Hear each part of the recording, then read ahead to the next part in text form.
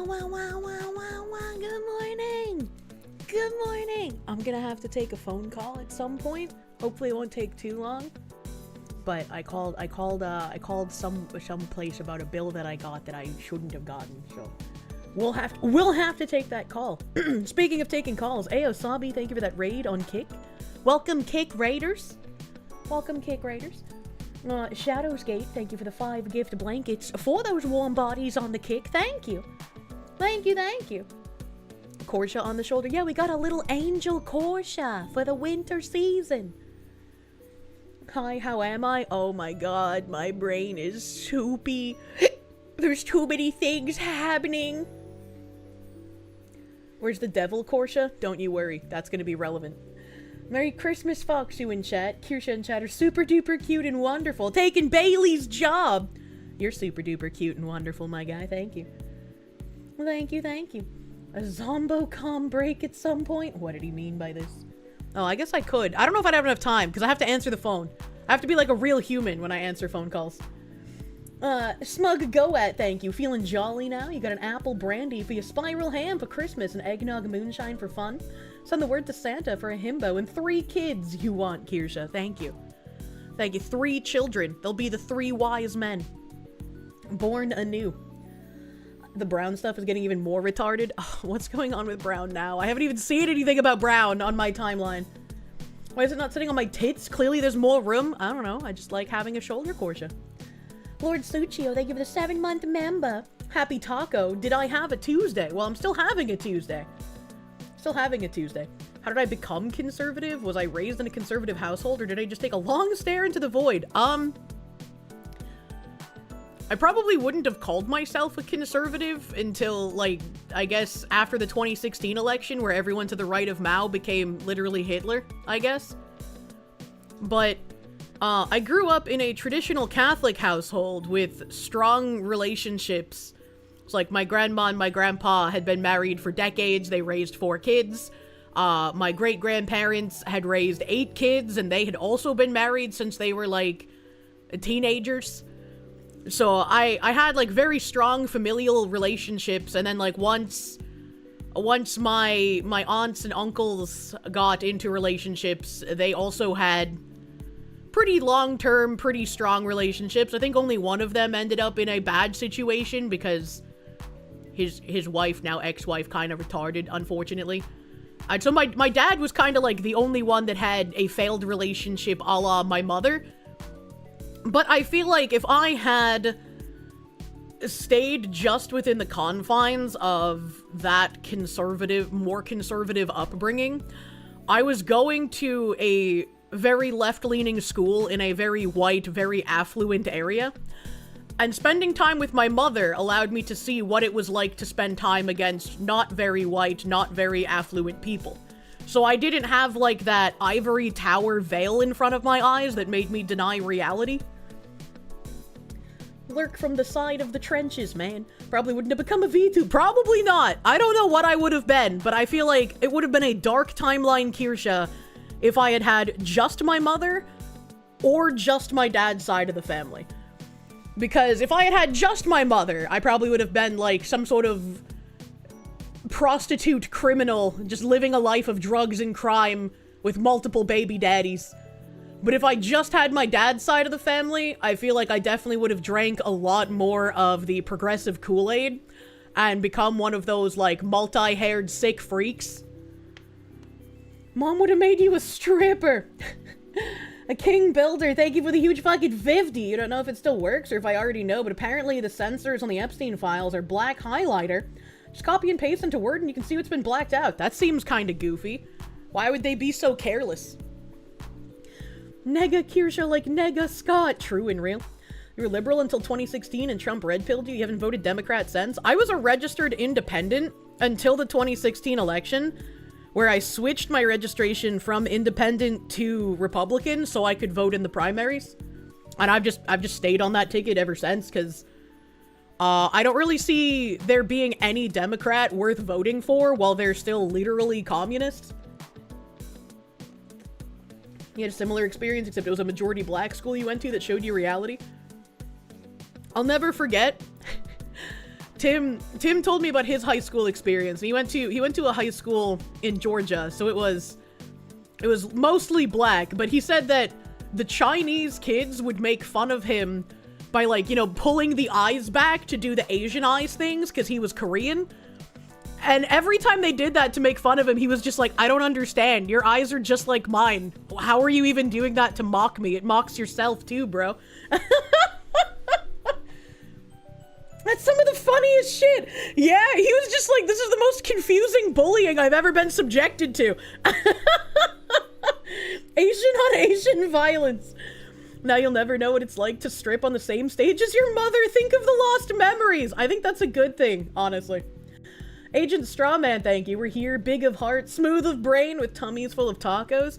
Oh my god, I actually did have tacos today, too. That's crazy. Appreciate the dark timeline where Kirsche had the same sniffa skills, but was a bread tube grifter. I could have been Hassan Piker's right-hand woman. I could have been Denims. You're the party of balance, the fucking budget. True and real. There was a mix-up at the post office. My letter to Santa was accidentally delivered to Satan. The good news is he's willing to give me the perfect himbo. The bad news is he wants my soul. That's not gonna happen.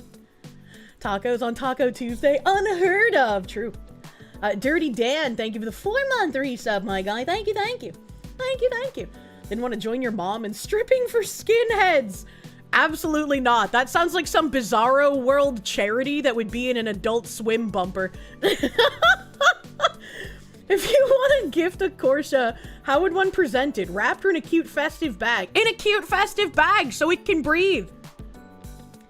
Instead of denims, my name would be Chowda. Oh my god. Let me see here. Mr. John in English, thank you. Kirsche, you had a bad day. Please lie to you and tell you it'll be okay.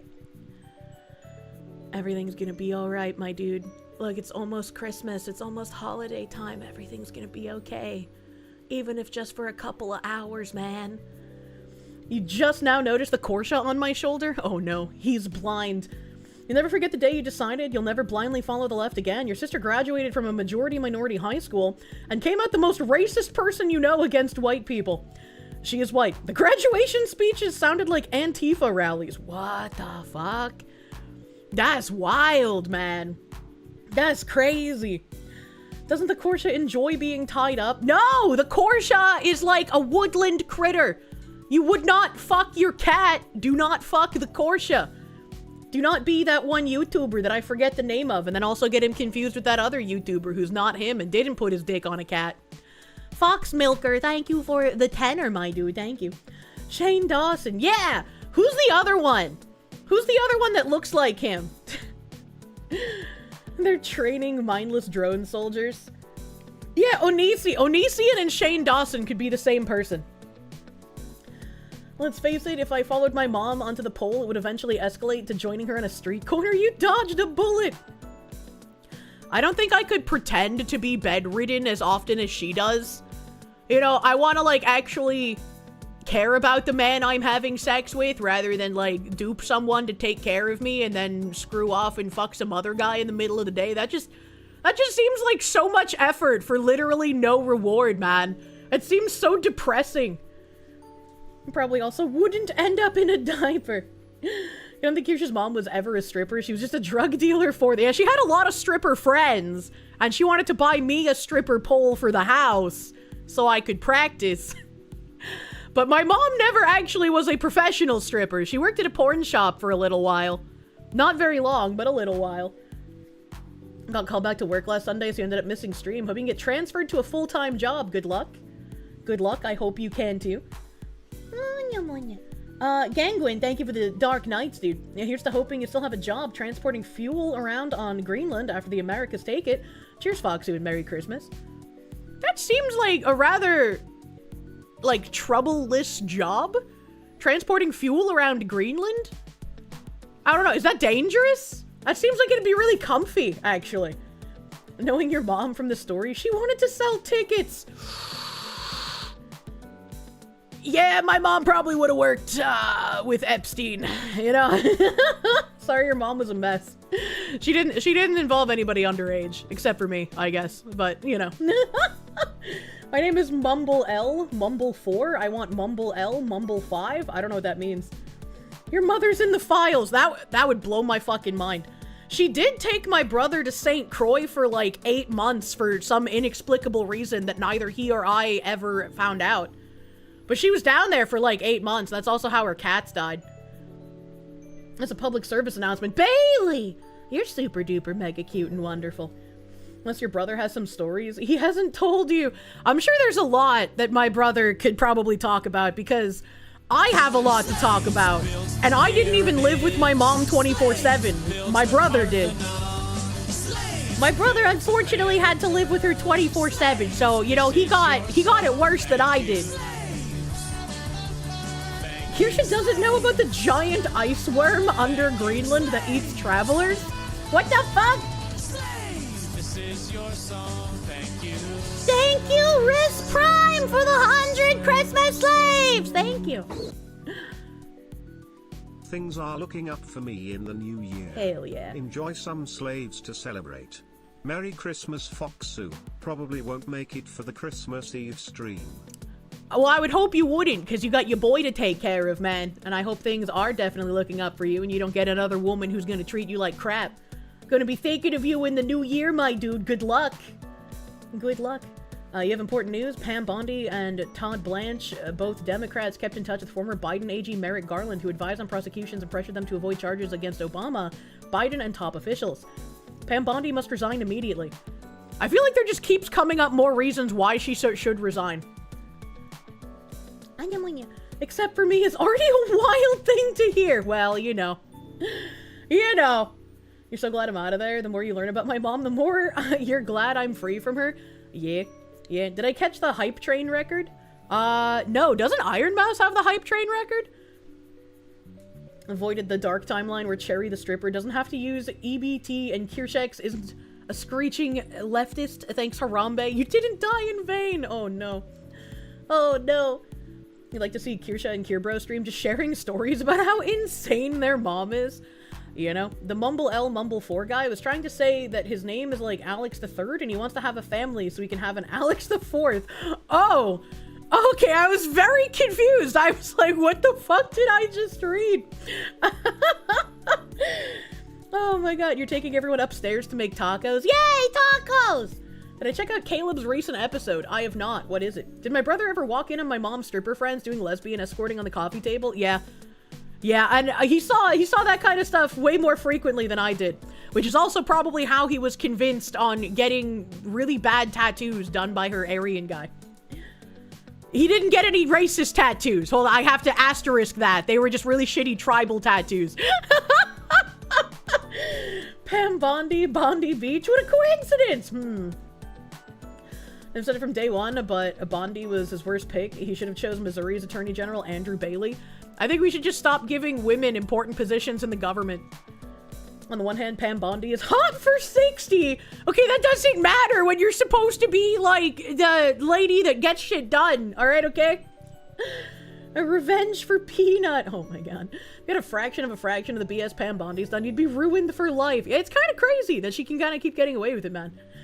Vidal broke it and caused the tab in your browser to leak and bloat to 24 gigabytes. Your PC was paging quite badly. What the fuck? That's crazy. Earlier today, a coworker was trying to say Trump banned MLK and Juneteenth for the 24th and the 26th. After a quick Google search, you proved him wrong. I mean, he didn't ban it, but he was like, yeah, that's not an official federal holiday anymore for Juneteenth. Cause he made it like, oh God, he made it something else, because it's like also Flag Day, because it's like the birthday of our army or some shit. Did he make it Flag Day? I thought it was already Flag Day. It's for national parks to stay open on MLK Day. I can fix her. Look, my brain's pretty fucking holy, alright? Okay? Many holes in this brain. Blar, thank you for the 7 months. Half a pot of coffee and you still want another nap? I guess you have a monstrous amount of sleep deficit built up. You have Kick loaded up to lurkin' sleepy. Fucking relatable, man. I have been so busy and it feels like I can't remember jack shit. And as soon as I remember something, I'm like, oh, okay, I'll just do that in a couple of hours. And then I forget what it was. And it's like, I should really fucking write shit down. But then my brain also tells me, oh, it's only a couple of hours. You don't need to write it down. You'll be fine. You'll remember. I never remember. I never remember. Where did the year went? I agree. Where did the year went, man? Make time stop. Suburb Hermit, thank you for the 15-month resub, my dude. Merry Christmas. Merry Christmas. You like Juneteenth because it was a paid holiday? No. Vince Zampella, co-creator of Call of Duty and co-founder of Respawn. Yeah, he died. He died in an LA car crash yesterday. The OG titans of gaming are seemingly vanishing before our eyes in such a short time. Apparently it was a single-person car accident as well, so I wonder what happened. The trouble with bad memory is forgetting that you forget. You need boat women's secretary to actually take notes and dictation for you? Yes. Yes. Bilbo Beard, thank you! After 15 uninterrupted years of having long hair, you finally cut them short. Your head feels chilly and light. Merry Christmas, Foxu. Oh no. Oh no. That was like, there was this one guy video going around Twitter the other day where he had like really long hair and like a really well-maintained beard, and he looked kind of like a Viking. And then he got like a really shitty haircut and clean shaved, and I was like, maybe God did make some men who should keep their beards on.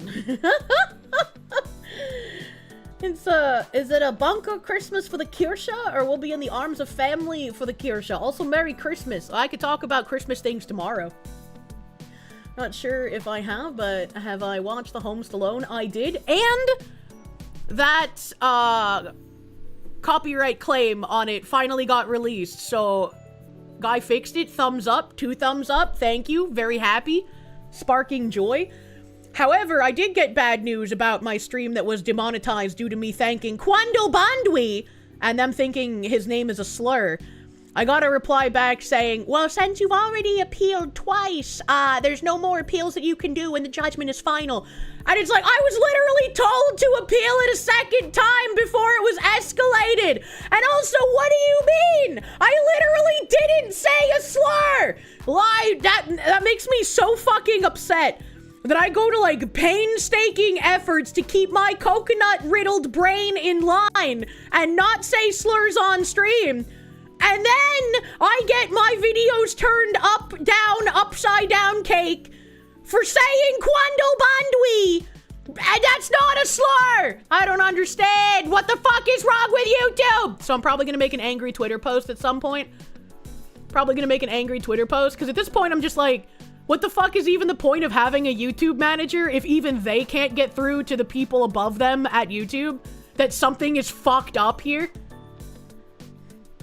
Stop saying so many slurs. Didn't some guy win a lawsuit against YouTube and they just ignored it? I mean, I don't know. All my Crundle bundlers in chat. The Watchman, thank you for the member. 1 month of Fox Lady streams. Munya Crimbus and Happy New Year. By the way, you still need the weight of that clock. I have no idea what the weight is. I thought I would have been able to go get it this weekend, but unfortunately that got delayed, so I couldn't get it this weekend. We'll probably have to get it after the holidays.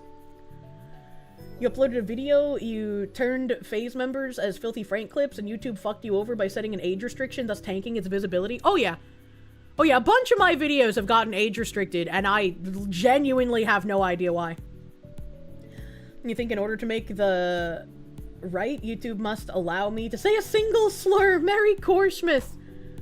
It's just like, what is even the point of abiding by their guidelines if they don't abide by their guidelines? And anything could miraculously become a slur. And when you're like, excuse me, sir, I didn't say the N-word, I said pizza. And they're just like, well, you already appealed it, and we already rejected it, nothing we can do. Like, what the fuck is the point? What the fuck is the point? I'm on you. I'm scrolling in the YouTube chat. Agent Strawman. I read that already. Thank you again. Thank you again. I thought I got back to reality. Hit me! Hit me! Matt Larson, thank you. Munya to one and all this Christmas Eve, the eve of the eves, as it were. YouTube won't stop until they get sued for financial damages. I mean, didn't someone in chat just say someone already tried suing them and they just kind of ignored it? Professor John Wolfman, thank you for the 22-month member. Thank you. Sounds similar to a horror movie, unfortunately. Shades dude, thank you. Local mailman accidentally dropped a letter to Santa into our portal to hell that guides all our decisions. I'll just say it was a mix-up. It'll be fine. They'll be okay. Yeah, I'm sure nothing would go wrong. Sly Maverick, thank you. You want to shoulder Kirsche and give it infinite head pets? Speaking of head pets, here's something for you, Foxu. Merry Christmas. Thank you. You appealed and we fucked up, so you can't appeal again? What? Yeah. Yeah. You think they said YouTube got sued, lost, did pay damages, and then just kept continuing doing the illegal thing? What the fuck? I don't think that's what they said. But at this point, I'm not going to read anything else about that unless someone provides a source, because it's been fucked up in, like, the couple of messages post about it. Pyretia, thank you. The Fox who was raised Catholic. Neat. You're going through the process of becoming a Catholic yourself, known as OCIA. I couldn't tell you what that acronym meant, even with a gun to my head. Lichkun, thank you. Thank you, my guy. C. Thomas the Peasant, thank you. Remember being pushed right after BLM got started, all because you noticed the wrongs done by them by getting canceled by friends for the crime of noticing. It is very weird how so many people were pushed ideologically to such a radical point that they literally disowned friends for believing something different from them. It's a little crazy.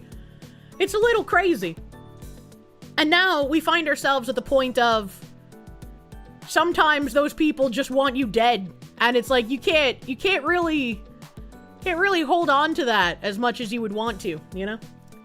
Unfortunately, Google is one of those companies with such deep pockets, they can tank the lawsuits they lose or throw more money at a lawsuit than anyone can fight back against. It's tiresome. It is. It is. And I'm winning. Phoenix DS, thank you. The shoulder Kirsche is judging your choices and thinks you need more tacos. I don't think I could eat more tacos. I'm very full. I'm very full, man. Congrats, and don't worry, nobody who isn't involved in the process knows what OCIA stands for. Oh, okay. Mad Hatter, thank you. Fabulous Findom Foxitude, please help me fritter away my final hours of work for the year. I want apple fritter. No, I'm not hungry, but I said fritter, and then I thought of apple fritter. YouTube needs a real serious competitor who would help condense the nonsense. I mean, people have been saying that about Twitch for years as well. And it's just like, both platforms are so just horrible in their own ways. And it would be nice if Kick could kind of make its edgeway in there. But I don't know if it's gonna become like super mainstream. And I don't know how long it's going to be sustainable to give out the kind of perks that they have right now. Anthony, thank you. The Outdoor Boys bread you made last stream turned out good. You even cooked it outside on a fire in 0-degree weather just like he would. Honey butter was involved. Honey butter sounds delicious. I don't know what an Outdoor Boys bread is, though. Google is Alphabet is the CIA. Thank God you're working overnight by the point of Black Lives Matter and already drifted away from your super lefty friends. I feel like if some of the people that I knew back in the day knew what I did today, they would froth. I'm gonna log into Kick and watch. Thank you for being a warm body. Thank you. Kick chat, best chat. Kick is improving. They're improving, which is nice to see. They used to have some heavy anime racism.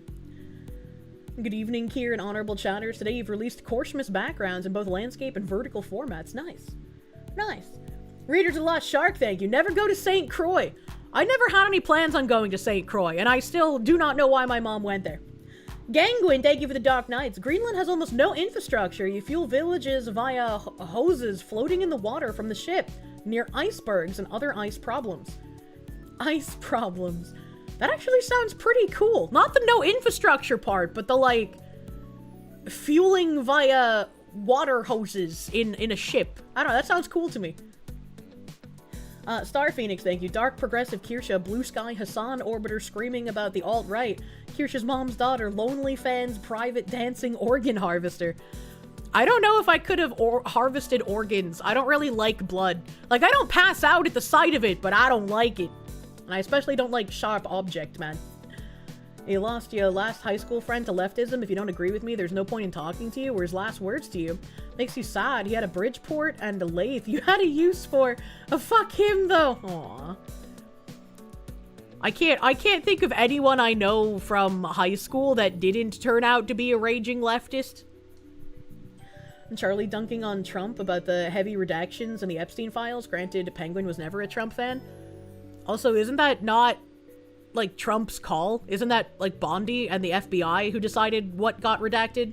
Which I guess you could blame him for keeping Bondi on when she should have been fired a million times over. You had to ban a friend from your IRL friend Discord over the Charlie Kirk stuff? That's wild. That's actually wild. You went to high school in New England. That was likely gonna happen no matter what. True and real. True and real. I'm with you. Think anyone in the government actually controls what gets redacted? Probably not. Probably not. You look through the Epstein releases and there's a lot of stuff, in particular the non-credible FBI tips. Lefties are spinning it as a gotcha against conservatives. You still find it concerning that it's taken all this pressure to get the files out. It's ridiculous. I can agree with that 100%. It has been a ridiculous fucking just carnival ride, and I did not like how pretty much anyone in the administration, Trump included, handled it. John in English, thank you. Sure it's been brought up, but have I watched Shameless? Was it relatable? Yes. I only watched the first couple of seasons, but I was like entranced because it was basically, hey, that's my life. That's kind of fucking crazy. Happy holidays, space VTuber lady. Merry Christmas, my guy. Seem to recall Kirsche mentioning something like, if the Epstein files can sink every politician in the government, they deserve to be sunk. Definitely not the only person to mention it. I mean, yeah. Yeah, people are just like, well, if we release things, it's a security. I don't fucking care if it's a security issue. Fucking release it. Alt timeline Kirsche on a podcast getting asked if body count matters and how much a man needs to make before they'll date them. Jesus Christ. Ridiculous, because if it actually got out, the government and lots of rich people get dragged like thousands. Good. Good. Let it happen. Captain Yan Yan, thank you. Have I watched the Home Stallone 2 vid? I did. Personally, you don't think Trump did anything to kids, but how he is behaving leads you to believe he's scared about someone or something happening to people if it's released? Well, yeah. I mean, he hasn't been actually implicated in anything except knowing Epstein back in the day and then banning Epstein from all of his properties after Epstein tried to bring an underage girl to Mar-a-Lago. Right? It's like, I feel like that, you know, if he bans the guy who's doing the bad thing, I feel like that's a good thing. But, I don't know, maybe he is worried about some sort of weird assassination-style repercussions for people found in the files. Zim the Despo, thank you. Why on earth is Juneteenth the name of the holiday? If you want to celebrate the ratification of the 13th Amendment, name it something less stupid. I'm just waiting for someone with more autism than I to comb through all the files and make them easily digestible. There's already some guy who, like, less than a day after all of the pictures were released, made, like, an easier image browsing thing than what the government put out. A little funny how the government continues to be incredibly inefficient in everything it does. B. Jammin', thank you. Is it weird that both places your life could have taken you would have ended up with being a true foxtitude? One working for skinheads and the other for affluenza champagne socialist. Yeah. Yeah, that's why I said, like, you know, I wouldn't want to repeat some of the stuff I had to go through growing up. But I like who I am as a person, and so, like, I wouldn't want to change what I've had to go through to get to where I am now. Mystic Matt, thank you for the biddies. I'm sure we've talked about this before, but why do I think I didn't end up as a leftist? I think it was my dad's influence? No, absolutely not. I think I would have ended up as a leftist if I only had stayed with my dad's side of the family. Like, 1,000%, I would have definitely ended up way more indoctrinated in high school, and I very much owe it to what I experienced firsthand. Being around my mother and the people my mother spent time with was probably the only way I didn't become a leftist. You're convinced I'm an eldritch god. Oh my god. The School of Hard Knocks, being a Bostonian. Cesario JPN, thank you. Someone argued to you that Bonnie Blue is an alien in a skin suit here to extract human seed. Explains her shenanigans and her supposed age. I feel like she would go along with that, and a lot of people would believe that, and then she would do some, like, I'm a born-again virgin nonsense. Saying you needed the influences of both your parents to be a balanced individual. How interesting! The worst timeline is where you took on the worst traits of spending time with both parents and became a literal, or a leftist OnlyFans model. Jesus Christ. Confirmed Kirsche's dad is a leftist. I wouldn't say that. My dad is definitely not a leftist. He's also a Trump supporter, but I think that the level of indoctrination that goes on at heavily blue school systems would not have been able to be countered by anything my father specifically did. Especially because as I was growing up, as much as I hated a lot of the things that happened at my mother's house, and I hated having to, like, lie to my dad for money so that I could buy food for my brother and I, my grandparents were way too strict and never treated me an appropriate way for my age.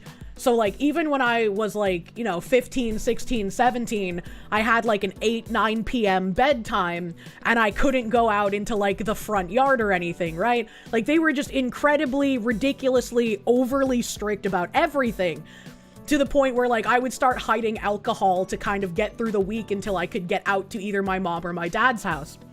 And if I had been in a house with that level of strictness and didn't have the way to escape over to my mom's, even though things were way worse, like, safety-wise over there, and also resources-wise, I think I would have bought into a lot more of the Christians and Catholics are terrible, horrible people, and you should never listen to anything any of them say because they're all ridiculously stupid.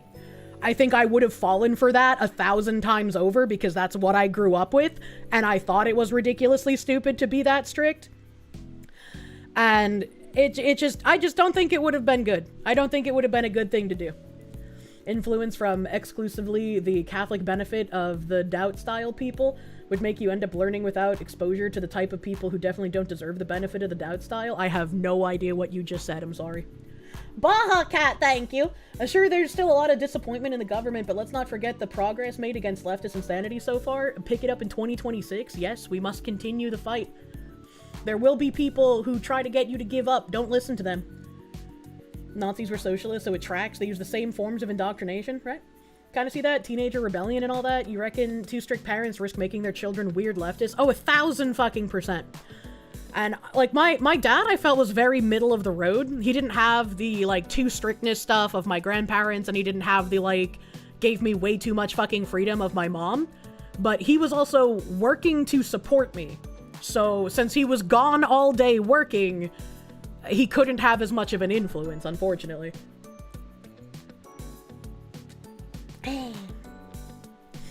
Trying to say he needed it both with too many words. True. Iron Spider, thank you. Charlie Duncan on Trump about the heavy redactions in the Epstein files. Granting Penguin was never a Trump fan. Did you spam that as a regular highlighted message in Twitch chat and then also super chat it after I read it as a highlighted message and already responded to it? What's happening? There's another Bostonian fox tuber. Her accent is thicker than mine. God help us. Crazy behavior. I was just like, hold on, wait a minute. I remember this. Where was I, man? Pakistani National, thank you. Have I seen the Master of the TDS writing Raven's new video? No, I don't think I've ever actually seen any of their videos. I see Master of the TDS's tweets sometimes, though. Slurpentish, thank you. Happy Yule, hope you're well. Just got out of BCT. Any wild shit occur over the last 3 months for you? Also, being in a mixed gender company, awful. Why? There are too many stories of leftists how had an overtly strict household that clearly meant well, but were the perfect foil to instill the propaganda. And see, all those chuds are crazy. See your guardians. Ever felt weird, child? Hated yourself? You're probably trans, etc., etc. Yeah. And it's like, there's a level of strictness that is obviously for the good of the child, but then there's a level of strictness that goes way in a far, like, what the fuck are you doing? You know? And it was kind of like that level of strictness, and maybe they were trying to make up for, like, the lack of strictness my mom had. I don't know. But it was absurd, and I would have turned out fucking terrible if I only had that influence. Like Kirsche's Boston accent. It's hot because it's not too thick and the laugh is precious. Thank you. For those who haven't grown up in the Northeast and New England area, you've watched everybody from your entire graduating class except for 5 people become the most retarded, insufferable leftoids in just their formative years in high school. At least to not say what became of university students who changed their pronouns all of a sudden. The indoctrination and overtaking of education is very real. Yeah. No. Internet Zen Master, thank you. As a lifelong Catholic, you couldn't tell me what the OCIA stands for. Now your mom, who is on the church's pastoral council, on the other hand. Merry Christmas, Foxu and honorable chatters. Merry Christmas! Merry Christmas. Mele Kalikimaka from the middle of nowhere in the Pacific. Hello, thank you for the Polynesian holiday greetings, I'm assuming is what that is. If your grandparents were as strict about raising your dad as they were about raising you, that could explain how come he ended up with your mom in the first place. That's also a very good point. It's also a very good point. Let's start a Kirsche therapy fund. What did he mean by this? Engage target, thank you. Honestly, Charlie's funny and has some good takes, but he's always had TDS. I mean, you're never going to agree 100% with, like, another person, right? I mean, I'm sure I say shit you find dumb sometimes, too, you know? That's just how it be, man. Oh, your wallet looks really rough. Do I have any recommendations? Next month, my wallet recommendation, which we're getting down to the wire of December. And I'm wondering if I should just release everything in January instead of splitting the drop. Right? Because, like, why start, like, a 2-week pre-order, you know, almost in January, and then have to start another 2-week pre-order, like, a week or so later? So maybe just release everything in January so it's less convoluted and less fucking weird. Grew up in a divorced home, your parents were too easy on you, and you weren't instilled necessary life skills. Doing your best to get your life together, but sometimes you feel it's too late being 36. I don't think it's too late, as long as you're putting in the effort, right? I don't think it's too late. Would doing that be easier for taxes? I think it'd just be easier for, like, promotional and easier for people remembering when the drop starts and stops and just easier for ordering in general. You grew up in Vermont and even your best friend went full Bernie commie. Oh no. I'm done. She'll never see it. See what? You're beating me. 36 is basically dead. What the fuck? That's true, and shipping. It'll be better on shipping because you can fucking have everything in one load instead of split. That's a good point. That's a good point. It would be easier on shipping for you guys. We're all individuals who don't share every opinion. I thought we were supposed to be a hive mind. Sometimes I wish there was a hive mind aspect so I could be reminded of things easier. Darth Gavel, thank you for the 2-month member. Insecurity issues means there's too much political blackmail to go around. Thanks, I hate it. Evan Hawkenfresh, thank you. Pretty sure the purpose of government is to be inefficient and waste money. I have a tab for that. Media Ghost, thank you. Merry early Christmas, Foxy Lady. May 2026 end us? No. No, I don't want an end to us.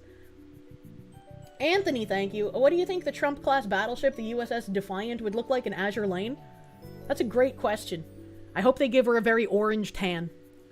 Standalone complex, thank you. Oh no, it's gone forever. Much munya to you, Foxu. Thank you. Thank you, thank you.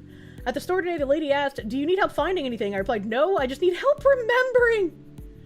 I'll have to try to remember that for the next time I encounter it. White Trash Panda, thank you for that gift sub, my dude. Thank you. Thank you, thank you. Simons, thank you. This current version of Foxu is the only one you want to know. Thanks for being true to yourself. We appreciate you. Long live Foxu.exe. Hopefully. I'm kind of like a dodo bird. I need help staying alive. Ollie Wally, thank you. Your parents are crazy chill. You ended up honestly meaner and further right, except now it's coming up between you and mom, and she's kind of there with you. Well, that's good that she's there with you. Jacob Joseph, thank you. Have I read The Lost Generation by Jacob Savage? I haven't. It correlates the damage DEI has done to the decline in academia, entertainment, and science over the last decade. Is that that article in that Comp magazine I keep meaning to read after we finish that whistleblower video? Dodos need help repopulating. Where are the himbos? Zim the Despo, thank you. Think you weathered your teen years by working for your dad during the summers, and since you lived an hour away from your school friends, you couldn't sneak out. I think the only time I snuck out of anything was at one point I tried running away from home at my mom's house with my brother, and I had like a suitcase filled with clothing and snacks that I took from my grandparents' place. And we got pretty far, but then we got terrified of, like, what beating would await us if mom found out that we snuck out. And so we went back. Not exactly, like, the greatest closure to that, but, you know. And then, I snuck out of Sunday school frequently, because I fucking hated it. I hated it so fucking much. But my desires did not matter, and I wasn't allowed to stop going to Sunday school or church until, like, I was a senior. So... Sunday school sucks. It really fucking does. It's insane that established science institutes are bowing to DEI BS. Yep. And I think there's a family circus comic about the running away from home thing. Is there? A senior citizen? What does he mean by this? What does he mean by this? Ashen Star, thank you. Hi, Foxy. Thank you for your streams this year. As a chronically sick, anxiety-ridden fella, you've been a great distraction and comfort as you've dealt with super anxiety yourself. Have you got any tips for dealing with nausea? Tums. Whenever I am super nauseous from anxiety, I just eat Tums. And whatever is in the antacid that calms the acid waves tends to help. But I also have to sort of, like, get in a less anxious mindset, which usually is very hard to do if I don't tackle the source of the anxiety, right? Like, if I'm anxious about something not getting done, the longer it goes on, the more anxiety builds around that thing, and so sometimes I just, like, go absolutely fucking crazy with anxiety over certain things. Otherwise, I have, like, Civ 5 is kind of a comfort zone for me. So whenever I feel incredibly anxious or whenever I feel like I want to kill myself, I'll just open Civ 5 and I'll play it in the incredibly autistic manner that I do. And that sort of, like, kills my brain and, like, resets it. And then hours will pass and I'll be like, oh, I didn't even realize that happened. And I no longer feel crippling anxiety. I would also say if you haven't been to a therapist, I think a lot of therapists are not very good, and so sometimes you have to do a little shopping. You have to do a little shopping, not because you want them to agree with you, but because you want them to actually care about the problems that you're presenting to them instead of thinking of you as just a free paycheck. But I think having a therapist that actually cares about the issues you're dealing with can be very helpful. And therapists also cannot prescribe medication, so they won't be able to just be like, have you ever thought about riddling your brain with tons of pills?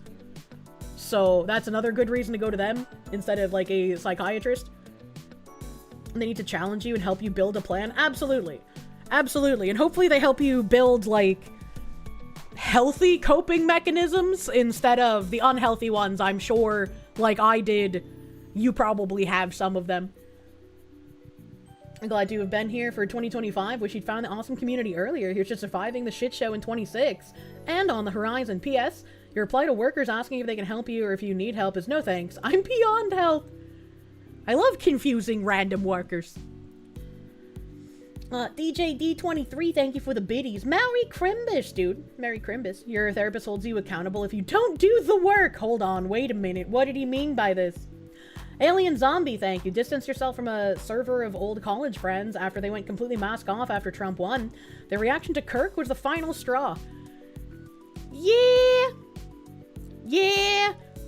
It's really weird that a lot of, like, the overly aggressive, angry FPS bro, like, friend circles I ran around in before, a lot of them are also derangedly left, which doesn't, I guess, really make sense, because you wouldn't really expect that out of shooter bros.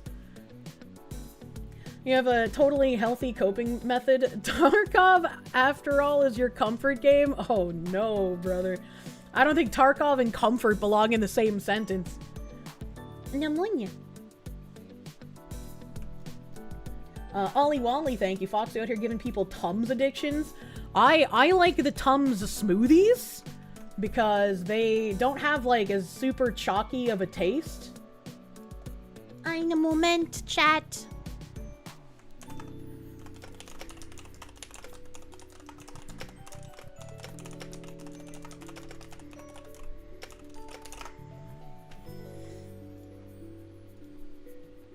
A Leaf, thank you. To the dude worried it's too late at 36, no black pills! At 31, you walked away from politics with no prospects. At 36, you're juggling a big money trade, a toy business, and lots of antiques. Never give up. Hell yeah! Man's got an antique business. That's fucking cool. That's fucking cool. Oh my god. I can't wait until I can actually shop for, like, bigger antiques, man. I'm satisfying my craving with, like, lamps and tables and some statues, but, like, man, I really want to buy, like, fucking couches and settees and just big cabinets. My merch is bankrupting you? Don't worry about it. Don't worry about it. It's all gonna come out at once instead of in a split drop, and it'll make things easier. No bankrupting, especially after the holidays. And a grandfather claw. Well, it's not a grandfather claw. Film like Kraken, thank you. Merry Christmas, Fox Lady. Your coworkers asked you why you're watching a Fox Lady. You told them, don't worry. She's one of the good ones. Love your content.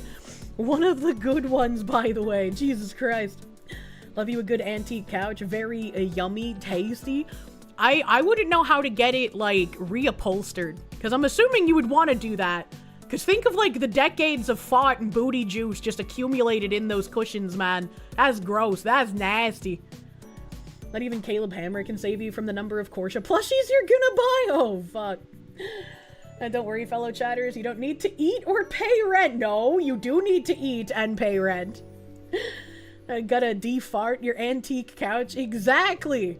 The medieval booty juices. I don't want the medieval night gooch grease all over my couch, okay? This couch has good bones. The car fart reality most Americans shield themselves from. What is the car fart reality? Not even castration can save the Kirsche plushies from what you'll do to them. What did he mean by this? Speaking of, though, government corruption. I had a couple of tabs on main stuff from the other day. And there's more main stuff today, so I figured, why not? Let's just start with the older main tabs.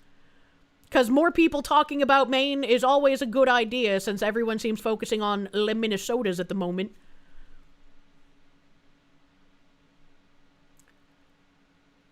That was terrifying. I thought everything froze. That was horrifying, and I was scared. I was like, oh no, I hope my Obus doesn't crash.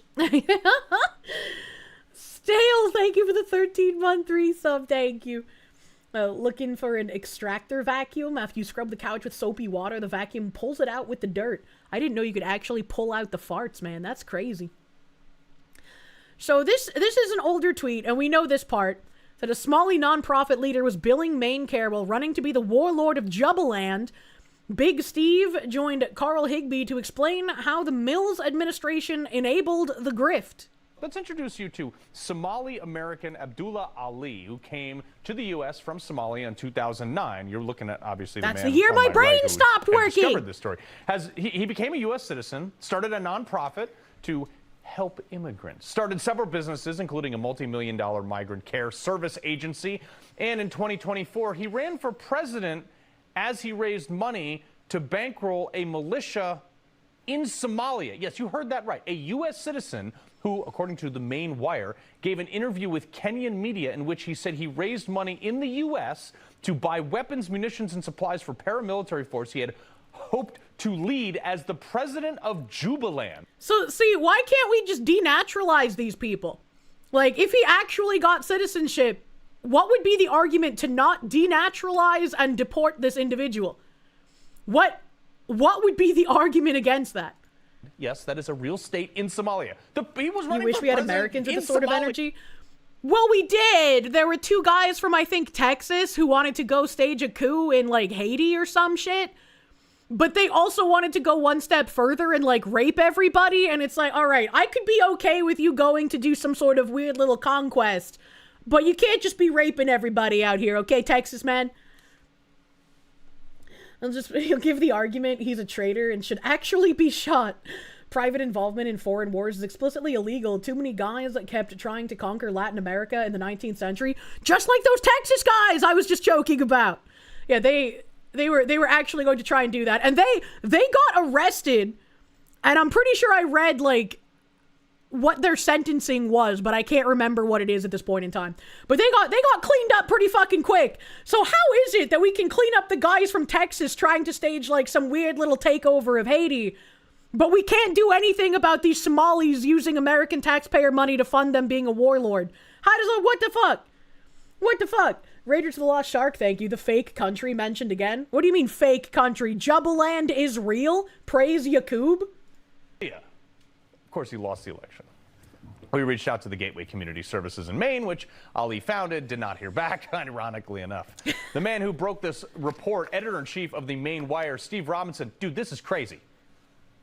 You really can't make this stuff up. I mean, the guy's running a migrant services agency that bills main care, which is what we call Medicaid, about $5 million a year. And I think the craziest thing is that, like, when people talk about this kind of stuff on Twitter, not even as specific as, like, a Somalian immigrant billing main care $5 million a year to become the warlord of Jubaland, right? But when you even just say that, like, illegals and immigrants are both getting benefits and defrauding our government welfare systems, there are people that will, like, type directly at you and say, that's not happening, that's a conspiracy theory. And it's like, what? How is this a conspiracy theory if we have an investigative reporter who's been reporting on this for months and has the receipts to back up what he's saying?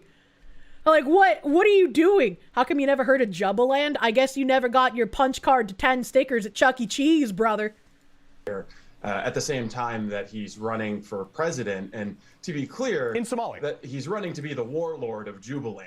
Elections in Jubaland aren't exactly... I don't like how he pronounces it Jubaland, because Jubaland sounds a lot more fun. And it had 2 B's when I was reading it in an article, which would make Jubba, not Juba. Like elections in America. It's, whoever has the most guns is able to certify. Jubaland. Do you think the worker Jews from Azure Lane work in Jubaland? By the election. So he needed to buy a paramilitary organization and paramilitary support in order to win that election, and he lost it. But at the very same Clearly time he didn't that need he it. was in Jubaland and Kenya trying to become a warlord in southern Somalia, he was getting no bid contracts. This fucking newscaster is trying so... Look at his mouth. He's trying so hard not to laugh. I know that strained expression. I've had to pull that one before. From the administration of Governor Janet Mills, a Democrat who has been in cahoots with Gateway Community Services from the very beginning. So if there's one thing that I would implore your listeners to understand, it's in Minnesota and in Maine, it's not just the Somali diaspora that has come over here and decided to engage in this criminal behavior. And something needs to finally be fucking done about it, man. David Duke was a part of a plot with some KKK and neo-Nazis to load up a boat and attempt to go to the Dominican Republic and take it over to form a neo-Nazi country. Doing the cautious overplayed, I'm going to do something far, far worse to it. Give it the capacity for intelligent thought and self-reflection. You can't stop me. It was called Operation Red Dog, and they were caught loading up the boat in New Orleans. You know, that's kind of unfortunate that they were caught, because I think it would have been really interesting for them to go to the Dominican Republic and let the Dominican Republic deal with them. Because I don't think they would have gotten very far. I'm gonna be real. We were robbed of a great Nazi boat burning. Cahoots in Jubaland. Mr. Mad Scientist, thank you for the 25, dude. Please do not give the Kirsche capacity for intelligent thought and self-reflection. Because then once you do it, you will have to deal with the consequences of your actions. Kirsche, stop. What do you mean, stop? This is Mod. Stop that chatter from giving the Kirsche sentience, true and real. Dominican Republic keeps Haiti in check. Food for thought. Yeah, if the Dominican Republic can keep Haiti in check, what the fuck were a few skinheads with boats gonna do? Come on. That would have been hilarious for all of us to watch. Can you teach the Kirsche how to love? No, it's a cat. It already loves you. You just don't fuck it. Well, it's a fox, but it's like a cat. Nazi Dominican version of the Noldor, but 3XK. I don't know what that means. And no, they wouldn't have taken over the Dominican Republic is what I'm saying. They would have gotten their asses fucking kicked, dude. The fox cat confirmed. The Sparky, redhead supremacist, man, thank you. Remember, Kier, some people don't have internal monologue and can't rotate breakfast in their minds. If the fraud didn't happen to them, it might as well not be real. That's how useful idiots operate. Thanks, I hate it. Thanks, I hate it. A fox is just cat software on dog hardware. Spicy cat. They may be able to take on the cannibal gang zombies, but can they take on the meth zombies? Does the Dominican Republic have cannibal gang zombies? I thought that was Haiti. Maybe they would have taken Haiti over. And that actually would have been really funny. Can you imagine if David Duke and the KKK boats went to the Dominican Republic and they were like, we're going to take your country. And the Dominican Republic would be like, wait a minute, hold on. We have a solution that everyone will be happy with. How about you work together with us and you can just have Haiti? Oh, God, that would have been... Look what we've been robbed of, chat. And the real question is, can the Kirsche teach us how to love? Can teach you how to boogie.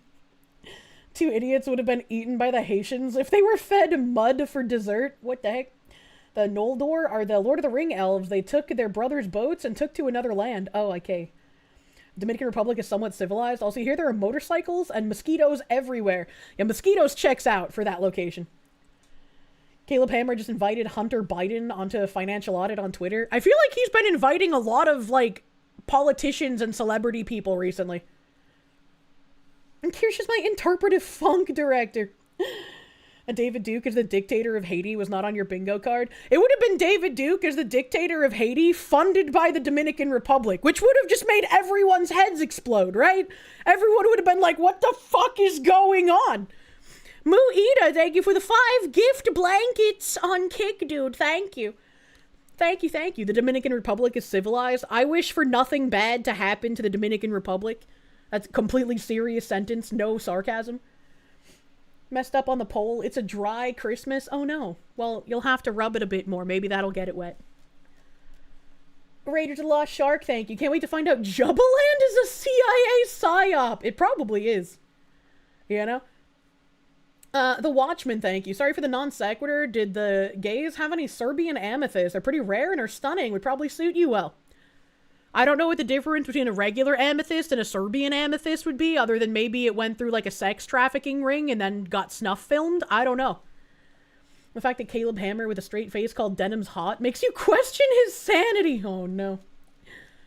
Dominican Republic didn't kill all the people with European ancestry, so there's that. No. Engaged target, thank you. A little bit behind, but when your sister-in-law's father came out as gay and left his wife of 21 years, a therapist condemned her for not being there, 100% supportive of his father's or her father's actions. Yeah, some therapists are fucking bad, which is why you have to shop around. If I went to a therapist because someone in my family had like a massive, crazy, just like, they fucked up life horribly like that, and they blamed me, that would not be a therapist to listen to. That would fall into the category of not a good therapist, as I said earlier. How does a rock get snuff filmed? Don't ask questions you don't want the answers to. Think about kidney stones. Raiders of the Lost Shark, thank you. It wears Adidas. Do not put the all day I dream about sex suits on the Kirsche. Denims is a reminder that light travels faster than sound, which is why some people can look good until they open their mouths. Internet Zen Master, thank you. Here, please send this stuff about Somalians in Maine to Nux. Dude has been on a call-out Minnesota Somali migrant community arc lately, and you want him to lose his shit over learning about Somalians being in Maine. That would be really funny if he doesn't know about Maine already. The Watchman, thank you. Color vividness, but that too, probably. Ammonia. It's a industrial complex with the Democratic Party that enables and turns a blind eye to this behavior because they benefit from it through political support. And indeed, Abdullahi Ali's number 2, his assistant executive director, is the former mayor of South Portland, Maine. Why am I not shocked? A state representative from South Portland and a member of the Appropriations Committee, Decca Delac. One of his former employees, Yusuf, is a representative from Portland. What has fucking happened to Maine? I remember literally like 2016, 2017, when it was like, oh, Maine has really cheap housing, while everywhere else in New England is climbing up over like 300, 400,000 for the suburbs. You can get a place in Maine for like fucking 50K, bro. Maine was great. What the fuck happened? Many Gateway Community Services alums have gone on to become involved in politics, and Governor Janet Mills created the Office of New Americans specifically to cater to the new Americans, new Mainers, illegal aliens. That is some crazy 1984 speak. The New Americans, by the way. who aren't and will never be American, because they don't care about this country, only what they can loot from it. And the only employee of that organization is Alkas Ahmed from Sudan, who is a former employee of Gateway Community Services. I wish I had more time for this, but you're on a roll. Basically, long story short, is Maine's got a bunch of fraud with people taking money from the government and the taxpayers and then buying rocket launchers, sending them back to run for elections and president of whatever that Jubaland! Jubaland. And then they're also turning around and getting out the vote for Democrats in places like Lewiston, Maine and Portland, Maine.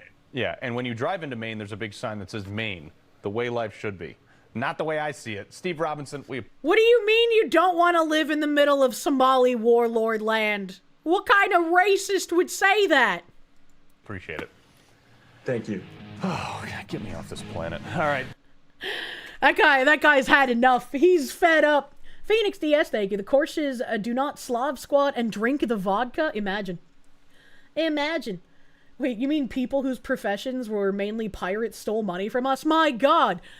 It's a little wild that, like, you just take people from a place that practices piracy as a major source of their income, and then you expect them to, like, I guess, I don't know, get affected by magic soil? I don't really know. I don't understand the thought process here. But speaking of thought processes,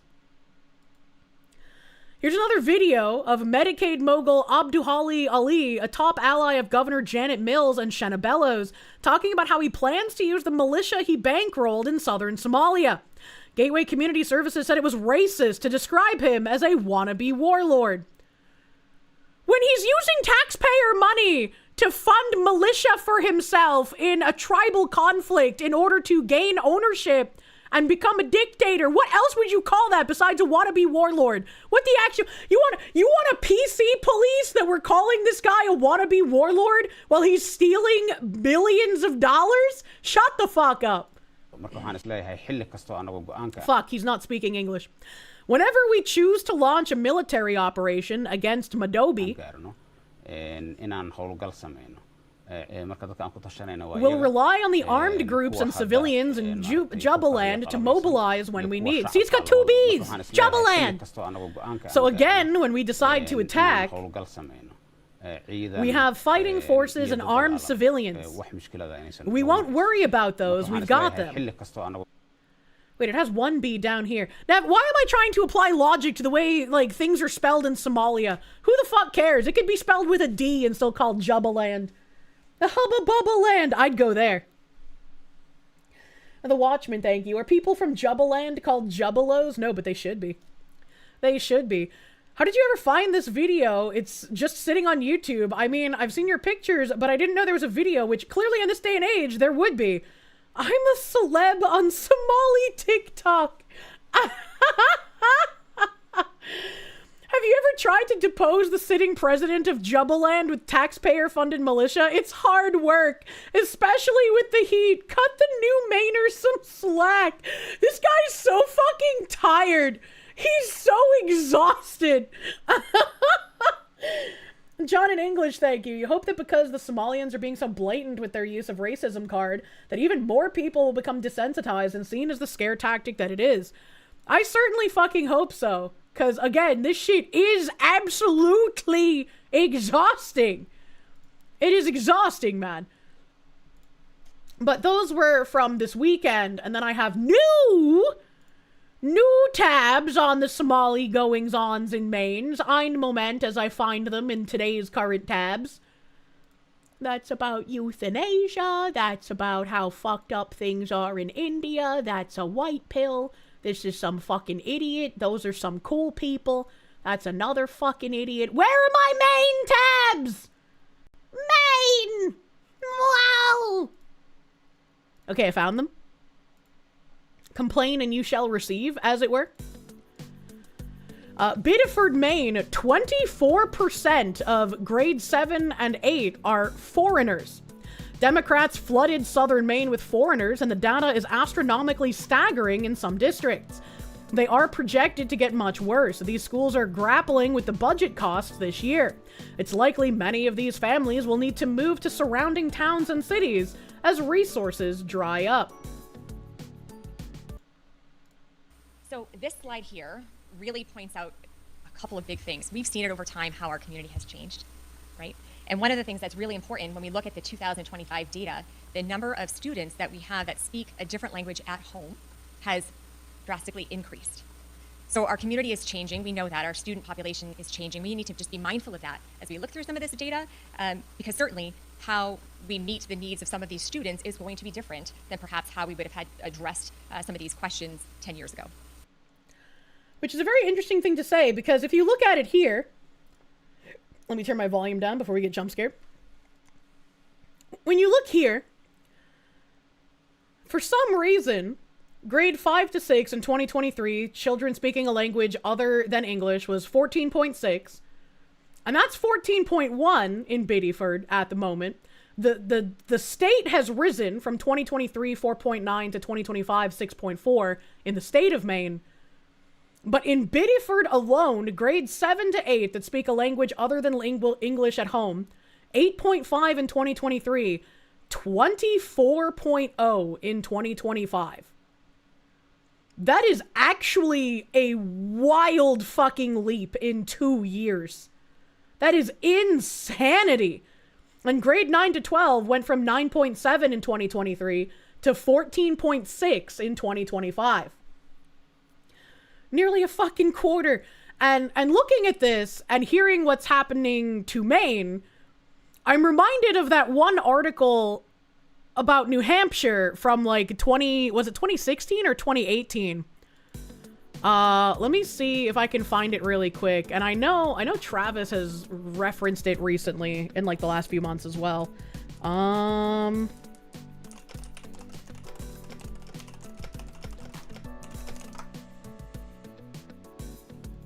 Yeah, it was 2018, and it was a New York Times article. 2018 New York Times article, so I have to go to an archive to even show it off because it's fucking walled because they're gay. Damn, this has been archived a gajillion fucking times.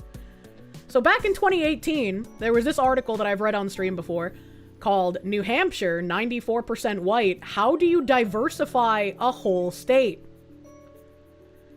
And it's a very interesting article, just basically talking about how they need to encourage people to move there and how, like, some people who have moved there feel out of place because there's not enough people like them. And it's like, but you chose to move here. And moving here isn't exactly a light decision, because where New Hampshire is, in this case, is one of the most expensive places to live in the country. So it's not just something you decide all willy-nilly. That's the neat thing, you don't. Just a div, thank you for the fucking 10 gift subs, dude. Thank you. Huge fucking schmeats. Thank you for the 10 gifties. Thank you. Danny D, thank you. Imagine pushing a political ideology that's so bad it revives ethno-nationalism. Good God, this decade is gonna get rough, ain't it? Time is a flat circle. No. John in English, thank you. You hope that because the Somalians are being so blatant... I read that already. Thank you again. Thank you again. How do we destroy a community? Chat, I have a soft glow. Odd how there's always enough money to ruin a nice, quiet society, you know? Don't mass up New Hampshire. Yes, I do like the don't mass up New Hampshire. But it's still very weird to think about how this was even an article title in the first place. Why was this a question? Why would you need to do anything?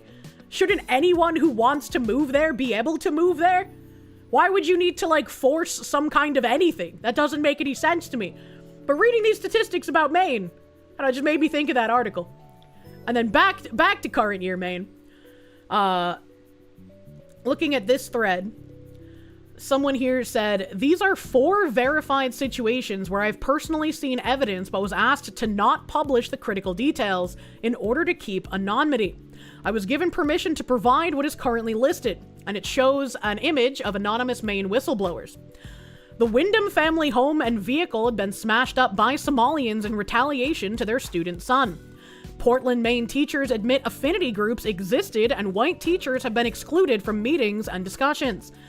Police officer had reached out to say that they were actively instructed to ignore homeless heroin and crack use in public. 2 USM staff were pressured to attend a drag queen show, and failure to attend would have ousted them into isolation and a hostile work environment. Simonska, thank you for the sub, my guy. Thank you, thank you. Thank you, thank you. Fuck these people.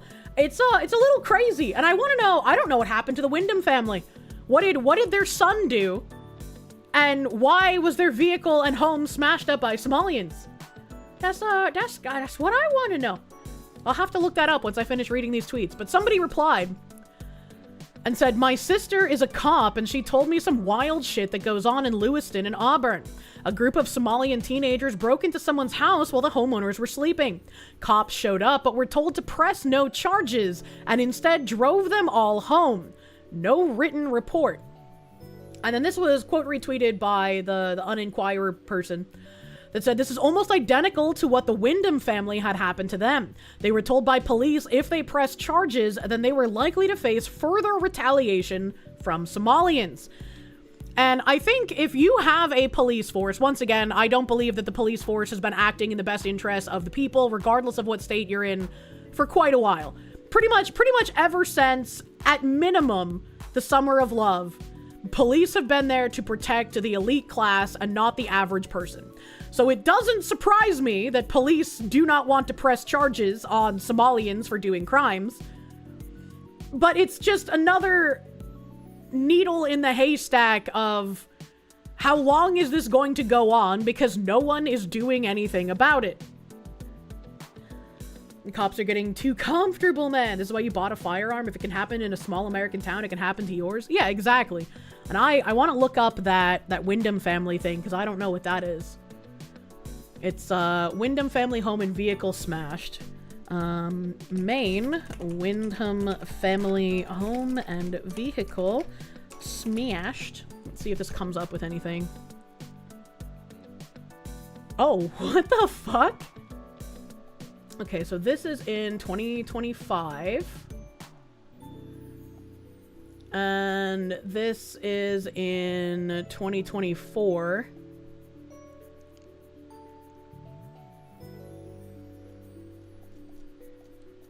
And this is also 2025, and that mentions their son. And that other thing mentioned retaliation for their son. Is this the same people, though? Let me see. Okay, so this one doesn't even have any information. Is this the same home? That's using a stock photo. What the fuck? This is like 2 sentences.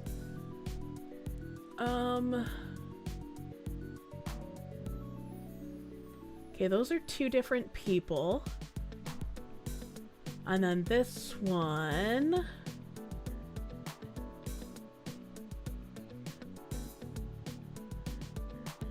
No...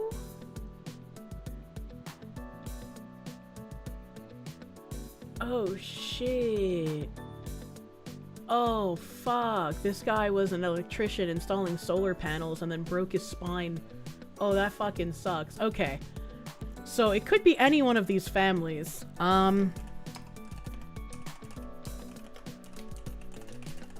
Let's add Somalian retaliation and see if I can find the family.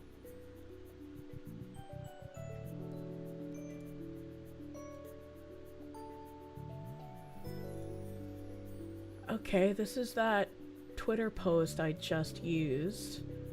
But who is the Wyndham family?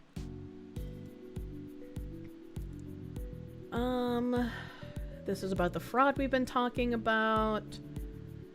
This is the fraud we're talking about. That's Massachusetts. Let me, I guess, try to reword this.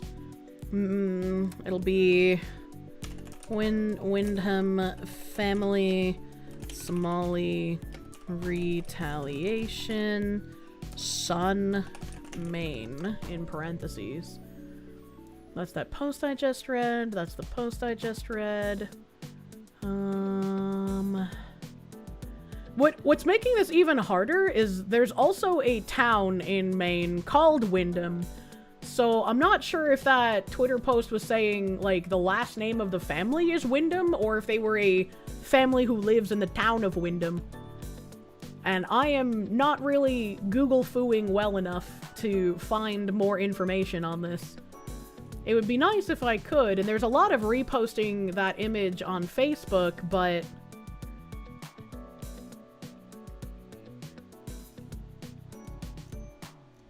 yeah, I just wish I could find anything about that one family, because it's the only one that we really have some kind of information for. And even if charges weren't pressed, there should be something about, like, the house being burglarized or the vehicles being smashed or whatever. Family from Wyndham, more than likely. It's the Lewiston Auburn paper? I don't know what that means. Eskil, thank you for the knock. Mary Munoz, Kirsche. Munya. Mary Crimbus. Why have you never heard the fox who referred to her home state as the mass of Cheez-Its? Why would I do that? That's just goofy.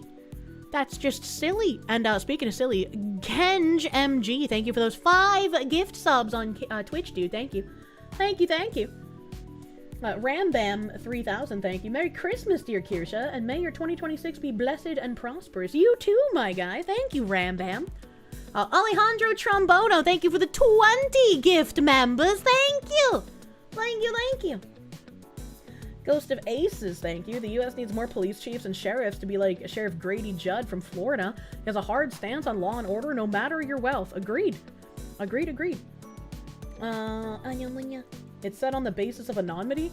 It is like, he can't explain more about what happened, but like, I would imagine there should be some kind of report even if they didn't press charges, right? I don't know.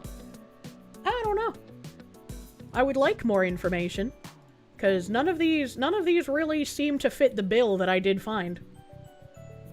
But maybe we'll get more information as people start fearing Somali retaliation a bit less, because maybe something will actually get done. But one last tab on Maine. Rep. James Comer and GOP Oversight have requested bank records related to Somali fraudsters in Minnesota. The request also includes Maine Representative Danka Dalak and Gateway Community Services CEO Abdullahi Ali. Ali has bragged about funding arms for his Jubaland militia. Last year, he and Dalek traveled to Azerbaijan, a country that has expressed interest in selling arms to Somalia. Ali lost his campaign to depose Madobe. Comer's inquiry could be the first step to discovering whether Maine tax dollars armed a militia in southern Somalia to support Ali's political ambitions. Yeah, I'm really glad that they're having this being submitted alongside the stuff for Minnesota, because if we're funding one side of a war with taxpayer money in Maine and another side of a war with taxpayer money in Minnesota, that's getting kinda goofy, man. That's getting kinda silly. I don't care. You want the cops held to account and punished for their complicity in this corruption? Same. I will not accept I was just following orders. Lambie Chop, thank you. Gotta live life like it's Streets of Rage 2. Only trust your fists. Police will never help you. This man accidentally rhymed, bro. He's on crack. This is why working hard is no longer enough. I just wish I could not pay taxes. I wish I could just be like, you know what? Fuck taxes, man. Fuck them. To help with glowing, you'd suggest cleaning your 2As while listening. You'll have to clean your shotgun while listening next time? Oh no. It's literally the meme, the my tax dollars and somehow also my tax. It really is literally the meme. Except instead of the CIA, it's foreigners who somehow manage to strong-arm their way into our government. Yet they wonder why we say taxation is theft. We used to throw tea in the ocean for a lot less, brotherman. I guess, speaking of how foreigners are treated differently, I thought the way that this guy summarized this post was really astute. So this post is, language and health challenges factor in a not guilty verdict for the semi-driver. A Kindersley provincial court judge has acquitted a semi-driver of failing to provide a breath sample, citing language barriers and health concerns. The judge found the accused made repeated attempts and raised reasonable doubt that he intentionally refused to comply with a lawful demand. And this random person said, so if I refuse a breathalyzer, I get my vehicle impounded for 30 days and an immediate 90-day suspension and a 12-month blow box. However, if an immigrant refuses to blow, it's okay, because he doesn't understand that getting shit-faced and driving into minivans is illegal, and the courts agree. And I was like, that sounds crazy. It's Canada, so it's possible, but it sounds crazy. And unfortunately, it is real. Language and health challenges factor in not guilty verdict for semi-driver. A provincial court judge has acquitted Vladimir Rosen of failing to comply with a lawful demand, finding reasonable doubt that the accused intentionally refused to provide a breath sample during a traffic stop near Kindersley last fall. Vladimir Rosen appeared in Kindersley Provincial Court on December 16th after pleading not guilty to a charge stemming from a November 2024 incident. Rosen's primary language is Ukrainian, requiring English to Russian and Ukrainian translation throughout the trial. The Crown was represented by Tom O'Hara, while Rosen was defended by BC-based lawyer George Balabanian. That's a funny name. The court heard testimony from the Crown's sole witness, Neil Anderson of the Kindersley RCMP, who was the arresting officer. Constable Anderson testified that police received a report of an erratic semi-truck driver on Highway 7. After locating the vehicle, he initiated a traffic stop. Video evidence submitted by the Crown showed the semi traveling with all driver's side tires over the solid yellow center line. Following the stop, Constable Anderson requested Rosen's driver's license. Anderson testified that Rosen initially produced a card reading Fast Express before eventually providing his license. Oh boy. Anderson then questioned Rosen about alcohol consumption, to which Rosen said he had not been drinking. Anderson proceeded to make a lawful demand for a breath sample. During the interaction, Anderson was heard saying, "You had alcohol, I can smell it," after which Rosen admitted he consumed a beer approximately 10 hours earlier. The court reviewed video evidence showing 28 attempts to obtain a suitable breath sample using an approved screening device. The first 3 attempts were conducted while Rosen remained inside the semi, with Anderson stating Rosen was not blowing long enough to produce a valid sample. Rosen then exited the vehicle and made 3 additional attempts, all unsuccessful. After the 6th attempt, Anderson testified the ASD failed a calibration check, stating something was inside the tube. He explained this often indicates alcohol residue, preventing the device from calibrating to a proper 0 level. It sounds like literally everyone involved in this story is incompetent. This Rosen guy should not have been driving a semi. Breathalyzers are not exactly the most reliable thing. And personally, I think you probably should be able to reject them, but if you reject a breathalyzer, you also should not be just allowed on your way to drive. We need the law to be applied evenly, not based on immutable characteristics. You keep hearing breast sample? What the fuck? What the fuck? Lack of equal protection under the law, which every person like this in our republic is eroded, since with equal protection and prosecution as the foundation. I'm not exactly sure what you're talking about here. Sobriety test? Yeah. In your state, if you reject it, you immediately get a DUI. Yeah, I feel like you should be able to reject it, but when you reject it, you should not be allowed to drive, right? Like, you should have to go and do something, like maybe show up at a court date or some shit and plead the case. What you're hearing is that there's upwards of 0 chance that breathalyzer was used on some other drunk's mouth before. Icky. The breathalyzer didn't consent. It's more just like, if it can malfunction this easily, it doesn't seem like it's a very great way to test sobriety. You lose your license for a year. One bear, note that he never specified the size or ABV, so maybe half a keg of 9%. Jesus.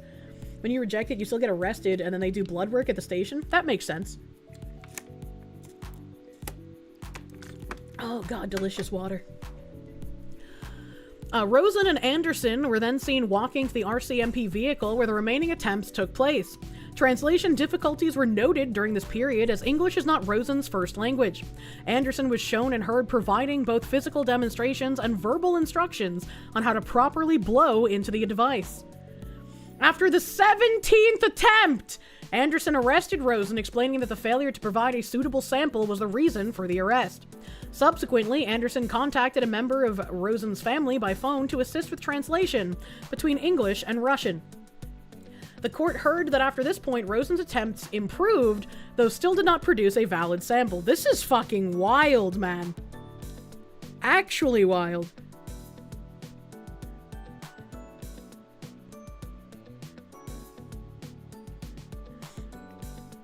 Like, how... I can't even, like, blame the guy entirely, right? Because even if he should know English to be in Canada, or if he was in Quebec, I guess French, right? Even if he should know a different language that's not Russian to be in Canada, the breathalyzer thing does not exactly seem to be the most reliable. So, like, how much of this is an English barrier and how much of this is a failure of the equipment? GS Wolfwood, thank you. Always infuriating when lefties try to excuse drunk driving of certain groups as culture, although it is funny when the cop knows their language anyways and busts them even harder for being a liar. Oh, that's great. That's great. Used to believe you could make money as long as you help someone else make money. Now you see everyone choosing cheap labor over skilled labor and hiring people who can't even do their jobs properly. Yeah, it's really fucking obnoxious. My mom was one of those people that was, I drive better when I drink. And so she would always have, like, one of those large plastic McDonald's cups in the car filled with rum and Coke. Rum and Coke tastes good, but, you know, it definitely brings those memories flooding back if I drink it, man. Of course she was. I think my least favorite thing, and maybe this partially, like, led to me being terrified of driving, I don't know. But my least favorite thing is when, like, my brother and I would be just chilling in the back seat. You know, I'd be playing on my Game Boy, he'd be doing whatever, and then she would just, like, purposely jerk the steering wheel left and right, so we would, like, giga swerve all over the road. Turbo Coke for courage and MTG tournaments, what the heck, help. How dare they? Drinking and driving is your culture. Wish you could be incompetent and still be rewarded. Imagine.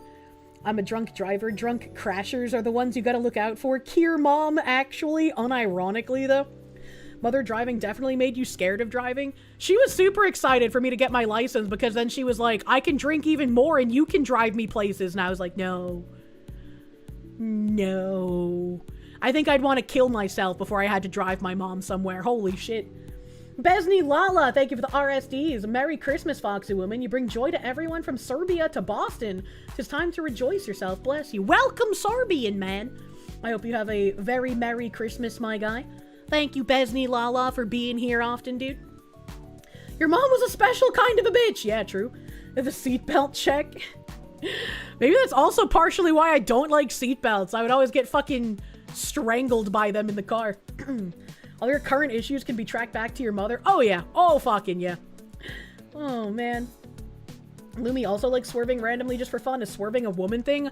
I do not trust anyone that likes doing that. That's a very, like, just scary and also just shitty thing to do. Drive me to the strange man's house. Mama needs something. Jesus. I still don't understand how you survived your mom before you were old enough to steal food for yourself. That's a great question. Next question.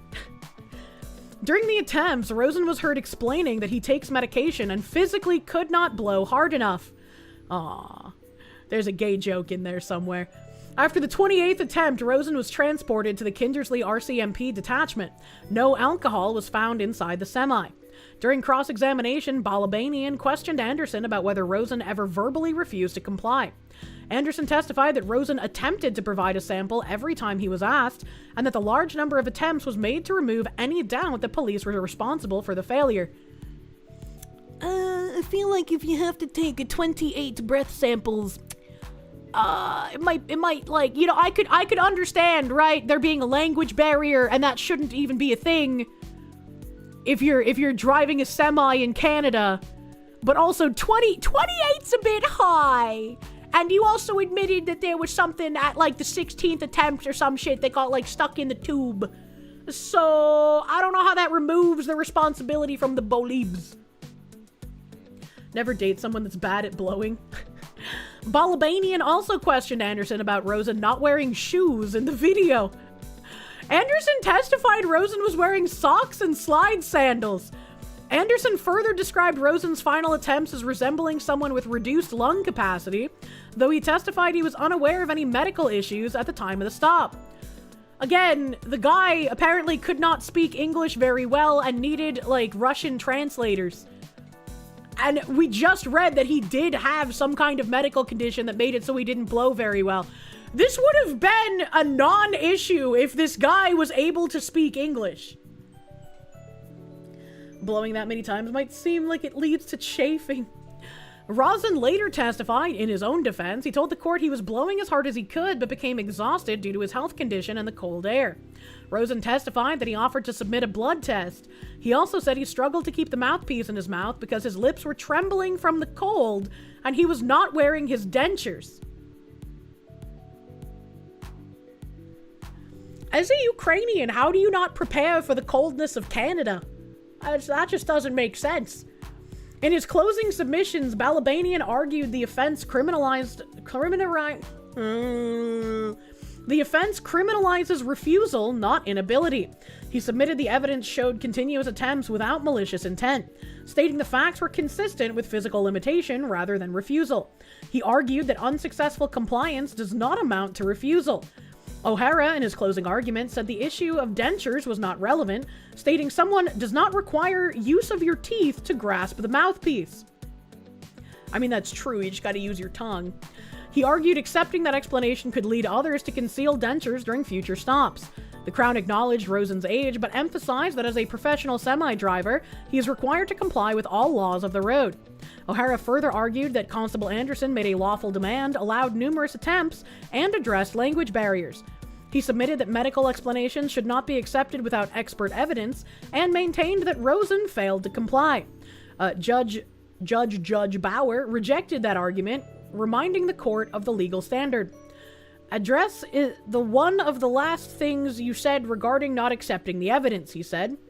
As a matter of policy, without expert evidence I think that would fly completely in the face of a century of Canadian law and centuries of British law. Accused is only required to raise a reasonable doubt, not prove his innocence. That's really interesting watching someone invoke that in this kind of a situation.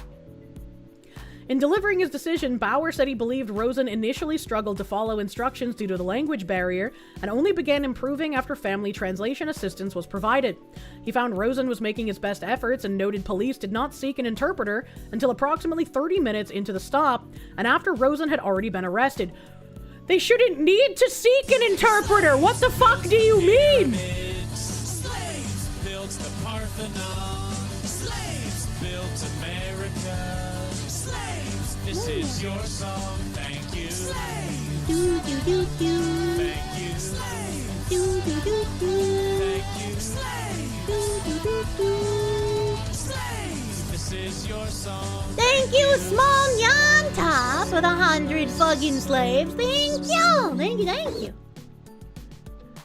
This Christmas, I would like to thank the tards I used to hang out with for sending me down the rabbit hole by calling you a Nazi.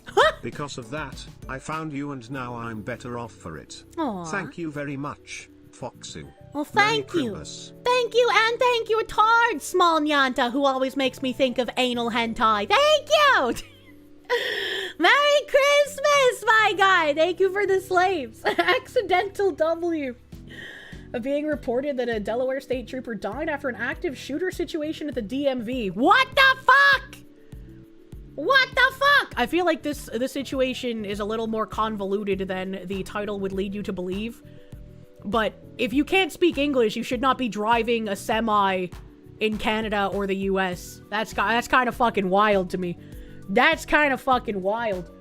What fucking active shooter situation? Where was it? Delaware? Delaware State Trooper active shooter.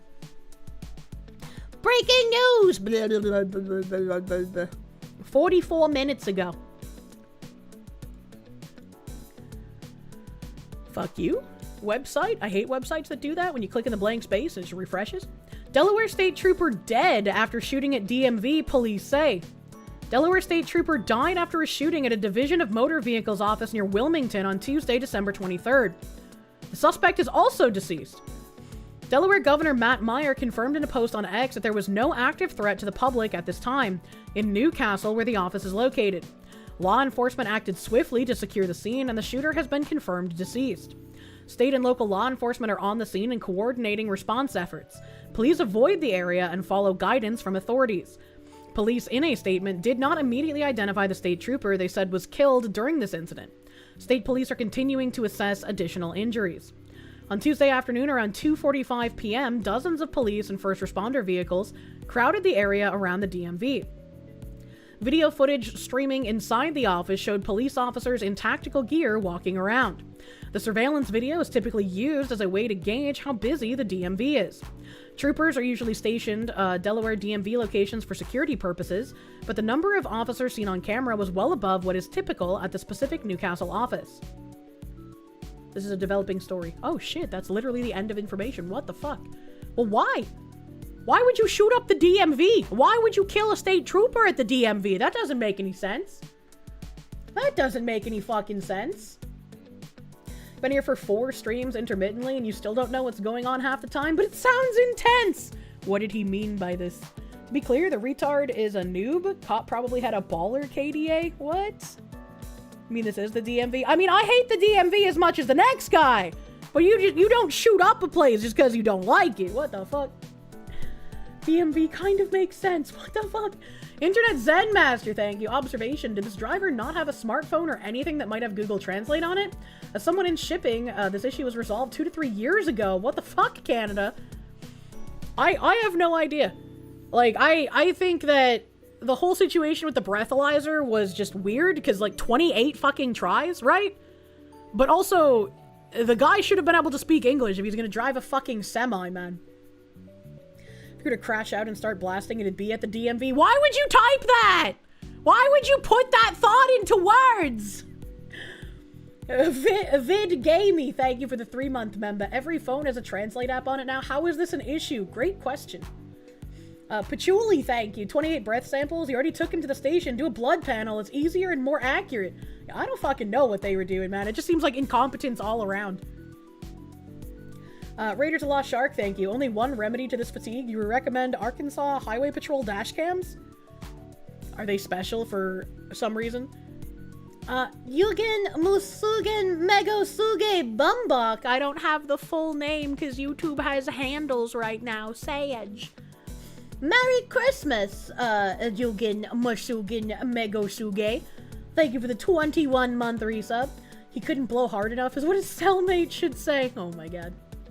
Cute emotes though, thank you. I love all of my emotes. Questioning Chris, thank you. Merry Christmas, pretty fox lady. Hope you have a safe and pleasant holiday. Same goes for your awesome chat. I hope everyone has a very safe holiday, absolutely. God damn. Lads in chat just being a little too honest. We a little too honest here sometimes. Dragon Ball, thank you. About the hair comments, you had a guy in the army who had very borderline out of regulation hair and was very proud of it. Lost a football bet and had to get it buzzed off and it grew back in patches. I would be so upset. I would be so upset. Oh no. It's the RCMP. They've been DEI hiring for a decade at this point. Imagine trusting Canada with anything. Good lord. Let's see. What else do I have today? Oh yeah! The dog breed of peace has struck again! So, this guy posted an update. It says, the victim was a 1-year-old boy. This happened outside the Santander Bank in Union Square around 11:10 a.m. Sunday. Medics rushed the boy, who was left with multiple leg lacerations, to New York City Health and Hospitals in Bellevue, where he was listed in stable condition. And, the first post before this update said, who brings a pit bull into a crowded place? Who brings a pit bull into a crowded place when he can't control it? This happened in Union Square earlier today.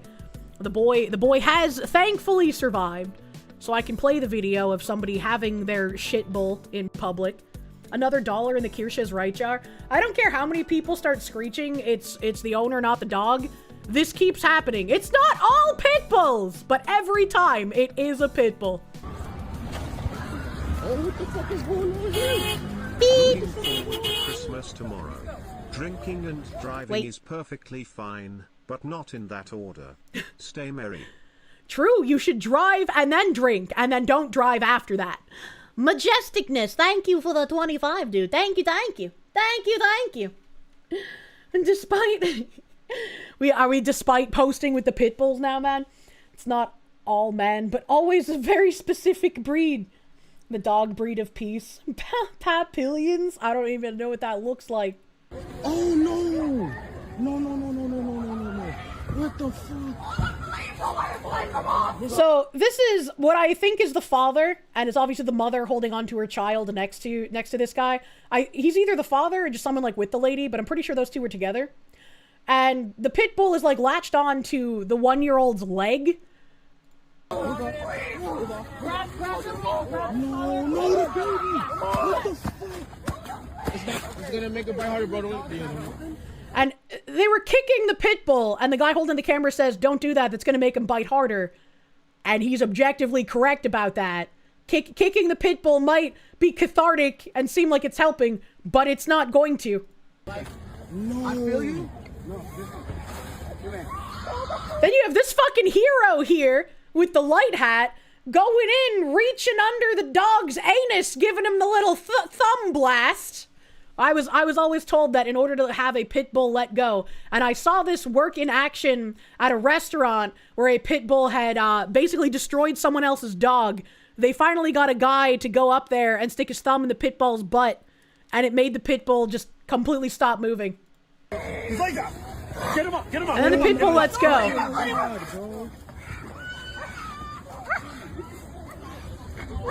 What the fuck, bro? What the fuck?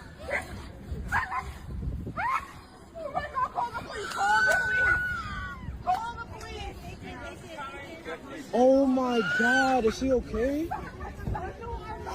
No. Brother, that's crazy, bro. Kind of crazy that this guy was just like wandering around and happened upon this scene, to be fair. Did he walk off with the dog? He's right here. He's right here by the light post. Oh my god, there's a hole in his fucking leg, bro. What an odd time for dicks! Woman screaming like a nut never helps the children or the situation. I thought there was another small dog here because of like the pitch of the crying. Oh my god.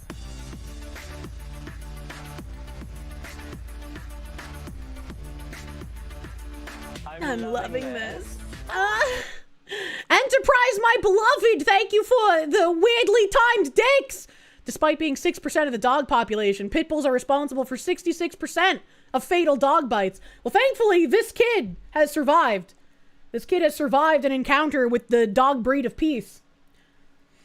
Internet Zen Master, thank you. Sorry, Kier, but no, it's the owners. It's always the damn owners. You swear there needs to be a special license to own pit bulls? They aren't covered by the Second Amendment. I just think we should stop breeding pit bulls. You know, I'll make jokes about putting them all down, but I don't actually want to put down, like, thousands of animals. I feel like that would be cruel and unusual. But it should probably, they should no longer be bred. There is a hole in that boy's leg. Don't go. Bro, you better not go nowhere, bro. I ain't gonna lie, bro. Don't go. Oh my god, bro. I'm sorry, but that dog is done. Oh That's kind of weird that, like, I know the guy is trying to keep the dog separated from the child that just tried mauling, but it's kind of weird that the dog owner, like, literally said nothing. Maybe he's in shock because obviously his dog should be euthanized now, right? But you can't control I don't fucking know, Why man. You had him outside? Oh my god. You pray to God you never have to use the cursed knowledge of how to make a pit bull let go. Well, if you're ever in a situation where the dog breed of peace decides to latch on to a child, now you know. A thumb up the dog's poopa will let him let go of the child. He called the dog the soft A.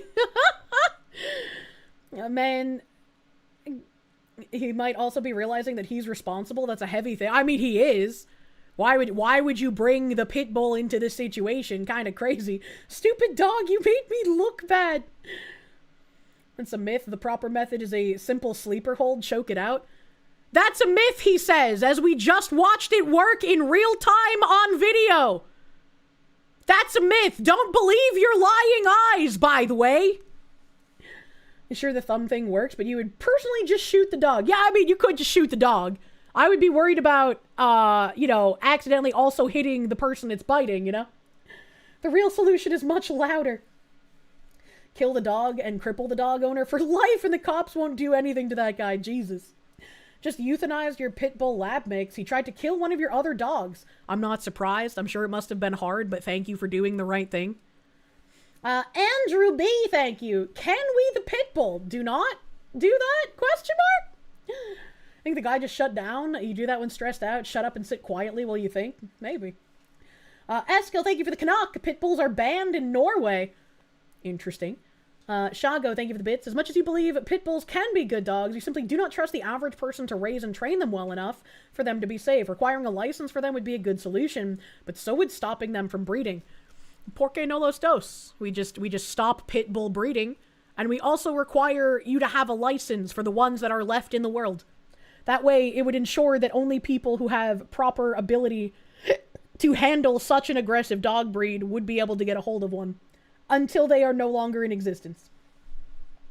When you got attacked by a pit bull, the 9mm stopped it from tearing your leg apart. I would be worried of, if I had a pit bull chomping on my foot, I'd want to shoot it, but I would probably also be worried about hitting my foot while trying to hit the dog. That's why you go point blank, side of the dog's head. All brain, no victim, no problem. There's no reason to breed pit bulls. There is no reason for them to continue existing. Just stop breeding them. Yeah, they're not a wild animal, so I don't take the, preservation stance I would with, a dangerous wild animal, you know? Matt Larson, thank you. It's always the owner. Shake my head. The pit bull could do worse, though. What? Huskies and literal half-wolf breeds are less likely to attack people? Yeah, it's kind of fucking crazy. It's kind of fucking crazy. And I wanted more information on this, so I brought up an article. A vicious pit bull attacked a 1-year-old boy on a crowded Manhattan street and refused to let go, leaving the baby with a hole in his leg, a shocking video shows. Thankfully, the shocking video did not show the hole in the leg. A woman who appears to be the boy's mom pleaded for onlookers to call 911 while she tried to pull the bloodthirsty dog off the child outside the Santander Bank in Union Square at around 11:10 a.m. Sunday. Several Good Samaritans attempted to rip the dog off the boy, with one repeatedly kicking the animal while another man put it in a headlock. Call the police, someone pull him off, someone please, the woman pleaded. The dog eventually let go after a man grabbed the canine's private parts from behind. He put his thumb in the butt! Brother, that's crazy, a man filming the horrific attack is heard saying. Oh my god, there's a hole in his fucking leg, bro. There's a hole in that boy's leg. The dog's owner calmly walked off with the pooch and waited at a bus stop as onlookers appeared to call the NYPD. Medics rushed the boy, who was left with multiple leg lacerations, to NYC Health and Hospital's Bellevue, where he was listed in stable condition. Grab his dick and twist it, mods! Give him the pit bull delatching treatment! Just put a thumb in it. Film my Kraken, thank you. Pit bulls are the Islam of dogs. They're the same in Western society. What the heck? What the heck? Once a pit bull's jaw locks down, oof, yeah. Yeah, there have been some wild fucking shit bull vids that I've seen. I don't know what gets more gory, shit bull vids or Chinese factory accidents. Let me grab my medical gloves. Oh my god. We all know that the men are going to be charged with animal abuse if the authorities can identify these guys. They absolutely should not be. If anyone in this situation besides the dog owner gets charged with anything, that would be absolutely absurd. All of these dudes that were trying to pry the dog off the kid, absolute heroes in this situation. You're getting a vigorous spanking because you've been a bad girl. Brave SJ, thank you. You're behind, but the blowing thing is bullshit. Drunks do this all the time in body cams. Purposefully don't blow hard enough to give a reading. Spit in the breathalyzer so it can't zero out. All of this is to force a blood test, allowing your blood alcohol time to lower. Maybe I still have too much faith in people. That didn't even occur to me as something people would do. What the fuck? What if he actually has a medical condition, though? I'm assuming since he was in court, they, got evidence of his medical condition, right? Right? But I just think that this whole situation could have been avoided if he knew English. You shouldn't be driving a semi-truck in the US or Canada without knowing English. Your dog, a small terrier, got mauled by a cane corso and a bulldog. Cane corsos are huge. The dog walker literally got dragged across the street by the dogs trying to get to us. You were very lucky that lots of people ran up to help. Your dog was lucky and only needed a few stitches on his leg. He's okay, but you still have bad dreams about it. Oh, that reminds me... I don't remember if it was a pit bull or if it was another breed. It was probably a pit bull. But there was some lady with like a very good boy golden retriever who was like incredibly bloodied after being attacked. And it took like a massive crowd of people to get the other dog off of her golden. GS Wolfwood, thank you. Tasers and stun devices actually work great on stopping dogs. Sadly, both are illegal to own for regular people within NYC. Hot take, I just don't think you should live somewhere where it's illegal to defend yourself. Slaves built America. Slaves, this is your song. Thank you. Slaves. Do do do do. Thank you. Slaves. Do do do do. Thank you. Slaves. Moya. Slaves, this is your song. Thank you, Quando Bondwi, my favorite slur man. He's literally changing the AI moderation landscape. Sorry for being a slurk, Kirsche. Merry Christmas. Thank you, Quandle Bandwi, for the fucking 100 slaves, my guy. Thank you. Thank you, thank you. Big, huge. Hopefully my Angie Twitter post will get some attention, you know? Everybody loves hating on YouTube because they're fucking retarded. As you understand it, field breathalyzers aren't super accurate and can be thrown out of court. The cop's testimony about your drunkenness is still somehow valid. Always best to get taken to the station to use the big boy breathalyzer. True. Even if it's more obnoxious. True. You heard a ceiling bird. Not my ceiling bird. I don't have one of those. Darth Cerberus, thank you for the 1 month member. You're calling it for 2026? We're going to see a pit bull driving a semi. I wouldn't be surprised. Silence, thank you for the BGNs, dude. The guy that did the delatching procedure will probably get animal abuse charges. He shouldn't. I'd be upset for him if that happened, man. Gregorian Gangsta, thank you for the kick raid. Welcome, Raiders. Welcome, Raiders on kick. We're fucking chilling, getting angry at news. Reminds me of a story you read of an owner's pet borzoi absolutely destroying a pit bull that came after her and her kids. Yeah, borzois are good boys. I think Kirsche's personal pterodactyl will warn of fire. True. Your mom used to show papillions. Your dog was attacked by another dog while waiting to go into the ring. After that, he was too nervous to go into the ring. Sold him to some very nice people to be used as a therapy dog. Aww. Aww. The ceiling bird guy is watching someone else. Oh no. I know, Moinya. Where am I? Mr. Toast, thank you. Hello, Foxu. You wish to wish me and chat a Merry Crimbus, and also tomorrow's your birthday, so you can't stay as you have family coming today and tomorrow. Happy early birthday, Mr. Toast. You were only 1 day off from being on the same day as Christ. Happy birthday. Happy birthday. I hope you have a great birthday day with delicious pastries. The borzois are good boys. Of course the communists did. Why would the communists hurt the borzoi? Phoenix DS, thank you. You knew of a ghetto breeder that was breeding them, and the females broke their crates and then went after the guy's stud dog, tearing into him. The retard should never have had any dog, of course. The breeding stud didn't make it. You were the taxi driver for that, too. What the fuck? What the fuck? Guys who intervene should be protected by every Good Samaritan law. I would like for that to happen. I would like for heroes to once again be hailed as heroes and not penalized for doing the right thing. They killed all of them because the elites had them? Oh no, not the borzois, man. Dogs were seen as bourgeoisie according to the commies? That's so weird. What a weird thing to apply human, like, behavior to a dog.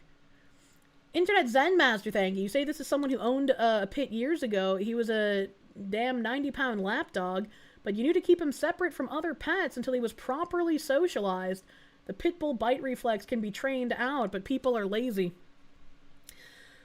Yeah, I just don't believe you. I don't think it can be trained out, because, like, one day, it could just snap. And it'll be like, oh, but Cupcake Pillow Princess was so sweet for so many years. Nobody knows what happened. Commies aren't known for their intelligence, that's true. Patchouli, thank you. Your husky actively tries to go after pit bulls after one tried to attack him as a pup. You can't take him to dog parks. Aw. Oh no. Pneumonia. Californian courts killed off Good Samaritan laws over a decade ago. Why is California the way that they are? Why are they like this?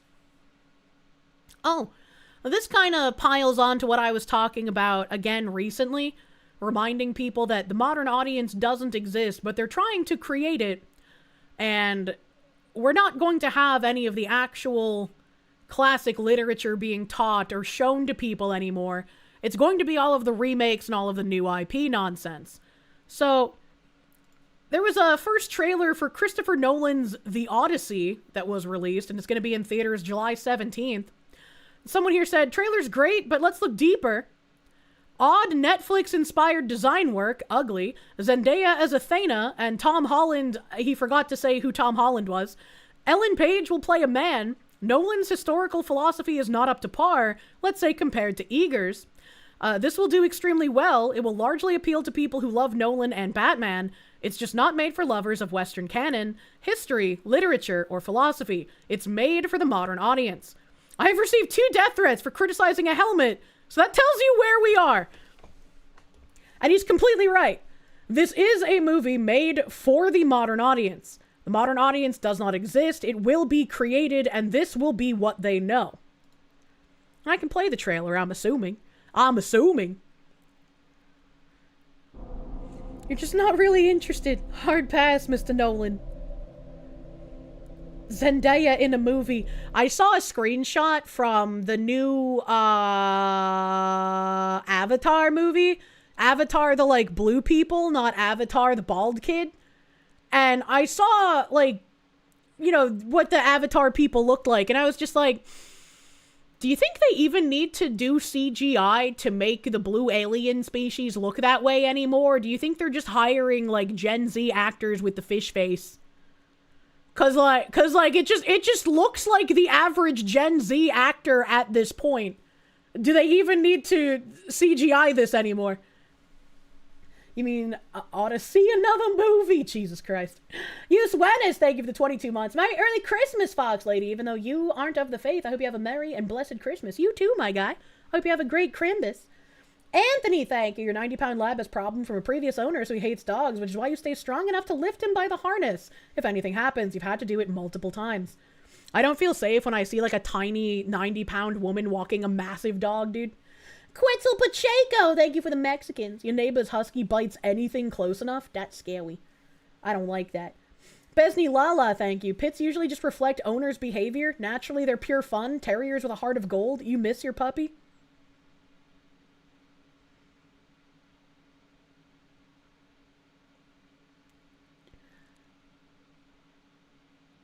Okay.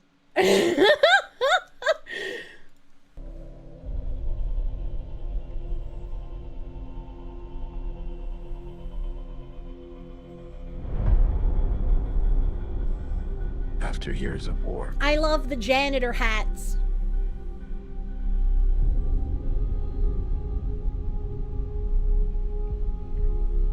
No one could stand between my men.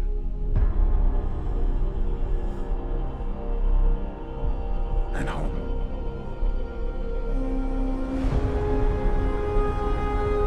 There's a lot of Pitbull cope today. There's a lot of Pitbull cope every time it gets brought up.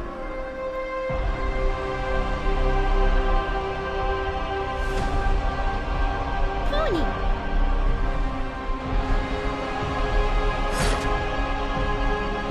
Jesus.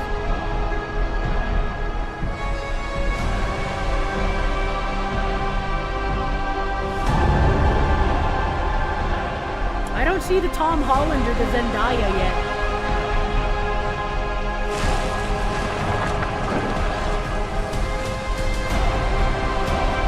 Piss filter. Yeah, I can't see shit. It's so dark.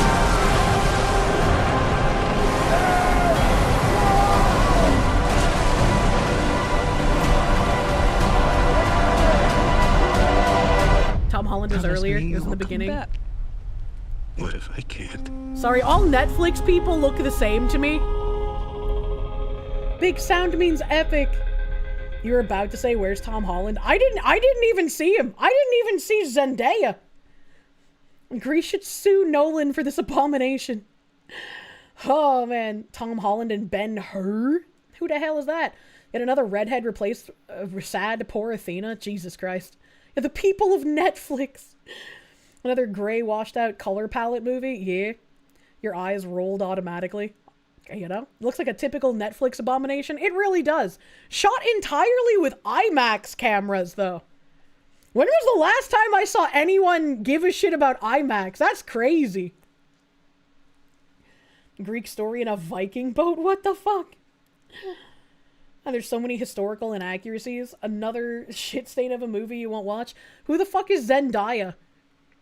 I get my Zoomer fish people confused sometimes. Is Zendaya Will Smith's daughter, or is she the fish from The Little Mermaid? Oppenheimer was shot with IMAX in mind? What the heck? They rented cameras from IMAX. Who cares? Neither? Oh, fuck. Neither. The black woman in Spider-Man? I forgot they blacked Mary Jane. What's the fish people thing? It's like the eyes way too far apart. Once you start seeing the fish people, you can't unsee the fish people. Can I just type in like Zoomer fish face and it'll show up? Is it like an easily recognizable thing? It's not. This just shows me fish. Zoomer generation fish face. No, this literally just shows me fish. What do I search for? What do I search for? It's more goat face than fish. I don't know. Please stop. I see them everywhere. It's like an eldritch curse. Yeah, it's like that fucking jellyfish tentacle spooky man with the slur cat. Lovecraft. Was it Norwood? Was it like Norwood people? Binary Mind is grabbing it. They got yeah, Innsmouth! That's what it was. I knew it was something from the fucking Spooky Man, but I couldn't remember what it was called. Orbital hyper terrorism? What the fuck? It's orbital hyper terrorism for me to have to look at their fucking faces is what it is.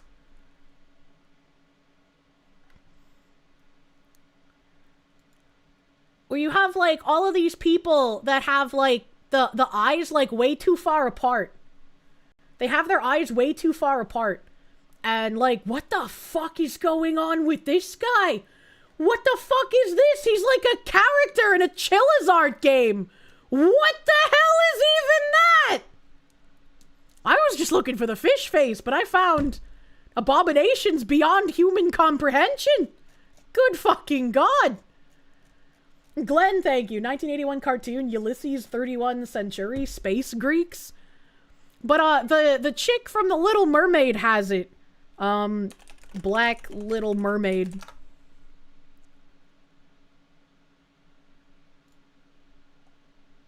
She's got the fish face. Open image in new tab. That's a tiny ass image. Never mind. We're just gonna look at the image here. She's got the eyes too far apart. She's just like the biggest example I can think of off the top of my head. Besney Lala, thank you. Euphoria Girl, flat one. Who is Euphoria Girl? Engage Target, thank you. Prime example, Anya Taylor-Joy. Who is that? Let's look up that person. Anya Taylor-Joy. Yes!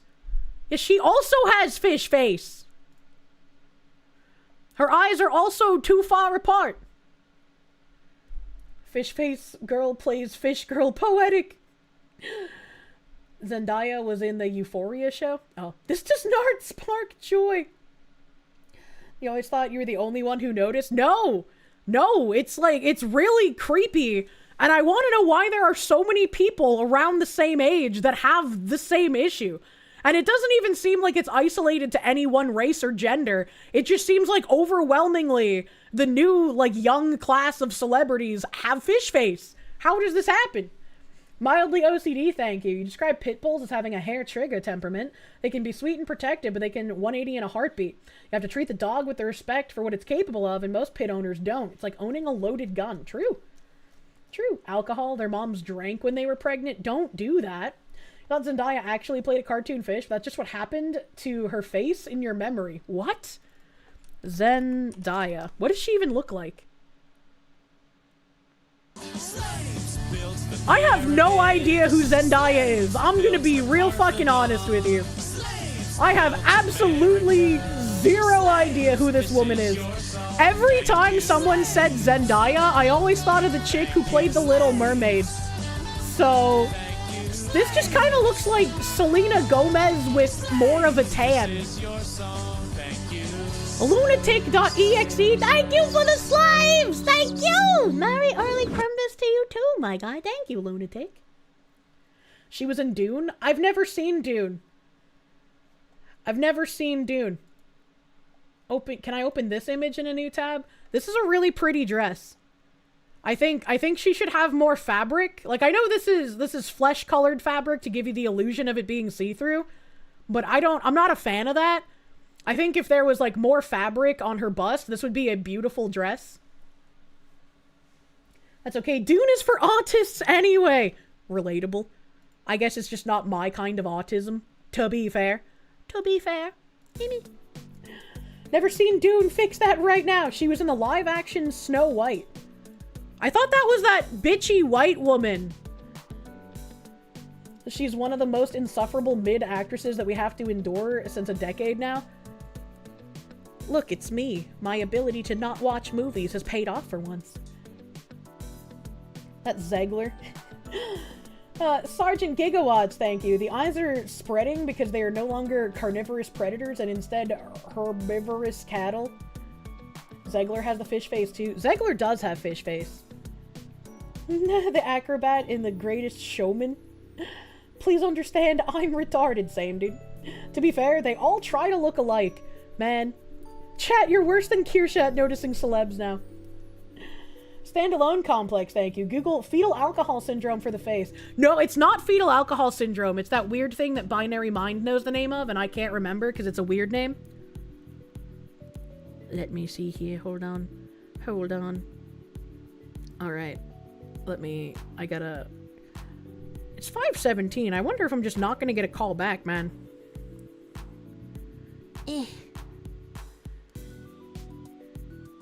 Orbital hypertelorism is what it's called.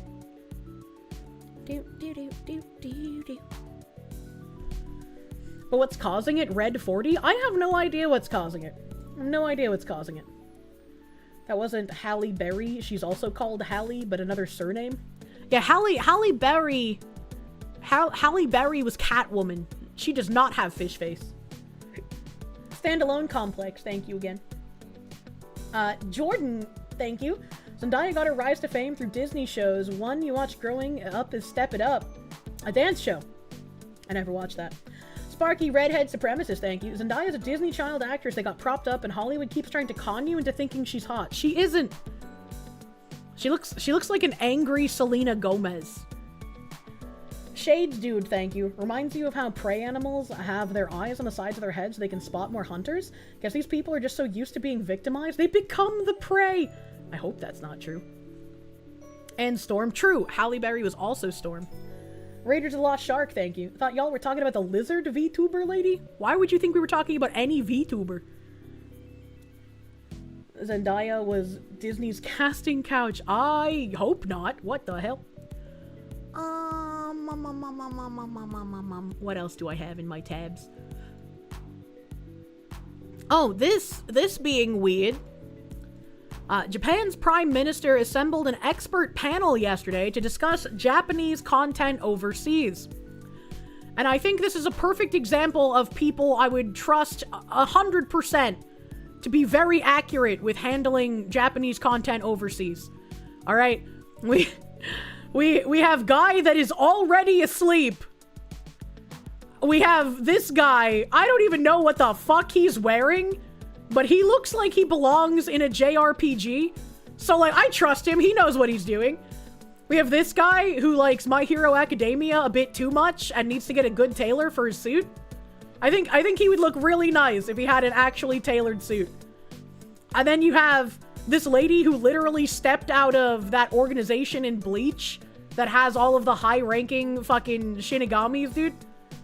You have this guy who is obviously a chef, but not just any chef, an extreme chef. Like in the Hunter x Hunter fucking games, dude. And then you have the homeless guy on the end. Like, these are people I would wholeheartedly trust with any kind of, like, Japan content going overseas and not getting butchered by fucking pathological liar people who fancy themselves better than the actual authors. The Chucks in traditional robes. It's very funny. Saying she looks like Captain Unohana. Does she? I don't remember what most of the people in Bleach look like. I haven't watched it or read it in a very long time, but I did love it when I was younger. Homeless guy is the pizza chef from Death Stranding 2. I'm assembling a team. I trust this team with every ounce of my heart, man. And the Gote 13 is looking a bit different. These people are obviously martial arts masters. It's a fucking great picture. I love this so much. Oh my god, there's even a fucking video here. Hold on. 今日、総理官邸へと入ったデーモン閣下。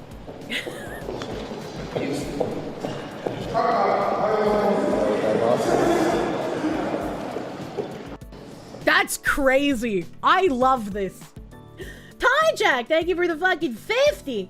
A pit bull is 5 different breeds. What you witnessed was a bully. Banning dogs isn't as useful as people properly handling an uncut, testosterone-filled guard dog, because they'll just get a Rottie or a German Shepherd if they can't get a bully. Maybe there should be some kind of, like, test before you're allowed to own certain kinds of dogs, maybe. His pronouns are Ora. Oh my god. Bro, just give up. That dude could be in Dune. Wait, you've seen that guy with the crown? He's a pretty large streamer. Really? Politician and streamer is what's happening here? The Fu Man on the right looks so done. The guy is actually the green-haired guy's stand. Oh my god, you're right. He could be a stand. That's funny. I'd be glad that the government will force music labels to lift their region lock on artists. Charminator, thank you. Demon Kaka is a singer of anime openings. Who is Demon Kaka? Cause, what? Brave SJ, thank you. We're just gonna roll past Kirsche confusing Innsmouth villagers with Norwoods, which is just men with male pattern baldness. Is that what Norwood means? Norwood is just male pattern baldness? I thought there was something to do with the fucking the tentacle.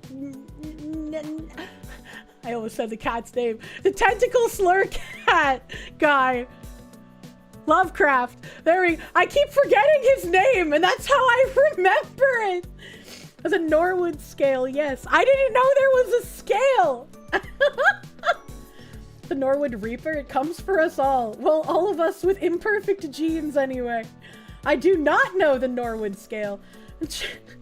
Can we feed the picture to AI to get who these people actually are? I would like to know who they are.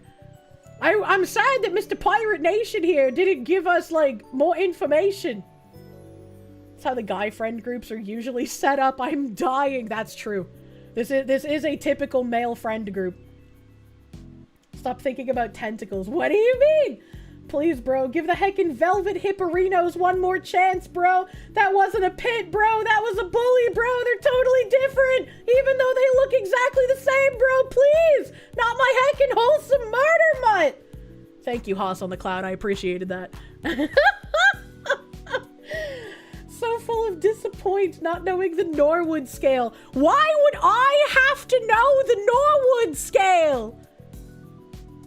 Did I see Asmongold using AI to see what he would look like with a shaved head? I don't remember. Male friend group with the token woman. It's me. I'm the token. I played the MMOs. I gathered the loot. Zantetsu, thank you for the CRCs, dude. Possible causes for orbital hypertelorism, hereditary infections, radiation exposure, exposure to recreational drugs or alcohol. You bet alcohol. So is it like fetal alcohol syndrome, but like on steroids, essentially? Should be legal to carry a gun to protect yourself against mad dogs. It's like if you carry a firearm in a place that has like really strict gun control laws, you can just be like, but officer, people own pit bulls near me. If hands can actually be registered as lethal weapons, dog breeds can too! Jesus Christ. No. Okay. So this was a black pill post I wanted to bring up because these are the kinds of people that are, I think, incredibly dangerous, more so than the actual communists doing shit themselves. I have no idea who this guy is, but he posted this blog thing that says, "On tuning out American politics, why I'm becoming a normie." And down here, someone replied, "After the 2020 election, it was so over. Hearing how cringe everyone sounded, it's almost unbearable to hear MAGA normies talk IRL now. Everyone sounds incredibly stupid across the board." And this author guy replied, "Both sides of the spectrum make America look retarded. It's made me think a lot about how easily indoctrinated people are. The founders were right to limit who's allowed to have a say. It's an embarrassing spectacle." And it's interesting. It's interesting kinda how he frames this. A centrist retard. So it says, "A few days ago, I was posting about the latest political outrage. The next day, I woke up and noticed the topic had vanished. I remembered how important it felt to voice my opinion the day before. Then I realized it was all for nothing. What the hell were you even doing?" And then it shows a post here from the 17th that he said, "Used to think being politically unaware is what defined a normie, but you use this app long enough and realize following political sports ball is real cattle behavior. Forcing myself to be politically unaware guy who just does his thing above it all, levitating." Checking out of politics is exactly what's going to guarantee that people on the far left continue winning, continue encroaching, and none of the do-nothing Republicans are ever held to account on anything. If someone lives like a slob, they expect someone is going to clean it up for them. If their home is clean, they accept responsibility for their lives. I believe the state of one's home reflects their political views. If I don't use something for a year, I throw it out. When I wake up, everything is in its right place. What? I mean, not particularly. Like, especially if you're busy, unless you can afford to hire a maid service, not everything is always going to be in its rightful place 100% of the time. To be fair, what the fuck is this guy on about? Just check out, stop paying attention, do nothing. It's the only way to truly win. Your personality traits are tied up in your political beliefs. I notice chaos easily because I crave order. When I notice my country is in disarray, my impulse is to step in and fix it. This leaves me with two options: complain online or do something about it. When problems look simple, I catch myself fantasizing about being a dictator. If a judge releases a criminal back onto the street and that criminal kills somebody, that judge would be executed in the same way as the victim. I'd end the violence problem with swift capital punishment. I imagine a world where consequences are immediate and problems collapse under the weight of force. None of this feels complicated. I'd have New York running like a clock in 48 hours. But I'm too practical to let my fantasies linger for very long. I'm not going to run for office. Rather than LARP as a war general online, I'll just admit how selfish I am. I love my life too much to sacrifice it. That's cool and all, but if you don't have time to run or the desire to run, you can still meet up with people in your local area that share similar values to you, that want things to change.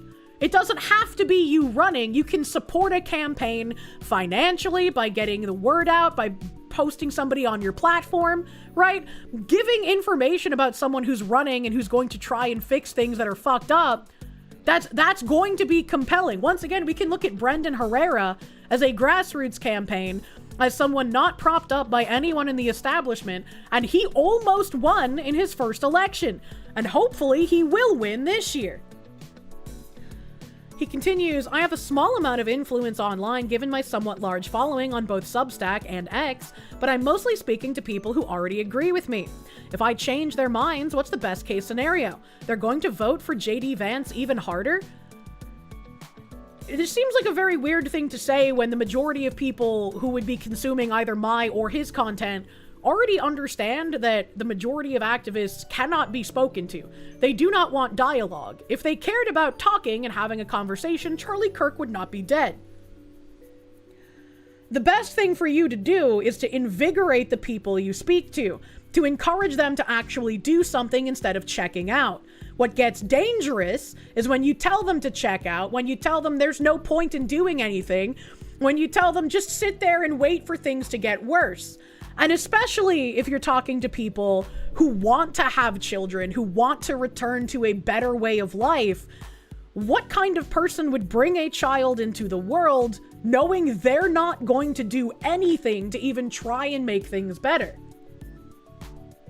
Guys, I'm totally a Republican. This is why we should quit fighting the Democrats. Yep. Chimping out online feels like you're changing the political process. Sometimes it works, most of the time it doesn't. I don't even know about most of the time anymore, but just because it doesn't work every time doesn't mean you should give up. We've seen a multitude of times, and even he acknowledges sometimes it works, the people posting things, being outraged online, actually accomplishing shit, actually getting people to notice what's going on. The Minnesota fraud, that was largely passed around on social media. And now, when they're checking into the Minnesota fraud, they're also going to be checking into the fraud in Maine, which almost no one has talked about outside of one publication and a bunch of us on social media. So it does have a difference. You can have an effect. It might feel isolating. It might feel destitute. Even I black pill on occasion, right? It's impossible to be chipper and peppy 100% of the time. But if you give up, that guarantees that nothing will ever change. Typical projection referring to us as cattle while he simply lays down his autonomy to die. Pretty much. He is the perfect cattle. He has been demoralized and he's going to give them exactly what they want. Mocking might change a few perspectives, but propaganda is top-down. The state is designed to indoctrinate the public, not the other way around. Yes, which is why we need to rebuild the state. We can't rely on the Democrats or the Republicans at this point, and most people know that, which is why you get people like Brendan Herrera trying to break the mold like Trump did in 2016. Nothing ever happens is not right-left exclusive ailment, exactly. People like to feel like they have more power than they do. When I post about politics, I feel a small hope that maybe, just maybe, someone adjacent to power might see it. They might even show my solutions to a decision maker. That possibility exists, but so does getting struck by lightning. Again, so what are you offering other than giving up?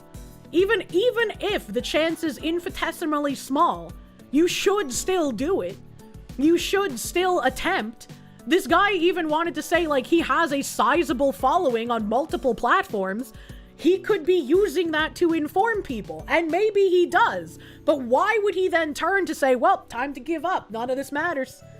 None of this matters, fucking Carl. After you vote, what happens next is out of your hands. Bitching about politics online is unbecoming. Bro. That's like the one way the majority of people who have no influence can do anything. Like the more regular people bitch about something, the more an influencer might pick it up and tell the story. And then someone even bigger than that influencer might pick it up and tell the story again. And eventually it might get to someone who can actually do something about it. And I've recently been yelling about why aren't people doing more things. I don't want to see like Steve Miller and other assorted political bodies continuing to tweet all the time. I get the tweets can be funny and interesting, but I want to see more action from the people who actually have the ability to do so. Grok took 10 minutes, but yeah, those people are all experts. The guy on the left, for example, created J-pop. That's pretty fucking cool. I just got back to stream. What are we reading? We're reading some guy pretending to be enlightened, but actually it's just him giving up. You actually laughed out loud. Joke's on him. You've already isolated and friendless. Oh no. Online and social media is the new public square. It's the best way to reach the largest amount of people. Yeah, exactly. If we have like Elon Musk quote retweeting and agreeing with random cartoon foxwoman online, like yeah, I think you can take the effort to try and make a difference. Alif, thank you for the Canadians. People like this hate more than they love. Vectors of chance can be political, volunteerism, or cultural events. This dude sucks. Total crybaby. It's like the deepest of blackpilling. Phoenix DS, thank you. Surrender monkey syndrome. Do not surrender monkey. Guy smells like one of the enlightened centrist types from 2016. Looking back, I'm embarrassed by how much energy I've put into it. I have a hard time accepting what I can't control, but after this realization, it's completely clear. If I need to look over my shoulder while I'm taking a walk in my city, then I have no interest in what Tucker Carlson said about Ben Shapiro. If women are being burned alive on the subway, then I can't clap if Trump invades Venezuela. If innocent bystanders are being murdered in broad daylight, then I don't care if Erica Kirk is being controlled by Jewish aliens. What the fuck? The set of issues we're expected to discuss are too embarrassing to validate. Bread and circus issues have nothing to do with Americans. Chat, I know I'm just both a woman and a cartoon, but really wild take here. Really wild, insane, no one's ever thought about it before take. You don't have to talk about what Tucker Carlson said about Ben Shapiro. You don't have to look at Venezuela being invaded. You don't have to talk about whatever Jewish aliens this guy thinks exists. You can focus on the things that matter to you. You can focus on the immense amount of criminals being let out scot-free by the judges and the DAs. And by extension, you can focus on the DAs getting hired when they say they want to murder conservatives. And the governors that support them saying that. You can actually just focus on those things instead. I know, it's crazy, man. That's crazy. Woody boy, thank you. Hey, Kier, just had surgery for a kidney stone and they put a stint in ya. Call that shit extreme sounding. Hope stream's been good. You might fall asleep listening. I'm sorry to hear about the pain inflicted upon your boopus. I hope you recover easily, my dude. I want my Jewish dinosaurs. Me too. I want my Jewish dinosaurs. My focused autism sorcery. It's just like, yeah, some of these things might be what get influencers clicks, but you don't need to follow the click trends. You can talk about whatever specifically interests you. And if people are interested in what you're talking about, they will come. Do not come. It's like, I talk about bridge, and yeah, my bridge segments, they get lower viewership, they get like lower engagement, because it can be kind of fucking boring.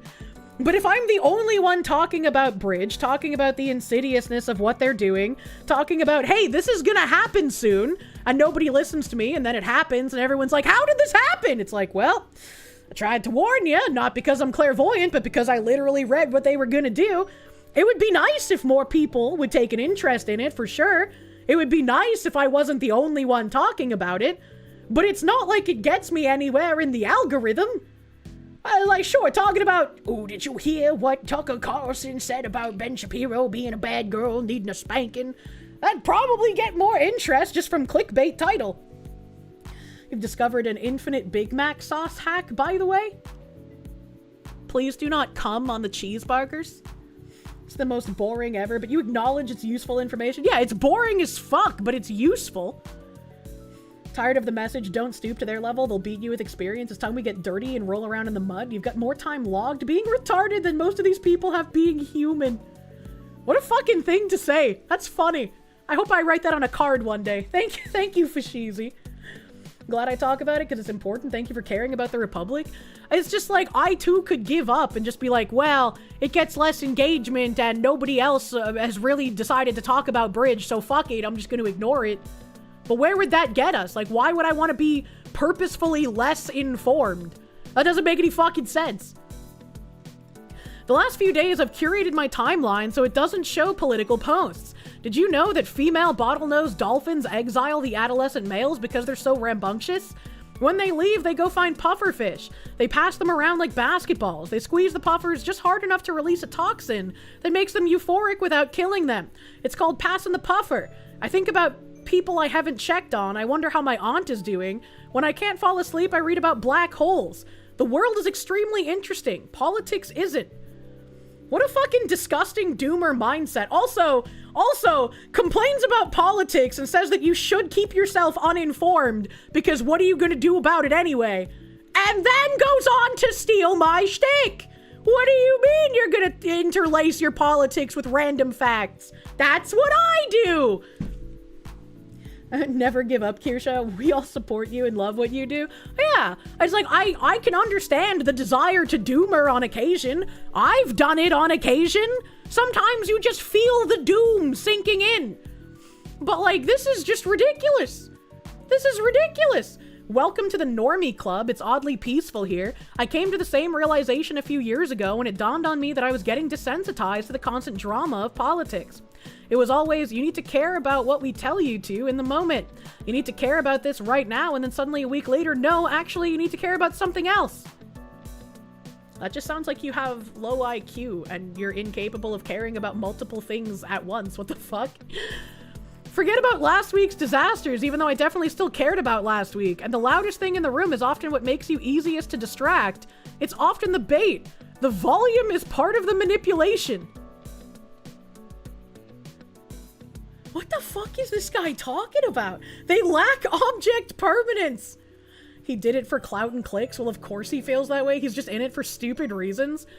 This is why I've come to hate the, like, I just want to grill, but I don't want to do anything in regards to fighting for my right to grill people. Because, like, they are the inroads to making everything worse. Because it is incredibly enticing to give up. It's incredibly enticing to stop making yourself mad, to stop getting annoyed, to stop looking at all of the levels of, like, corruption and fraud and horrible things going on, and seemingly no one ever getting punished for it. It would be so much less stress involved to just check out and not pay attention. But that's exactly how you lose everything permanently. This article, Holy Black Pill, yeah. You don't want to give in to that feeling, because that's just gonna fuck everything up, man. J-Rock, thank you. You just wanted to chill, grill, and game, but now. Look, Kirsche, he published an article, and you're a pipsqueak. He knows, you don't! Just listen to him! I was just like, are we gonna have to, like, number friend? Do we go by, like, whoever has more followers is who you listen to? Is that how, like, fucking creator fighting works? You'll not stop looking at what comes out of the metaphorical wood chipper. Giving up is how we got here. We gave up local offices, gave up schools, we gave up institutions and companies, and now we get what we deserve. And even still, in the past few years, you had conservatives talking about, like, how entertainment and such and arts don't matter, and so we can just cede them to the left. And it's like, what the fuck is wrong with you? You don't have to like every form of art or entertainment. You don't have to have your values espoused in every form of art and entertainment. That's what people hate about the fucking leftists, man.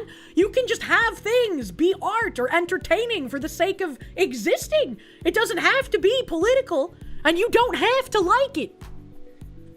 Please don't stop being you. Serious, you give us all hope. I hope so. I want people to fight. I want people to make things better, man. And if people all give up, if people do what this guy did, nothing's ever gonna get better. It's fucking obnoxious, man. Have to fight for the right to grill back. We do. We do. And that starts at the local level. Even if you feel like you can't do anything, start finding people in your local area that have similar values to you.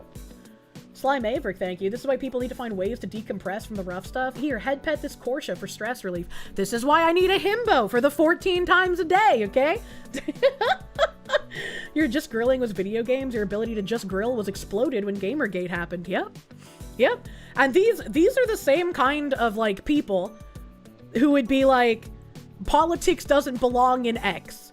And anytime somebody tells you politics doesn't belong in X, they are immediately gunt guarding for the people who want to change that hobby. They're saying, we're going to allow specific politics, even though we're saying no all politics. And then that hobby is going to be irreversibly changed in a progressive manner. That's not gatekeeping, and they're just talking like a fucking idiot. Dear Lord, please give Foxy a big himbo who gives her big hugs. I need hugs that crack my spine, bro. Isengard, thank you. What's worse is he's right, but also wrong. Politics is simultaneously really interesting and a mind-numbingly boring cycle of this person said what 10 years ago, you shouldn't vote for him. Yeah. It's like people can have like an evolution of their thoughts as well. If you have like the exact same thought about something 10 years ago that you do today, is there a reason it's the exact same, or have you ignored like new information coming out to hold on to something that should have changed, right? Like there's so much that goes on with that. And if they're just like, ooh, this guy said a slur word 10 years ago, I don't give a fuck. I don't care that Justin Trudeau wore blackface. But the party that wants you to care about these things fancies themselves above the rules. And so they do all of these things that they try to ruin other people's careers for, and that's where it becomes a problem. That's where you have the two-tier justice system that when you mention that, apparently you also get in trouble. You will crack the spine, you do yours every day. How do you crack your spine? You never got the point, because politics absolutely can be a part of hobbies, but as with everything, it needs to be done well. It needs to serve a purpose and not be preachy. And in the case of entertainment, be entertaining. Yeah, absolutely. Looks up what a himbo is, then looks in the mirror. Oh yeah, it's all coming together. Hell yeah. Oh boy, have your views changed over the last 10 years? I've changed on quite a few things. I've been very consistent on other things. But I've definitely changed. I've definitely slid a bit towards the, maybe we can't trust people quite as much as I thought we could. It's fundamentally wrong. Politics is a career, and people who stay in their seats 30 plus years learn to sharpen their career to a point of view the common person needing to go above and beyond to. They don't exactly sharpen the way in their career to be better at it in a way that would actually be good for the American people. They sharpen their career in a way that would be better for them staying in power, which is not the right way to play the game. Miss Kirsche, you're a bit ignorant to politics. Don't take anything you say as 100% informed, but it's crazy to say that having separate political parties is stupid. I don't think so. I think having separate political parties can be very helpful, right? Because if like one group of people is doing stuff you don't like, you have another group of people that will hopefully be doing something different, right? But it's become almost a uniparty in the United States, and so it doesn't really feel like we have two separate parties anymore. Hello, Moke and a lady! I'm on you. About as sharp as barnacles, right? Just need to lose the two-party system. It's like, I'm not a proponent of like monarchies or dictatorships or anything. I do like having a constitutional republic. I do like, you know, the voting system that we have. But it feels like it's been exploited to a degree that we need to fix a lot of shit if this system is going to continue working.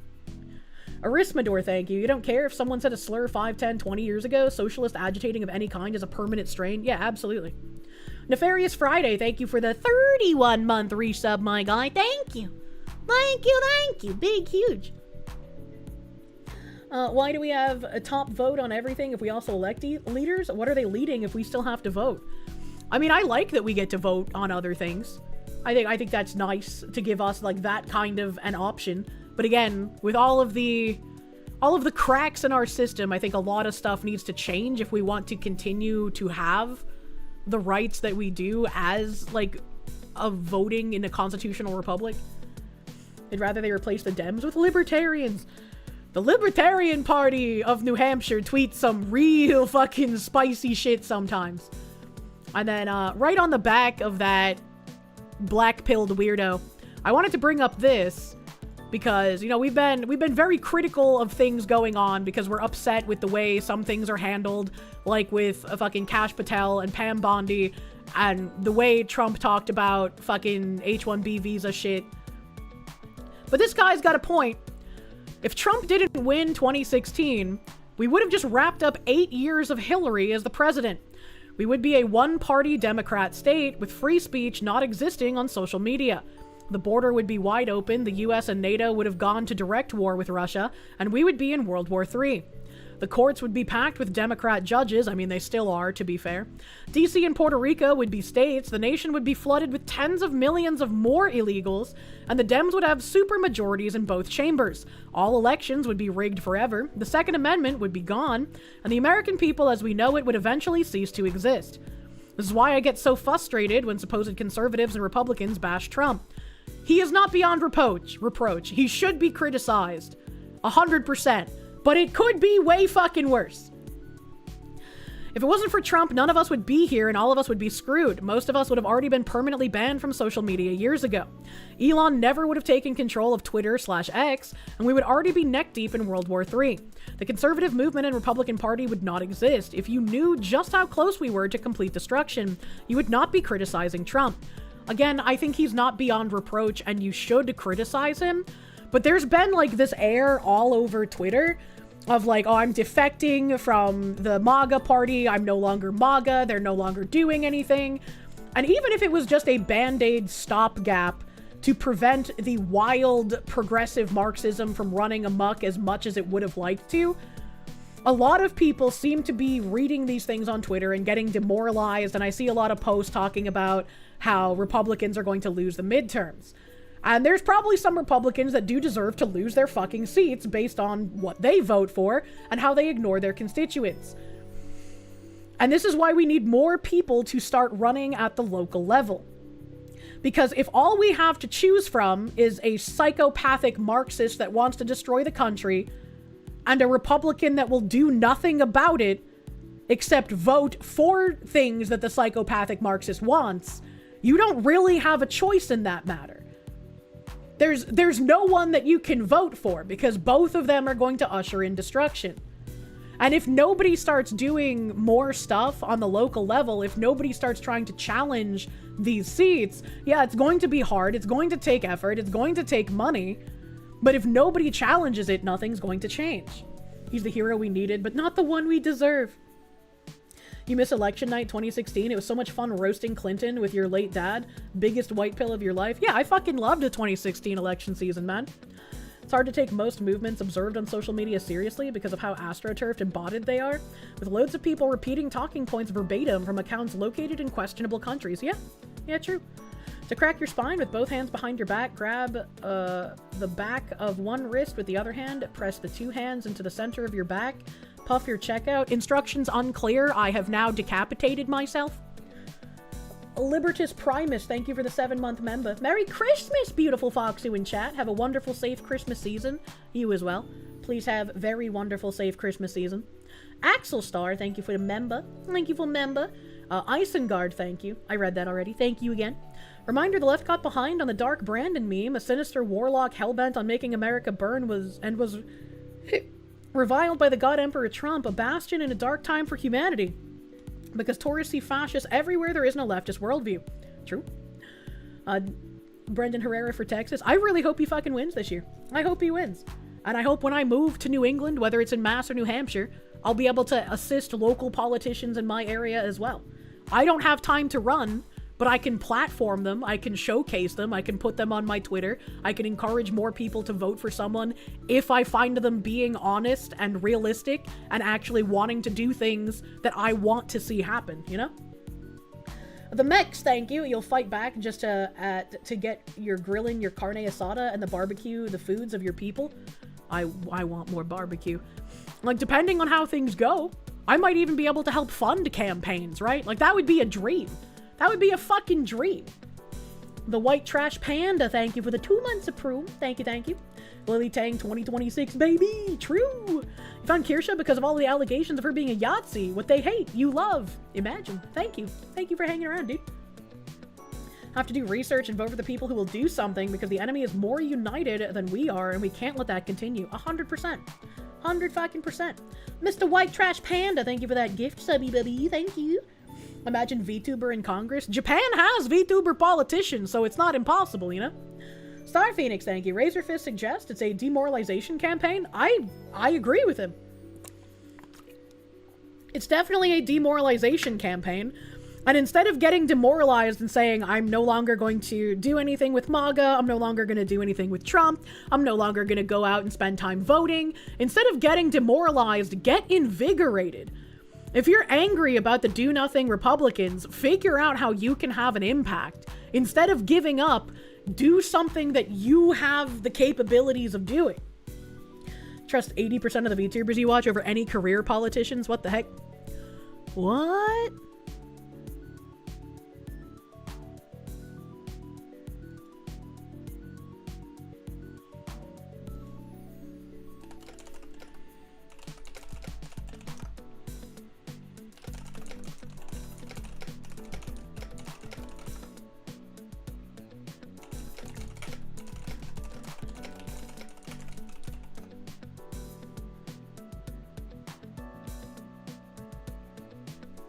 fug.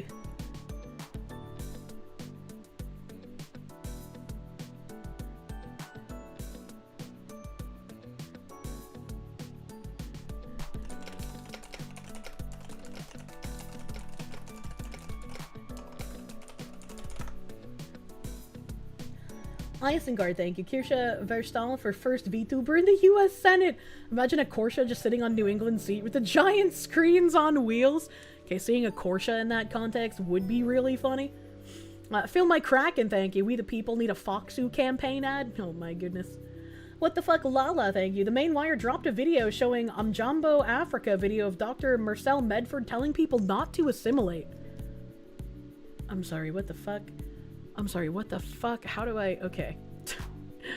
The main wire. Main wire. That brings up a Japanese person. Okay. Main wire. Jumbo Africa. Dr. Marcel Medford.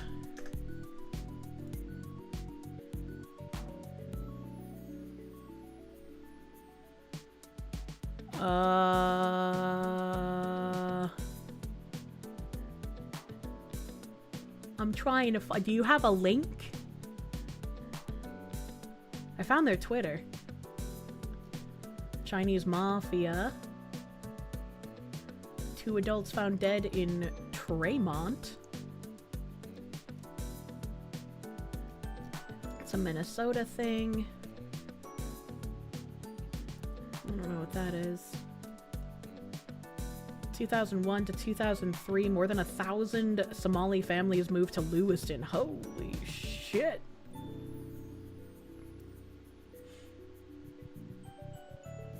I cannot find that video you're talking about, my guy, so if there's a link, I would like it, because I can't find the video you're talking about. The Watchman, thank you. Can you get a hearty good wishes Munya for your cousin? She's in the ICU and it's not looking good. Pessimism helps nobody. Also, what did you miss? 17 minutes. I have no idea. I hope your cousin's gonna be alright. Going to the ICU was never a fun kind of trip. Good luck, my guy. Hope everything goes well. Kai, thank you. Even though the current Unit Party is terrible, you fear what will be ushered in when the boomers are out of politics. Young gen are radicals. Not only that, but if everyone gets demoralized to the point where they just hand the Democrats free elections, it's gonna be way worse, man. Way worse. Real bad. Zenik, thank you for the czar. See, as an outside from a country that has fallen to the Marxists, you can see how the U.S. is still fighting with even all the shit we cover here. Never black pill Americans. Yeah, no black pill, man. Do not the black pill. J-Rock, thank you. You only wish Trump was a quarter of the dictator the left claims he is. You voted for scorched earth, and that is not what's happening. True. True and real. Okay, I see the link from Bives. Hold on here. Let me grab that. Windstalker, thank you. You want the answer for how to change the Republican Party? The turnout rate for primaries is only about 20%. Fix that issue and we can fix the party. This is why that guy that we read earlier, I think, is like even more dangerous than the active Marxist trying to change things.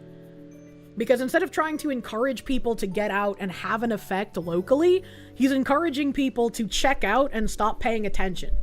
And that's not what you should be doing. You go and care to your Instacart inland now? Don't ask what that means. What the heck? Okay, I do have this main wire video up. I don't know why this didn't pop up.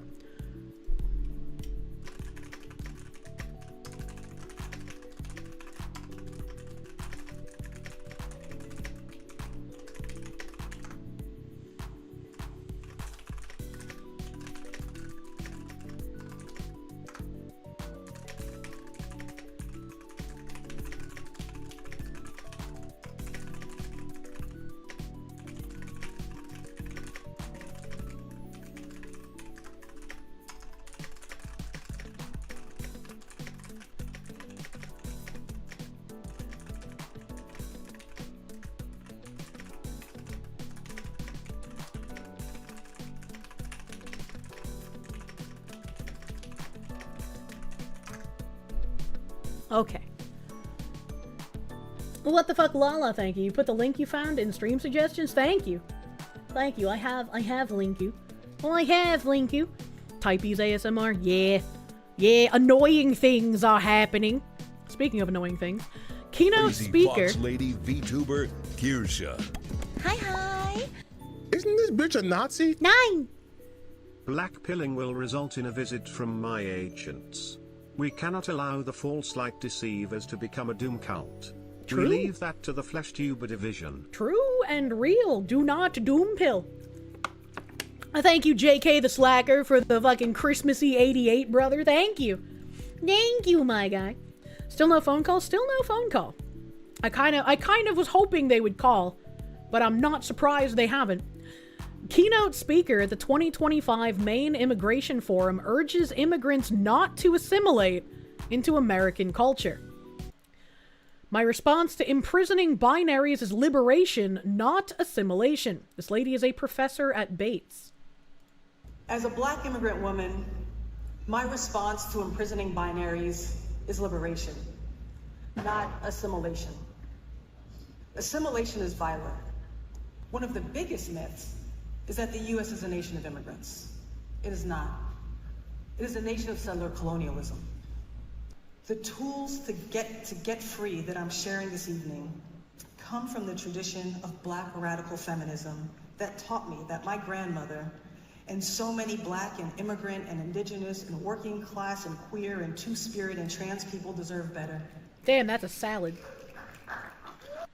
Associate Professor of Sociology at Bates College. Damn, that was some word salad. And also, why would you want to immigrate here if that's how you feel about the native population? Again, this just sounds like a hostile takeover. How long is the full thing? 18 minutes? That's not so bad. Same energy. This was in February. I think we watched this one because this lady looks familiar. Eklis Ahmed, a policy analyst for Governor Mills' Office of New Americans, vows to fight for Sudan with all her capacities. Maine is a predominantly white state. Many of the communities that I have been a part of have been majority white who have lived here in Maine all of their lives. They haven't even had to travel anywhere or didn't have to wake up to sounds of gunshots. So it was hard.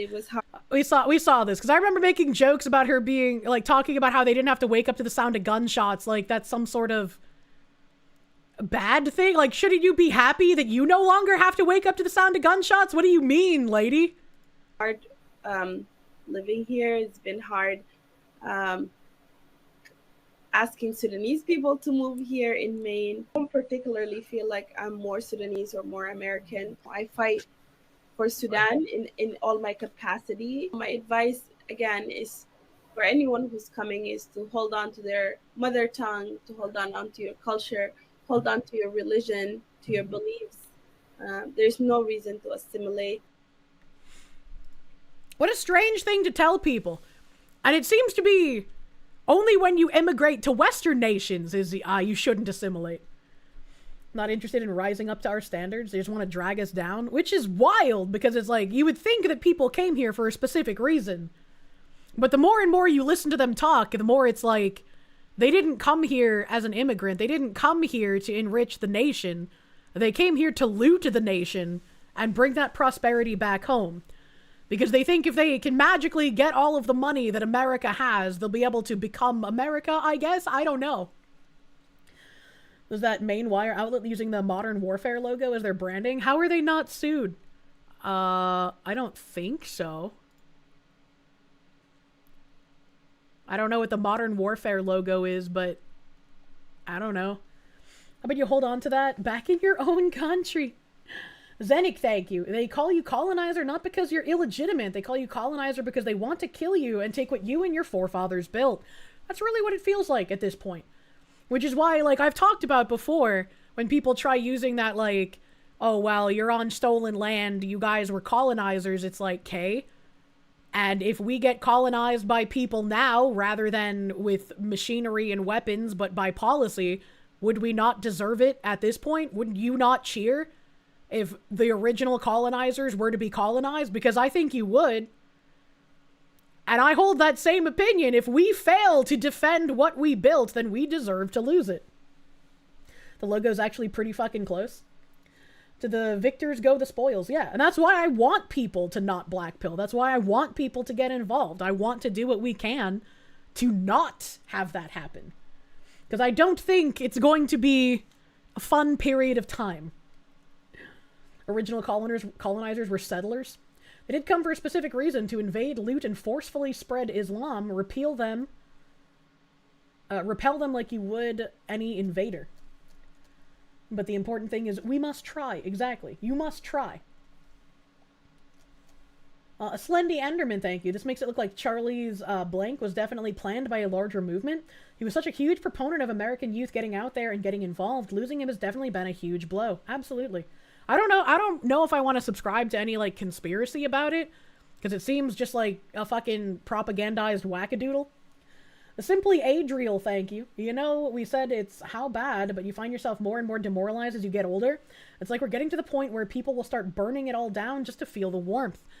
It's because it feels like people haven't really done anything. And a lot of people haven't. Like, again, Bezmenov warned us about where we were going in the 1980s, and no one did anything about it.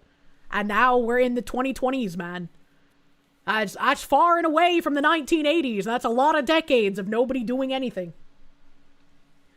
A Slendy Enderman, thank you. To heck with censorship, by the way. True and real. I'm sorry you guys have to censor your fucking YouTube supas. It's obnoxious.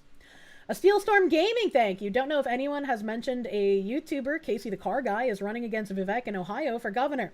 He made a video announcing his run. Good. Good, because Vivek does not deserve to have that seat. He would not do anything for American people. So if someone finally got fed up and said, I'm going to run and I'm going to try and win this seat and actually do something, good for him. And I hope he'll fucking get it. I'll have to learn about the guy for sure. I can't vote for him because I don't live in Ohio.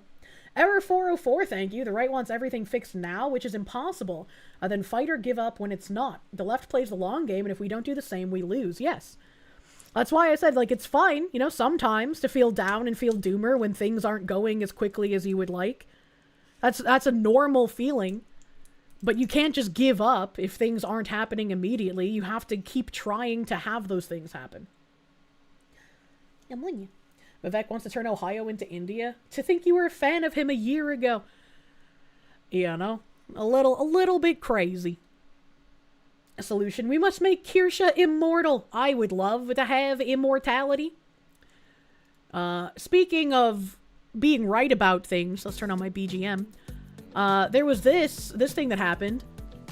I don't know if you guys remember. I vaguely remember. But Joey Swole talked about this transgender person taking lewd pictures in, like, female locker rooms in a public, like, spa or gym area. And Joey Swole got, like, fucking swarmed and attacked by people. And he unfortunately apologized to people. And wow, what a shock. Nobody stopped attacking him. So he was like, well, clearly apologizing was a mistake. I'm going to double down now. Fuck you guys.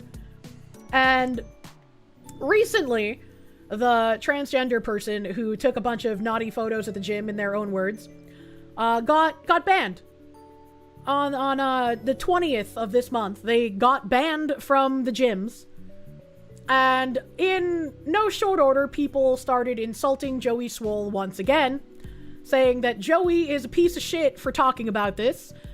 Joey is a bitch, and, you know, all this other stuff. When it's like, this is exactly why people have, like, a fucked opinion of transgender people. And it's like, I always try to differentiate between people like this person at the gym who's clearly not trans. They're clearly an autogynephiliac. They're clearly participating in a fetish in public. They're clearly doing it for fetishistic reasons. They do not have gender dysphoria. And this is why all of the people who tried canceling me earlier this year, from the fucking Vice Freak to the fucking Klaus VTuber, all of these people, it's in their best interest if they take things out of context, right? My quote about most trans activists gets misconstrued by these people into all trans people, because once the autogynephiliacs and the political ideologues lose the ability to use transgenderism as a shield, they become criticizable. But as long as people conflate actual dysphoric people with the ideologues and with the autogynephiliacs, they are untouchable. And so anytime you find a fetishist, you find an autogynephiliac, and they get called out, all of the other people who are doing this for fetishistic reasons will come out and attack you. Because you cannot separate the fetishist from the dysphoric. If you do, the fetishist can no longer use that as a shield, and that is not advantageous to them. And once you figure out that game, everything is so simple to understand. Jeffree Star is pretty base. True and real. True and real. We need a loop emote of some sort. Maybe a difference, but we're at the point where we cannot afford to recognize that difference. If we do, the bad ones will continue to use it as a shield. A lot more people need to be called out for what they are. And just because, and I think like a problem on the right is because, you know, we get so inundated with the political ideologues and with the autogynephiliacs, a lot of people will just be like, well, dysphoria is not even real. Transgenderism isn't even real. And it's like, it is. It's a mental health condition. It's not something I think anyone should be using physical surgeries for. I'm not a doctor, but that doesn't seem to have helped anything. And it's created an entire class of just regretful, mutilated people. But it is a mental health condition. And you shouldn't other people for having a mental health condition. Whether fetish or dysphoria, it's still a mental illness. Honestly, you feel 99% of male to females are just perverts and creeps and autogynephiliacs. It's rare to find one that actually has gender dysphoria. And that's why it's such an easy identity to co-opt. Because there's not a lot of dysphoric people. It's also much rarer than the stats claim. Yeah. People with a real issue probably won't wear it on their sleeve as a personality. A lot of the time, you don't really talk about it, no? It's a small number. Yeah. People like, again, like Buck Angel and Blair White have been talking about this for many, many years, and they get the same amount of death threats. They get the same amount of harassment and attacks, despite being trans people themselves, despite being actual dysphorics who are rooted in reality about what biological reality is. It's a mental illness that doesn't get any proper treatment. The current treatment makes the condition worse, not better. And I would agree with that. They rarely even look. Instead, XXY mutation and or the true hermaphrodite and its subclass are rare. It's very rare. Very rarely do you find a male to female trans that isn't a porn addict. It's always really strange when they talk about how they found out about it wearing like their mother or their sister's clothes or watching pornography as a child. It's like, well, I got some news for you. This guy knew what he was doing. Look at the text from that post. They were engaging in exhibitionism. To even try and go after Joey and excuse this behavior is disgusting. It is. It's very disgusting. But again, they have to do this because they do not want normal people being able to differentiate between an autogynephiliac and an actual dysphoric person. It is in their best interest that everyone thinks that there's no difference. And autogynephilia isn't a real thing. It's a far-right conspiracy theory used to mock trans people, right? They'll do and say anything they can to get you to shut the fuck up about AGP. You have a transgender aunt born your uncle who is currently in her 70s and transitioned in the 80s. She hates the autogynephiliac freaks, true? You know, a trans person in high school never wore it as a badge. They just wanted to live life. They kept to themselves. Your friends throughout your time in high school. Yeah, it's just like that Dave Chappelle skit where he had like his trans friend in the front row. He was just like, you know, this is just a person having a human experience to me, you know? Superman, thank you. You would vote for Vivek, but not Vivek. I don't know what Vivek, V-I-V-E-C is. I have no idea what that is. It's like there's a million illegitimate ones hiding behind 1,000 real ones. You're not sure how you can deal with that without the 1,000 getting caught in the crossfire. And I think that is, again, unfortunately what is happening. And there have been gay people who have called this out on social media as well, where it was like when, you know, people were fighting for the right for gay marriage, a lot of them just wanted to have the legal protections that heterosexual marriages had under the law and to be able to have like their spouse on their emergency forms at the hospital or whatever the fuck, right? And now we have all of these like weird degenerate parades where people whip out their dicks and pee on each other and walk around like puppy gimps and whatnot. And they're just like, what has happened here? Like, it's no wonder a lot of people are becoming more intolerant when this is what they see. Vivek is a false god, a member of the tribunal, which will be thrown down when the sixth house awakens. I have no idea what you're talking about. Norman Bates syndrome shouldn't be normalized because in the movies his character was a murderer, and now that's a movie, but still it speaks volumes if you think about it. Help. Engage target, thank you. Vivek is a leader of the Dark Elves and Elder Scrolls. Oh, I see. I see. Dagoth welcomes you, Nerevar, my old friend. Oh no. I only know about that guy through memes. Morrowind, I see. I have not played that. But I just again thought that this was interesting because my tweet about most activists being autogynephiliacs is going to be evergreen. Kirsche never played the best game. I did not. Honestly, the only way you see actual gender dysphoric transgender people not getting caught in the crossfire is if they're like your aunt and absolutely call out these individuals that are claiming to be a part of her community. It'll never truly move forward until legitimate transgender people refuse to accept the freaks and degenerates. I mean, I don't even know how well that would do, right? Because again, like people like Blair and Buck have been calling it out for ages, and they get just as many attacks and death threats as anyone else calling it out. There's even been people who attack like the detransitioners and are just like, well, you can't tell your story because it would be bigoted, and it's like, what the fuck do you mean? Problem with the gay marriage argument is all the legal protections were already available to them. It just required more paperwork because these things had to be filed separately. I mean, I wouldn't know. I know they could get like a... Oh, what was it called? Oh god, I forget the name. There was like some other kind of like license they could get, but it wasn't a marriage license, and there was like things missing from it that were under like marriage protections ? I'm not really sure because it's been so fucking long. But yeah, there have been people complaining about it recently. Blair gets attacked as if she wasn't even trans. Yeah. In Spain, there's an influencer that's called Mia Skylard. She's trans, and a part of her content is her bragging about bragging about how she has lied to guys she goes out with, and she doesn't get how much damage she does to actual trans people doing that. That is a very disgusting thing to do. Like, if you're going to go on dates, I don't think you should lie about who you are. When you were a child, it was much more common to openly denigrate crossdressers and shun them. You don't recall there ever being any semblance of acceptance for people that clearly looked like fetishists. They always had that haggard look, like they spend all night smoking and drinking. True.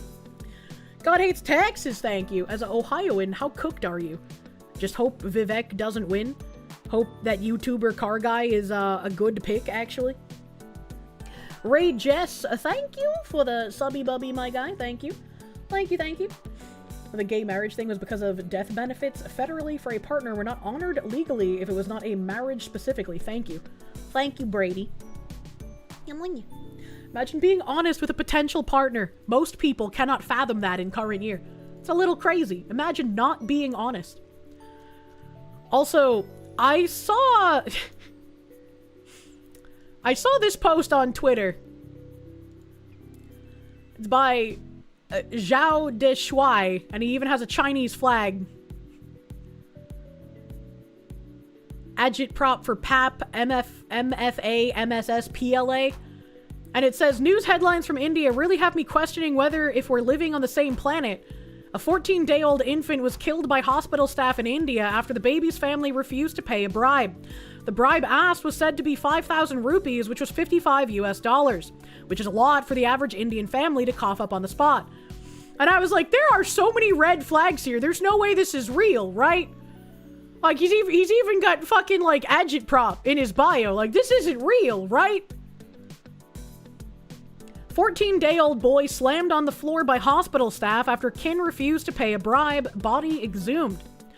Days after a 14-day-old child's parents alleged that he was deliberately dropped on the floor by staff at District Women's Hospital in Philibit for not paying a bribe of 5,000 rupees for post-delivery procedure. The body was exhumed on Friday following the district magistrate's orders to a proper autopsy to ascertain the exact cause of his death. District Chief Medical Officer Dr. Alok Kumar confirmed the autopsy was conducted by a 2-member panel of government medical officers. Kumar said it was fully documented via videography to ensure a transparent probe. The child's parents claimed carelessness and a deliberate act of aggression by the hospital staff, and further legal steps would depend on the autopsy's findings, the CMO added. Refuting the family's allegations, the hospital's chief medical superintendent, Dr. Rajesh Kumar, said that the Philibit resident was admitted to the hospital on December 2nd, and she delivered a healthy child the next day. Doctors recommended a cesarean procedure and sought the couple's consent, which was denied, he said, adding that the doctors then went ahead with vacuum extraction delivery procedure. I haven't birthed a babby before, but I've never heard of vacuum extraction. I thought you just had to push the babby out. The CMS said, as the vacuum procedure usually causes a chinyan, a temporary swelling due to buildup of blood-like fluid left in the baby's head area, the father, Mradul Singh, claimed it to be a head injury. But before the doctors could shift the baby to a neonatal intensive care unit, his father took him to a private health facility. Later, they claimed the baby was killed by hospital staff. Meanwhile, the infant's father said he approached the local Thana as well as dial 112, but nothing happened. What is a Thana? Instead, his wife received dire threats by hospital staff for approaching police. The DM later took cognizance, and Friday's exhumation took place in the presence of a magistrate and senior cops. Bro, what the actual fuck is going on here? Bet you didn't hear about the centrifugal extractor either. Vacuum extraction for live birth is a very weird thing to hear. I don't know what that means. I don't know what that means. Can I look that up? What is live birth vacuum extraction delivery procedure? What is live birth vacuum delivery procedure? What do you mean read more at? Fuck off. A live birth vacuum extraction is a procedure during vaginal delivery where a doctor uses a soft cup attached to a pump, creating suction on the baby's head to help guide them through the birth canal when labor stalls, the mother's exhausted, or the baby needs immediate delivery, using the pump's traction combined with the mother's pushing. It's an assisted birth used in the second stage of labor involving cup application, suction, and traction until the baby crowns, with potential, though usually temporary, risks the scalp marks or bruising for the baby and bleeding or pain for the mother. That sounds horrific. Baby plunger, neat. Yeah, it sounds like a baby plunger. And it also doesn't sound pleasant. Sounds like some archaic procedure a quack would come up with in the 1950s that killed like 100,000 babies. That's probably how Kier was born, but it was done with the handheld dust devil. What the fuck? The alternative before them was metal forceps. Okay, that's also not a good idea. At least they call it a mother, not a birthing person. Okay, that's fair. He had a coworker that was birthed with one of those pumps. He suffered a seizure as a baby, and he walked around with his whole left half limp. What the fuck? That's horrifying. Sounds like something Bugs Bunny would do while dressed in drag as a nurse. What the fuck? A dung is fun. I disagree, thank you. Kirsche, do you know why Santa's sack is so big? He only comes once a year. Merry Christmas. How does he fit it down the chimney, bro? Doc calls for the birthing Hoover. I do not wish to use the birthing Hoover, man. Paradoxical Madness, thank you. Certified is that moment. I just have absolutely no idea what the fuck I just read. What an absolutely horrific story. An absolutely horrific story. I sure do hope that weird afterbirth bribes don't start happening in a hospital near you. And speaking of weird afterbirth vibes, unfortunately, an elderly Canadian woman with dementia was euthanized against her will. She did not want MAID, she never gave consent. The decision was made by her family. Activists call assisted suicide death with dignity. That couldn't be farther from the truth. And I was like, that also sounds a bit weird. That also sounds like it should be illegal. And whoever Live Action is, I don't know, they have 219,000 followers.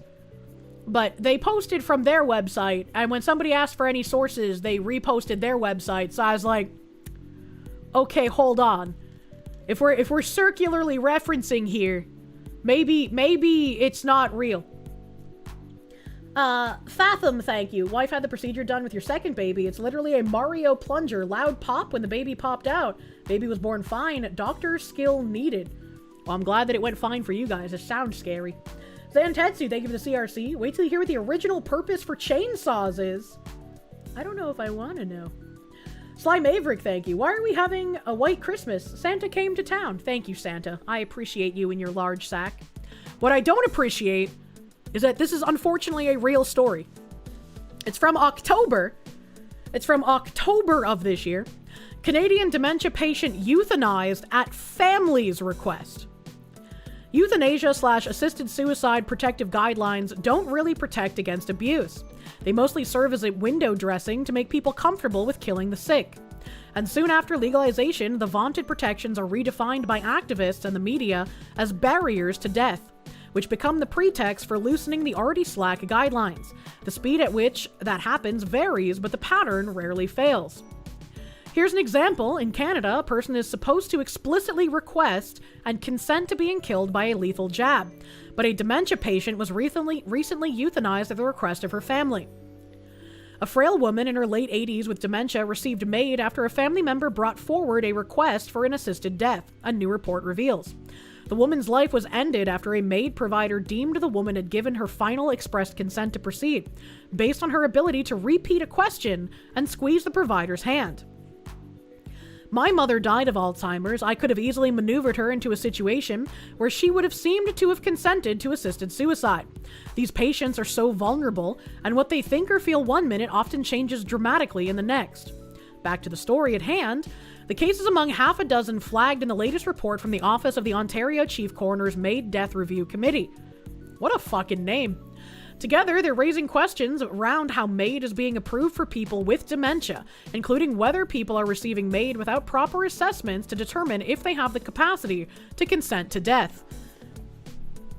I think the saddest thing here is that it came from this woman's family.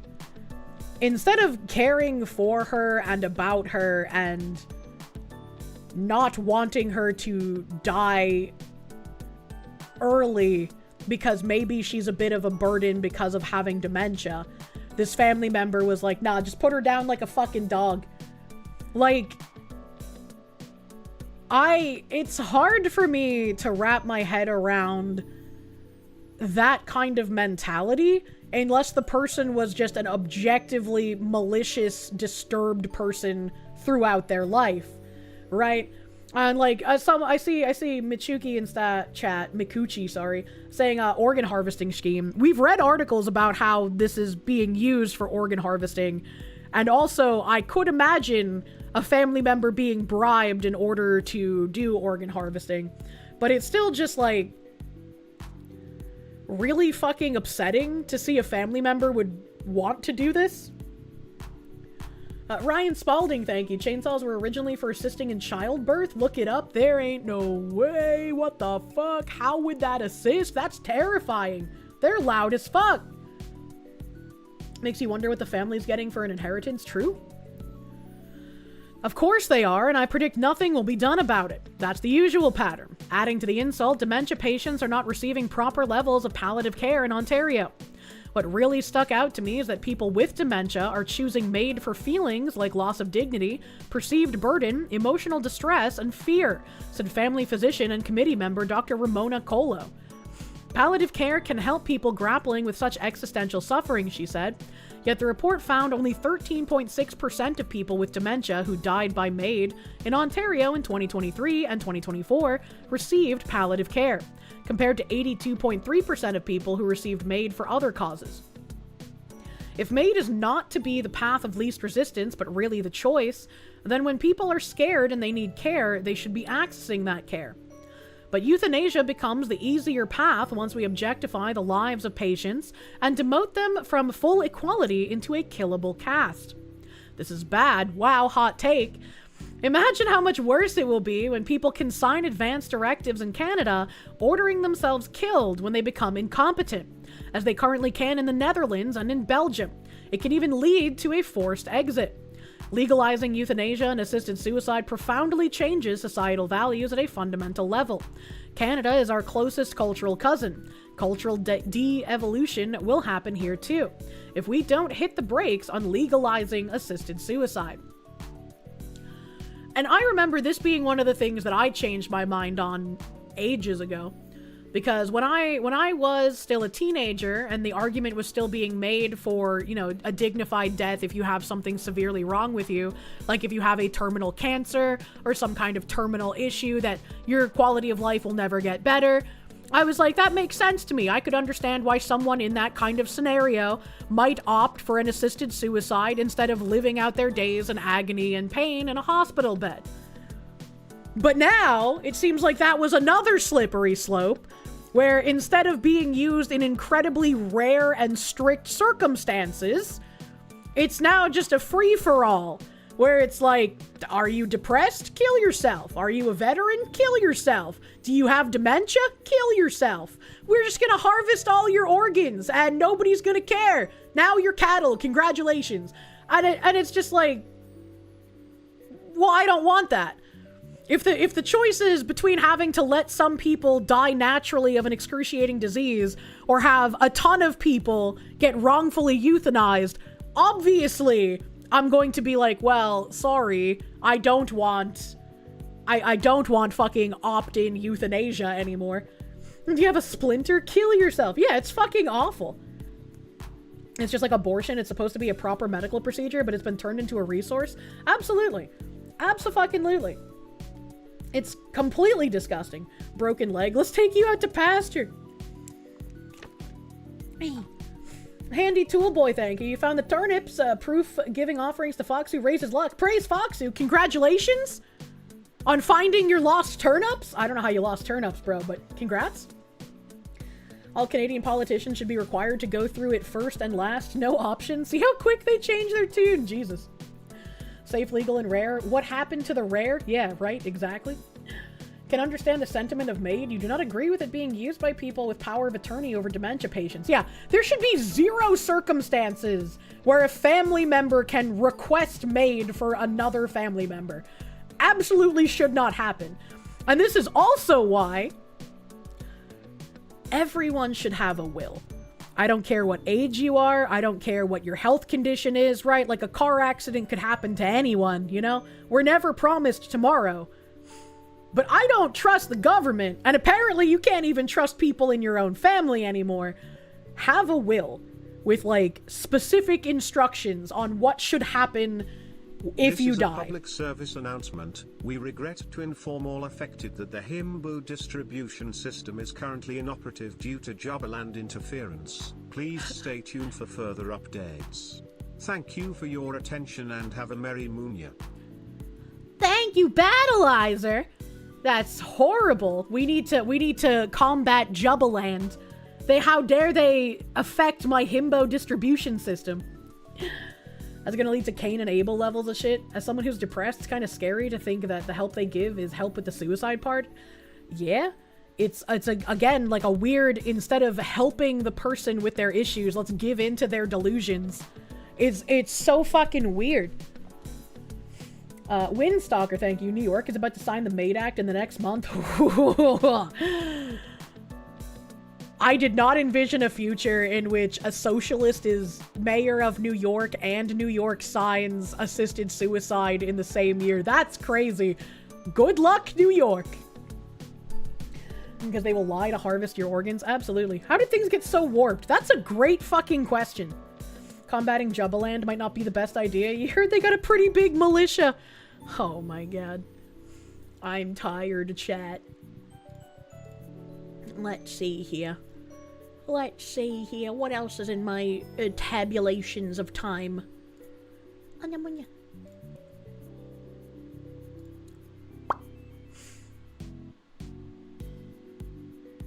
Oh, I guess we can touch on Minnesota a bit. I have a Minnesota tab. A Minnesota tab. You still have your will written up from your last deployment? We were recommended to write one up before we got on the plane. Basically, your sister gets all your shit and anything she doesn't want gets set on fire! Holy fuck. That's funny. How did things get so warped? COVID in 2020 was the start for sure. It's definitely been going on for decades, but I feel like I feel like 2020, they stopped slow boiling the pot and they kind of turned it up to a full boil. Dim the Lamps, thank you for the swastikas, dude. Kier, do we have any white pill articles, please? I can look after this one. Say Minnesota again, please. Okay, why? You'll have a Minnesota, please? What do you mean? You left a lot to your sister, too, because your parents would spaff it all up? Oh, no. You know, I'm late, but the guy I was ready about giving up on the GOP party needs to go to his local GOP center to see what he can do to help the party out. That might get some of his ideas to GOP in office. Just a suggestion. Yeah? You can just do things. You can just reach out to people. A heat-seeking, thank you. Flashback to 1999 when the first episode of Futurama featured suicide booths and we laughed. I hate. A Dark Lelouch, thank you. Hail to the Foxu. Praise to the Foxu. Have a great Christmas, Kirsche and chat. Let's hope Santa brings arms, armor, and ammunition to all. Hell yeah. Devastator, thank you. The underground himbo network is carefully unredacting files now from the secret barcoded files while sneaking himbos into Congress offices to buy all the Dr. Peppers and Diet Cokes. Well, what the hell? Superman, thank you. 60s was the start. Weather Underground and Hillary Obama type split. One stayed terrorist, rest went institutional. We've been in a cold civil war for a while. I would probably even put it to before then, right? Because before you start getting any kind of terrorist attacks, you have to have the ideology permeate enough to invigorate people to do the terrorist attacks, you know? Oh, we're already on the edge of the thermonuclear. A white pill is needed to prevent supercritical. I don't know. I read like one white pill thing already. I read one white pill thing. Let me read this article and I'll see what else I have. Maybe something happy in the tabs. 98 Minnesota mayors warn state fiscal policies are hurting cities, residents, and local budgets. A letter to state lawmakers cites fraud, unchecked spending, and forcing property tax increases on residents and businesses. Well, that's great that there's 98 mayors who are like, please help us, bro. A group of 98 Minnesota mayors raised concerns with state leaders in a letter about their state's fiscal policies, stating they have impacted their cities and residents, noting a disappearing $18 billion surplus and a projected $2.9 billion to $3 billion deficit for the 2028-29 biennium. In a letter to state lawmakers and Governor Tim Walz, the 98 mayors expressed concern and frustration, and said the state was slipping in national economic rankings. Fraud, unchecked spending, and inconsistent fiscal management in St. Paul have trickled down to our cities, reducing our capacity to plan responsibly, maintain infrastructure, hire and retain employees, and sustain core services without overburdening local taxpayers, the letter states. Yeah, thinking about how much of like this fraud has been paid for by taxpayers, it's again, I wish I could just stop paying taxes and not get a visit from the IRS, man. Like, I should not be beholden to pay taxes for this kind of shit. It's just an insane thing.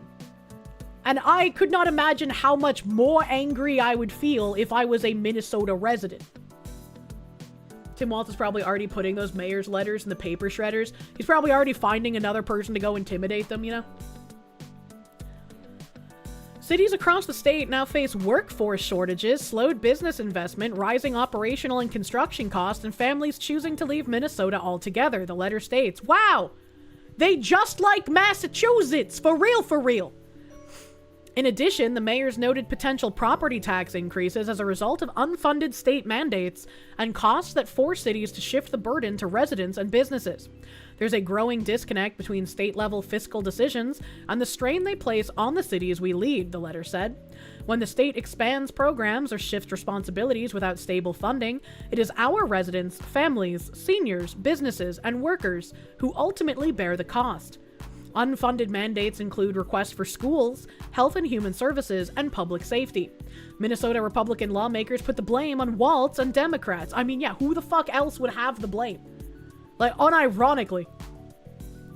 Governor Walz and Democrats passed unaffordable spending and tax increases along with unfunded mandates on the promise it would make life more affordable. State Republican Senator Andrew Lang, who serves as a lead on the state Senate and local government committee, said in a statement. In reality, they just passed down the cost to local government, schools, and small businesses, who in turn passed down costs to local taxpayers and consumers. Minnesota counties sounded the alarm early last session about the proposals to shift costs onto their budgets. So I'm not surprised that nearly 100 mayors across the state are raising their own concerns. This letter is a warning that we must reduce state spending, stop the massive fraud plaguing our state, and remove unnecessary mandates to keep life affordable for everyone. Fox News Digital has reached out to Walz's office. They're not going to get a response, bro. The mayors noted that a state statute requires a balanced budget, but that relying on one-time surplus dollars has created a structural strain. Our state owes it to our citizens to practice responsible fiscal management and to stop taxing our families, seniors, and businesses out of Minnesota, they said. We urge the legislature to course correct and to remember that every dollar you manage belongs not to the capital, but to the people of Minnesota. What is this video? Meanwhile, 21 minutes before the top of the hour, 6 more people have been charged in connection with massive fraud schemes in Minnesota. The Justice Department accusing these suspects of making various housing and medical claims. Fuck you. Why does it do this? I wanted to read the fucking images. Why does it do that? Reaching upwards of 6. Why does it do that? Why does it do that? It doesn't want me to read the names. Well, I'm sorry, Chad. I can't read them. $1 million. Here's the prosecutor. Minnesotans and taxpayers deserve to know the truth of the fraud. The fraud is not small. It isn't isolated. The magnitude cannot be overstated. What we see in Minnesota is not a handful of bad actors committing crimes. It's a staggering industrial scale fraud. I think it's so important for him to say that people are trying to minimize it. That should not be minimized. Here to discuss it, Fox and Friends Weekend co-hosts Charlie Hurd and Griff Jenkins. Guys, this is unbelievable. You have the Feeding the Future program, which is feeding people that are desperate. Feeding people. They were bilking that, sending it back to Somalia. Autism, taking kids, putting them into programs they don't need for instruction that they. I still like all of this fraud is bad, right? All fraud bad. Hot take. But I find the autism one the most egregious because it's like, it's again another shield that they can use. Because like, what are you going to do? Be like, well, your kid doesn't seem autistic to me. You're going to look like an asshole, right? Like there would be no way to actively like say anything against it. And it also makes me wonder when Shiloh Hendricks gets to trial, which she shouldn't have a trial, first of all, but when she does, it's going to be very interesting to see if that child actually is autistic or if that's just something that people were spreading on social media or if they were a part of the scam. They were one of the children that shouldn't have been on the autism benefits. That's going to be very interesting. Devastator, thank you. I'm hunger. Feed me, Seymour. I haven't seen that movie in ages. Windstogger, thank you. Shit, you followed up. New York is the 13th state with MAID. There's 12 states with MAID already? What the fuck? She's getting charged? I don't know if she's getting charged. She is going to court. She is going to court. Not guilty on account of the child not being autistic. What is Somalians naturally autistic? So it's not actually fraudulent? I don't think that's a thing. I am not you, thank you. Wait, New York is giving away free hot maids? No, don't get suckered in. That's not the right maid. You'll say that shit. They're not autistic. Fight me. That's true. You can be like, I actually have an autist son, and that one's not autistic. Darth Cerberus, thank you. Anyone seen Mike Hunt? No, I haven't. I don't. That's not what I do. Raiders of the Lost Shark, thank you. It's almost like how trans surgery has the appearance of choice, but in actuality, it's forced sterilization. True and real. Superman, thank you. I read that earlier, but thank you again. Thank you again. Come on, you. Ah, fuck. Ah, fuck. You dumb whore. I hate this video player. There's the dumbest, stupidest video player on the planet. I went to hit play, but I clicked on another fucking video. It's an epidemic of fraud. But they took the money, gave it to the rest of the nation is learning. We've known here in Minnesota for quite some time. Shut up. I'm trying to watch this other video, guy. Somalia in many cases. Griff, what's your reaction to this? Well, what's fascinating, Brian, is that late last night, James Comer, the chairman of the Oversight Committee, said that the Governor Walz and Minnesota Attorney General Keith Ellison's response to a December letter to get more information on this was, quote, anemic. In his words, they're not cooperating, and they're threatening now to drag Governor Walz and AG Ellison before the House Oversight Committee to find out. Why? Because we are learning, as you just pointed out, that the... I hate his dumb face so fucking much. He looks like he's even more lost than Joe Biden whenever I see his dumb fucking face. But he unfortunately sounds more lucid. Fraud runs deeper than previously known, and there are still questions about whether they subpoena bank records to find out if any of this fraud money was going back to terror groups in Somalia and elsewhere. I also saw this report, Charlie, that people, Somalis, were traveling with suitcases full of cash to the TSA, which evidently you're allowed to do, but they also take pictures of it and record it, and that was going back to Somalia. As you respond to this, why don't we roll in some of the names and the money they're accused of bilking? I think that guy in the middle should stop having his eyebrows threaded. It's really it makes him look like a Disney villain. You know, initially we were told that it was going to be $1 billion. But now it looks like more like $10 billion. And as the prosecutor pointed out, it is industrial scale. And what makes it, I think, even more potentially politically toxic is the fact that we're talking about fraud tourism, basically, where you had people coming to this country with the promise of being able to defraud American taxpayers. Which, again, I can't even fucking spacebar pause. This player is horrible. It was like the worst video player I've ever used. Which, like, doesn't that make you feel dumb? Oh, hold on a second. I'm getting a phone call, chat. Hold on.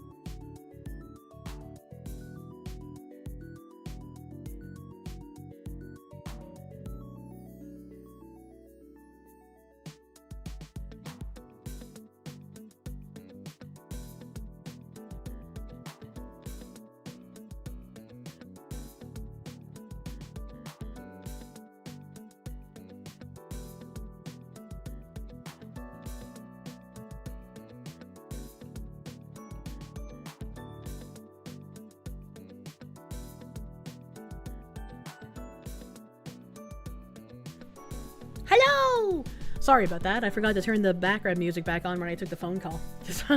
Thank you for letting me get on the phone. I have so many messages, chat. I have so many things I have to attend to. I'm gonna lose my fucking mind. Apropos of nothing, but our local FYE is being liquidated, and he just walked out with 14 cheap Blu-rays and DVDs. Hooray! I didn't even know FYE still fucking existed. We're never getting Zombocom again. I cannot load up a Zombocom while I'm answering a phone call. Help. I think more slurs are needed. Did I nod my head in agreement like the person on the line could see it? I do that all the time. I talk with my hands on the phone and I nod in agreement while I'm on the phone even though they can't see it. It's like when I point at my computer monitor and you guys can't see it. Bagman's here. Hello, Bagman. FYE, do you live in the class of 09? True and real. I mean, some of the people that have been caught up in this and political leaders in Minnesota, I think that when you're talking about $10 billion, you're probably going to find a whole lot more connections like that. Yes. And it's going to become a whole lot more toxic. Right. But the fact that you can sort of meld this level of fraud also with I like how they don't put any of the pictures of them on there. People to come in unchecked, unvetted, and with motives that we don't even care to find out about. Yeah. You're looking at a story that's not going away, and I think it's going to get a whole lot worse for Tim Walz and others in Minnesota. Exactly, because they looked the other way, and when people looked into it, they were called racist for looking into Somalis who were stealing our money. What's coming up on Fox and Friends is a big question. Rachel's got a special interview. Am I right, Griff? That's right. She catches up with Kid Rock, and I think we actually have a little preview of that. Hit play. You got this. What? Okay, very random. Kid Rock. Very weird. You like to think your friends and you were a significant part of the downfall of FYE? It was your favorite target for five-finger discounts when you were a teenager? Well, that's just rude. Oh my god, the news is so random. Ryan Spalding, thank you. Speaking of Somalia, when am I going to do the Black Hawk Down watch-along? Need to see my reaction to one of the best military movies of all time? I don't really tend to watch military movies. I don't know. They're just not like super interesting to me. Master of Mundus, thank you. She left us. Where's the milk? In the fridge! And there's chocolate powder to make chocolate milk. Lord Kamina, thank you. You hear about they might bring back privateering? I did. That would be very fucking exciting. I want to see that. I want to see that. Devastator, thank you for the freedom dono, dude. Foxu, can you come home? You've been a good Kirsche. I don't know what that means. Why can't you come home? Is there a reason you can't come home? You met one of the guys from Black Hawk Down? That sounds exciting. That sounds exciting. What's not exciting is how this fraud is still happening. I think like it would probably be harmful in the short term, much like turning off SNAP benefits until we figure out the fraud there. But I feel like if a program is being defrauded, it should be completely shut down and no more funds should be going through it until the fraud is figured out. I feel like that's just like the common sense thing to happen, you know? But do we have dino nuggies? No. I guess this is kind of good news, I suppose. Here's the latest on the possible end of vehicle inspections in New Hampshire. No more vehicle inspections, no more stickers. Some people mark birthdays with a cake or a party. In New Hampshire, a motorist birthday also comes with a mandated car inspection. Last summer, though, state lawmakers voted to end the annual vehicle inspection program. The mandate was set to expire on January 31st, but earlier this month, the company that provides emissions testing equipment to vehicle repair shops statewide filed a lawsuit, claiming the state's action to end inspections run counter to the Federal Clean Air Act. Yeah, I think they're filing a lawsuit because it runs counter to them getting free money by everyone having state-mandated inspections using their machinery. You can fuck right off with your dumbass clean air shit, you duplicitous bitch. Lord Kamina, thank you. You plan on building your own armada when they do? Here's a breakdown on where the inspection issue stands and what it means for New Hampshire drivers and what could happen next. Come January 31st, your jalopy, I don't know what a jalopy is, may not need a sticker, depending on what happens with the legal challenge, but it still needs to be roadworthy. According to the New Hampshire Department of Safety, drivers will still be personally responsible for making sure their vehicles meet all safety standards, even without annual inspections.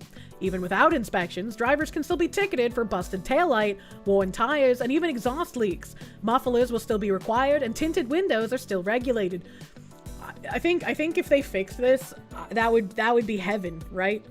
Like, can you imagine taking Live Free or Die to that conclusion? You can tint your windows like crazy, bro. She doesn't know the term jalopy? What? He says like that's a fucking normal term? Rattletrap patchwork car? Oh, so it's like a shitbox Honda! Never heard the term jalopy? It's basically just a car that's barely functional but somehow still drives. I've never heard the term jalopy in my life, and it sounds like some kind of Caribbean fruit. That's how it is in Washington. It was a normal and common term in the 80s and 90s. I'm not that old! I love what? It's a shitbox, the jalopy. Jalopy is shitbox, it's the old version. I've only heard shitbox, alright, okay? It's because I'm saying it wrong. What do you mean? Jalopy. I haven't heard of jalopy either. And jalopy sounds gross, so I'm gonna keep saying jalopy. At least that makes me think of fruit. And Kirsche never read Archie as a kid. I read Calvin and Hobbes.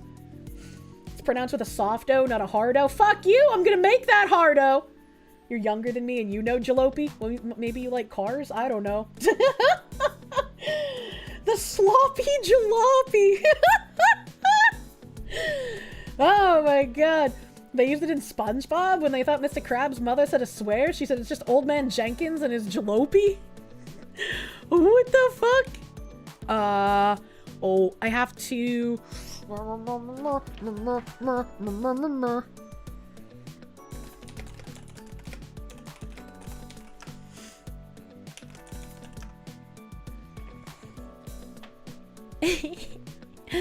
Fuck me. Where was I reading? We got jalopy sidetracked. Brain no working. I'm already starting to think of all the things I have to do as soon as I get off stream. The state has a lengthy list of regulations that will still be enforced by law enforcement agents, even if mechanics no longer are required to flag problems. As of today, inspections are still required and all registered passenger vehicles are supposed to have a valid window sticker. So if your birthday is in December or January, state law still requires you to bring your ride in for inspection. After February 1st, stickers will no longer be mandated unless a federal judge halts the repeal. Well, hopefully they do not, because this sounds like it would be a great thing to have happen. The dictator, thank you. Hear you out. Letters of Marquis Cruises. Live out your pirate fantasy with Disney. You know, I said this before when, like, there were people who could, like, go on pirate excursions and, like, even shoot, like, cannon things at Somali pirate ships. I was like, I want to see a streamer do that. I want to see a streamer do that, and maybe they could take me along on a Starlink iPad, you know? That would be so much fun. You don't know what it is, but you hope my goes well. Imagine. The Wastelander, thank you. You have to take me off speaker now. Your youngest just heard me drop the F-bomb and yell out, "That lady said a naughty! Why did you have me on speaker with children around?" Good lord. Let them watch me wiggle, alright? Apparently they like that, but don't ever let them hear the words coming out of my mouth. I am not for children. Chat, should we call Kirsche's pronunciation of words foxisms or Kirschisms? I like the foxisms, that's cute. And does it have 4 wheels? It's a car! What the fuck? Plenty of motorists seem to have already washed their hands of the inspection process. Data released by Gordon Darby, the emissions testing company, shows that compared to the same month last year, the number of inspections performed in July fell by about 10%.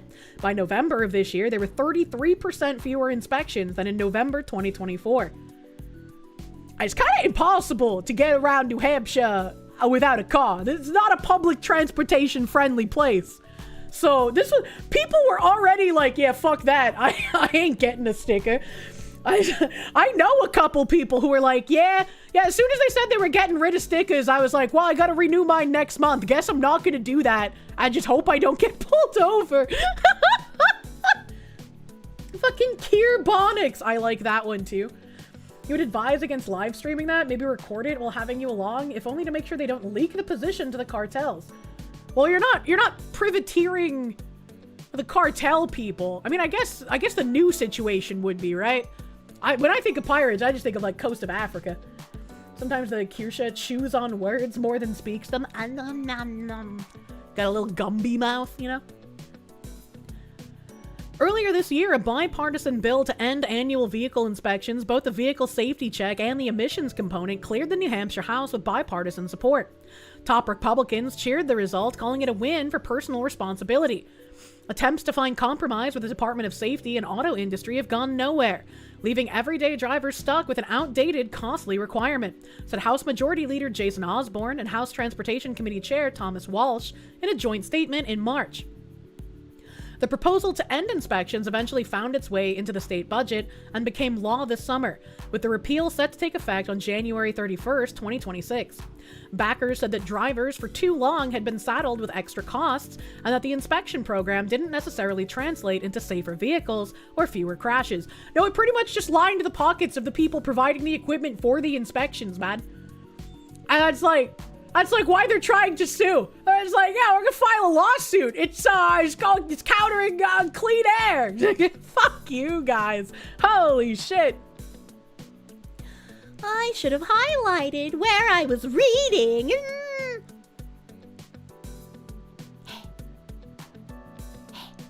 One caveat to the repeal, though, it only applies to passenger vehicles registered in New Hampshire. All commercial vehicles are still subject to inspections under federal laws.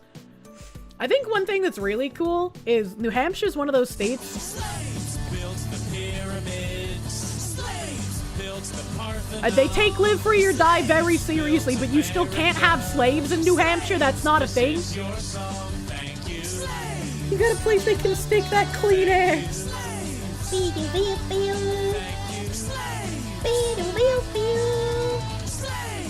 Come on, yeah. Thank you, Rusty McShane, for the 100 plug-in slaves. Thank you. Thank you, thank you.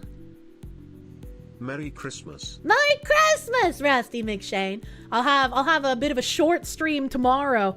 I will do a short Crimbus Eve stream for you guys. I don't know how long it'll be, but it'll definitely not be a normal 5-hour stream. I can't do that. How long before privateer tourism, the opportunity to take shots at actual pirates and drug runners from the safety of a bulletproof and fortified cruise ship? Well, they couldn't really ensure your safety, so you'd probably have to sign a waiver, and it would definitely not be available to everyone. You'd have to be very, very rich to do it, which is why I want to see streamers doing it. How long before privateer tourism, the opportunity... I already read that. I don't know why I read that again. Thank you, Mr. Fat Spiel. I'm gonna squish you. In a happy way. That already exists. The programs are an undue burden on the poor and lower middle class who tend to have automobiles that do not meet the standard and require repairs. Absolutely. Absolutely. If you're not a very wealthy person, you're pretty much driving your car until that thing falls a fucking apart. Help. Bulletproof, but not cannon-proof. Trump wanted boat sales to go up for American-made boats. This could work. If it takes the crazy rich people away from tourism shooting elephants in Africa, good.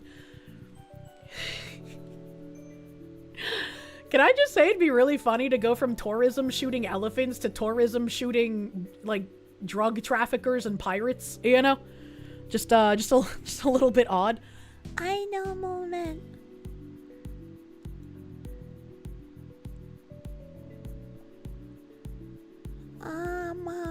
Okay. Who is now suing to block the repeal? In October, the manufacturer of the vehicle emissions testing equipment long used by mechanics in New Hampshire sent a warning to state officials. If you follow through on the repeal of the emissions program, a lawsuit will be heading your way. I hate these things, man.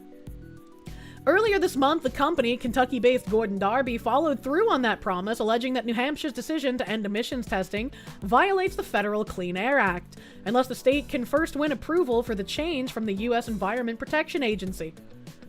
You know what I think would be really cool? In New Hampshire, you're allowed to have those, like, tiny K trucks. Like, you can actually, like, buy them and drive them in the state of New Hampshire. And soon, hopefully, unless these weird squibs get their way, you'll be able to drive your tiny K truck without an inspection sticker. And I think that's just really neat.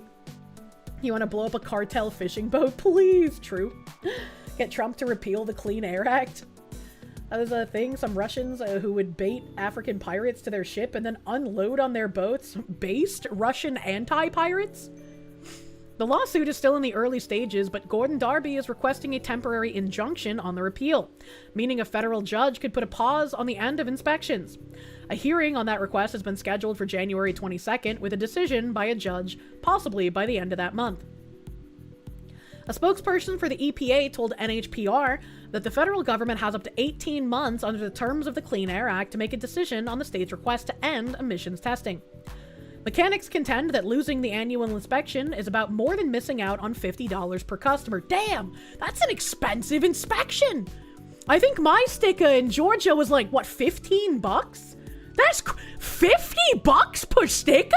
That's crazy. That's insane. What the fuck?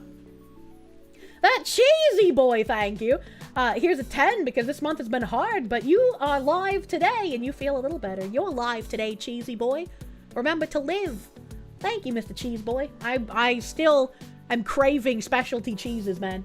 Watch New Hampshire ban all equipment from that shit company. That would be funny. That would be funny. It's like 115 in Texas. What the fuck? 15 bucks because we're a proper state. I think it's like 100 or something in Minnesota. What the fuck? Why is it so expensive? Why is it so... I mean, to be fair, it's 15 bucks for your sticker if you go and pay for it in person. But if you pay for it online, you get like a $5 convenience fee, like a $12 county fee. You know, you don't get any of these fees if you just pay in person. And it's like, I don't understand why the government insists on being inefficient. Like, I told that story about my aunt on her fucking, like, benefits the other day.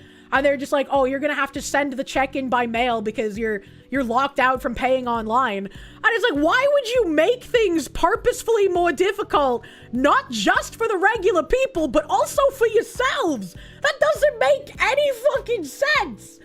It's been years since you had to do it, but in Washington state, it was around 100 and it only applied to vehicles beyond a certain age. What the fuck, man? It's expensive because it's illegal not to have it. It should be $0. Because it shouldn't exist. You don't know how Illinois doesn't have those inspections? Your plate stickers are $160 a year, though? What the fuck?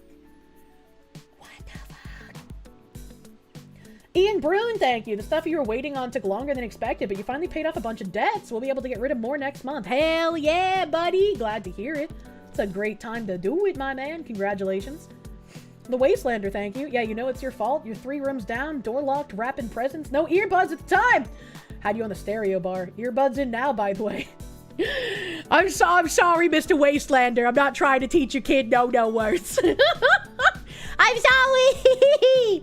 But I hope you've at least had a good time wrapping presents. I like wrapping presents, even though whenever I wrap them, they look really scuffed. I'm not very good at wrapping presents, but I try, and that's what matters.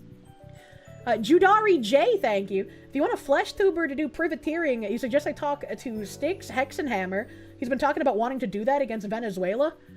I don't know anything about Styx, except he looks like Mirror World Asmongold. And there was like some weird thing where like he got arrested for something like with his girlfriend or some shit. That's about all I know about him. Floridians are like, y'all are doing inspections? Oh, man. Engage target, thank you. It's 151 in Illinois in person. What the fuck? Glenn, thank you. California for a 2022 Honda Passport is $500. What the fuck is a Honda Passport, but also $500 yearly sticker fee? What is happening? This is crazy. Styx is sort of based and ultra retarded, just like me. Styx is a pirate. Don't trust him. It's a trap. Well, I mean, then wouldn't that other person have been correct, Skewky, when they said that if I want to see flesh streamer privateering, Styx would be the person to go to, right? Well, like, if he's already a pirate, Yo, fellow passport owner? Do they line those stickers with gold? What the fuck? Yeah, that's what I'm saying! What, Kirsche? You don't have $500? Do you know how much I could buy with $500? That's not an inspection sticker? Imagine paying personal property taxes on your paid-off car in states like Virginia. What the fuck? Mildly OCD, thank you. Where you're at in Texas, the inspection costs like $20, but waiting online and having them press a button to print the sticker costs $80.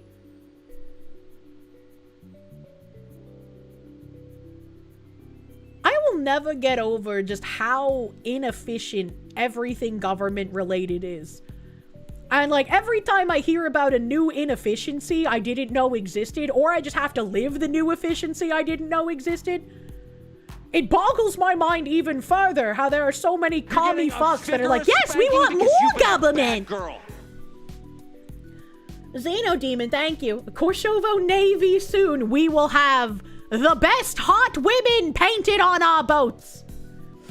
Your registration sticker was $140 this year. You had to pay extra for using online and credit card too. I fucking hate that shit, dude. You shouldn't get penalized for using a fucking credit card. Angie.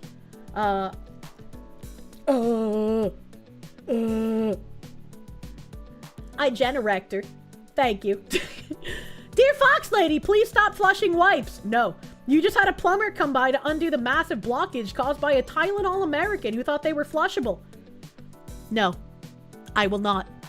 Next question. I am in love with the Christmas wipes, though. Like, I've said before, like, I really like the mint one because there's nothing better than a minty fresh butthole. But the Christmas ones are so fucking nice. You want to join the Kosovo Navy? Pippa's beating me. Thank you for the 6-month member. Alaska only has mandatory inspections for commercial vehicles. No step moose. Can you ride a moose? Have there been people in Alaska that ride the Mises? 9th person, man, thank you. Georgia Chads rise up. God damn. I didn't realize it was like so much cheaper there than everyone else. You love that Kier is old. Her talking about butt wipes is cute. What does that have to do with being old? It's just wanting a clean booty, and I'm not bougie enough to own a fucking bidet. That's the name of it. I was like, I'm not gonna buy like a bidet off of Amazon and have like some weird plastic thing shooting up my butt crack. If I'm gonna have a bidet, I'm gonna do it right, and I'm gonna get a porcelain one and have it installed next to my toiletta. Super cheap in Florida. There's no emission sticker. Back in 2018, New Jersey had the DMV. You were able to do your registration, inspection, and renew your license in under 20 minutes. Now it's the MCV, and you have to run around the entire state of New Jersey to do one of each of those tasks. What the fuck? They put a period between the two. They can convey 2 ideas in one message without being roasted. Jeez, what are you talking about? The master plan is to capture a himbo when he comes to fix the plumbing. Actually, not a bad idea. Can't help laughing at all the Tylenol Americans. Good thing my mum took a bunch of Panadol instead. I don't know what Panadol is, so your joke doesn't reach my brain cells. I'm sorry. Fuck. Thank you, Arismador. Panadol American. In Japan, you put all bidet toilets on full blast. Your ass is squeaky clean. Holy shit. Fun fact, mooses are one of the few animals the zoo cannot handle. They require too much space and they're very aggressive. I hate how much effort it takes to find a 3-star moose in Red Dead Redemption. I spent fucking days trying to get one of them bitches to spawn, and they would only spawn 2-star mooses. I was angry. Angry at the Mises.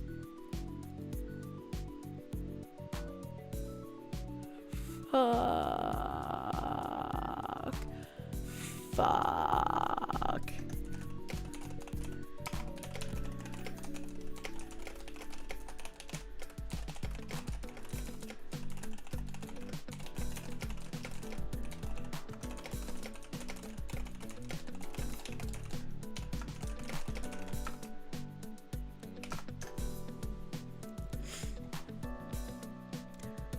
Sorry, I had to yell racial slurs at someone in my DMs. Wait, you shut your whore mouth. Kirsch's wordings are cute. I word cutely! See Hoogland, thank you for the... Ah! Your plates cost you $1,000 a year, cries in Australian. Does that, like, include some sort of protection fee because of all the, like, giant critters there that try to kill you? Rifile, thank you for the gift, member, my guy. Thank you. Thank you, thank you.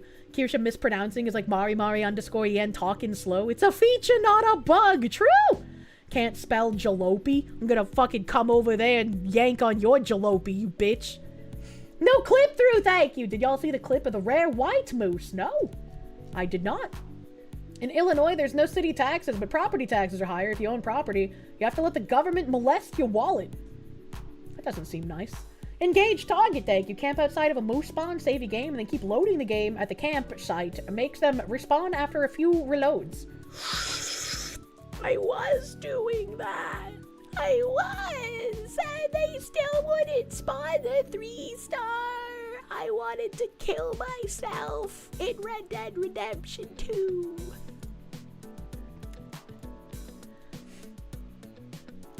One yanked jalopy, please.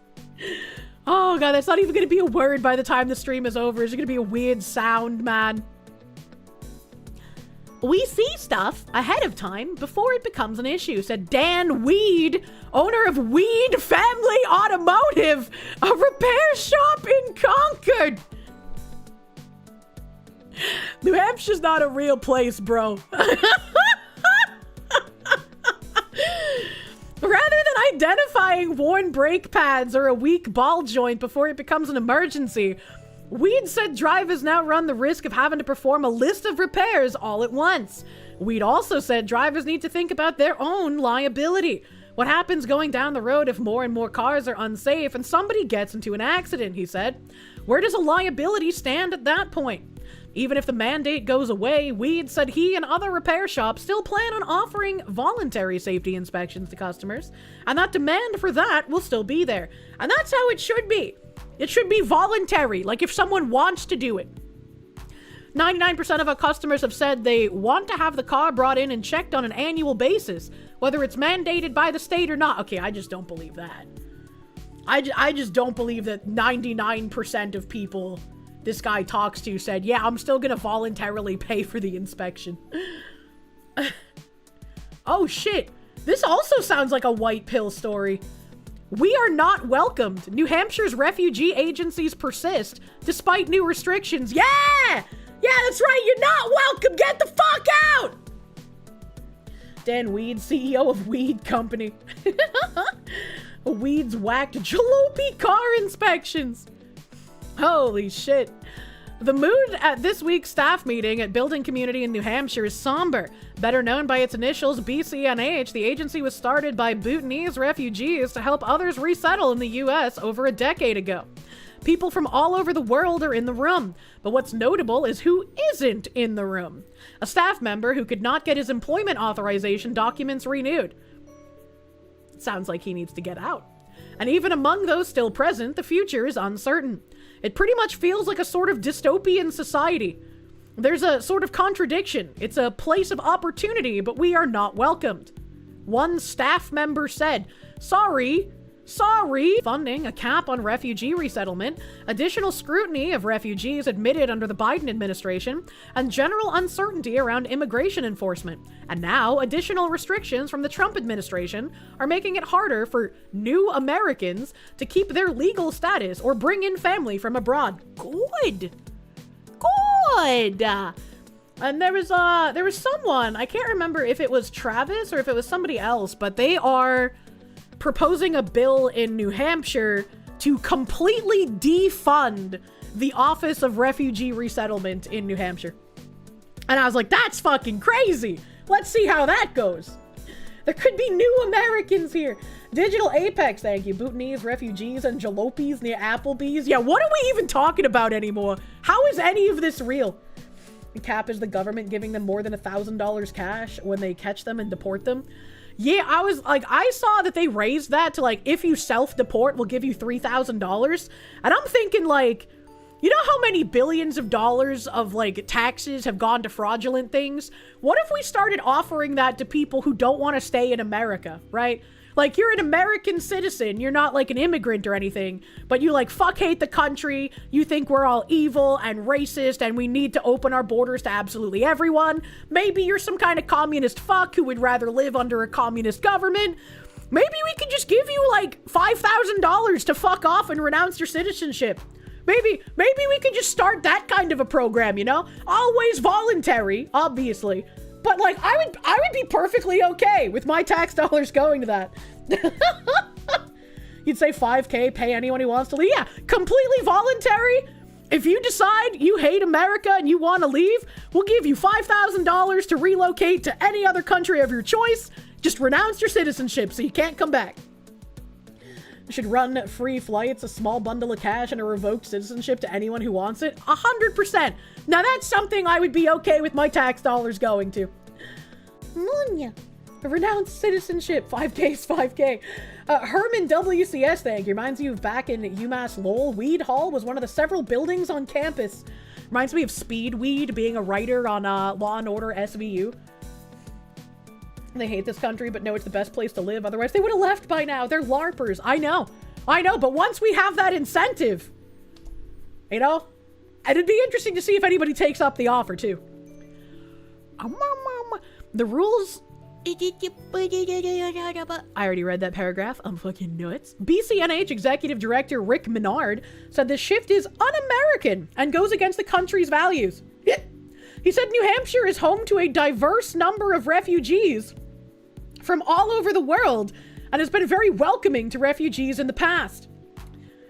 If things change, my guy, I know that might be shocking, but wow, things change. Opinions change. People change. The refugees change. It's not un-American to want to protect your state from fraudulent things. Look at what's happening to New Hampshire's neighbor border, man. Look at what's going on in fucking Maine. Are you kidding me? Look at Michelle fucking Wu in Boston saying Somalians were an integral part of building Massachusetts. What fucking Somalians were in Massachusetts in 1670? Point them out to me. I don't think you can. As a refugee from a European communism, fuck those refugees. The pills are darkening. There are no refugees, only illegal aliens. Jeff. Doesn't mass predate Somalia? I have no idea when Somalia, I don't want to say incorporated, but like became a country. You accidentally clicked on the white demon tag. I'm still the only one with that tag. Wow. How dare these other white people not acknowledge the fact that they're demons.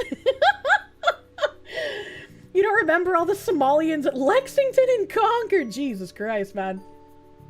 Somalians led the dumping of the tea in the harbor. I will fucking cut a bitch with a broken bottle. Jesus Christ. If anyone ever tried claiming that. You don't have the ability to do more super chats, but you're not invested in Stick's personal life. You're just repeating what he said on his streams. I just don't know much about people like in that sector of streamer. I'm wholly ignorant about a lot of those kinds of people. Somalia was formed in fucking 1960! Wait, does that mean Somalia is younger than Israel? Because wasn't Israel like 1950 or some shit? We was the Boston Tea Party. Johnny Somali, the word Somali has a certain ring to it nowadays. Yes, 1948. Damn, that's crazy. That's crazy. There was a Somalian pirate that took over the Queen's flagship and told her to look at him. He's the Queen now. That was the first Somali royalty. Is that the actual backstory behind that meme? I've seen the like, look at me, I'm the captain now meme, but I don't remember where that's from. Somalia only became sovereign during colonization. No, you dumb coconut. What? What do you mean? No, he's kidding. Oh, okay. I was like, how would I know? Pirates take over naval vessels all the time. It's from a movie. Oh, okay. That was a Tom Hanks movie. I don't watch movies, chat. I've only seen the meme.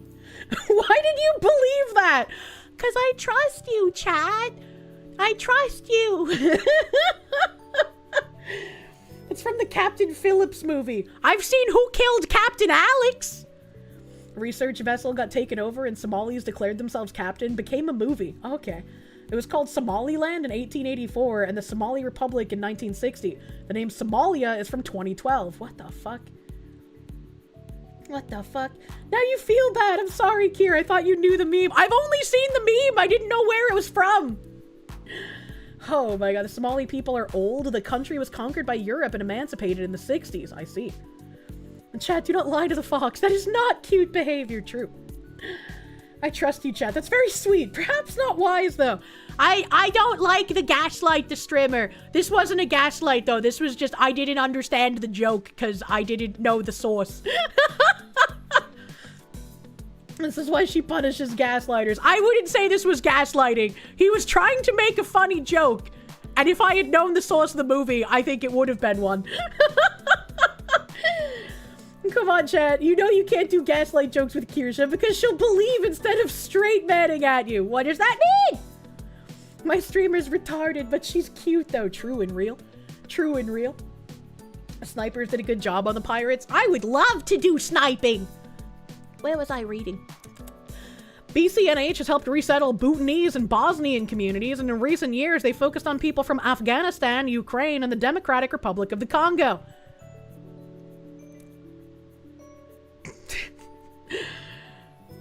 I feel like it's very disingenuous to compare, like, the old resettling decades ago of Bhutanese and Bosnians to current year Congolese and Afghanistan.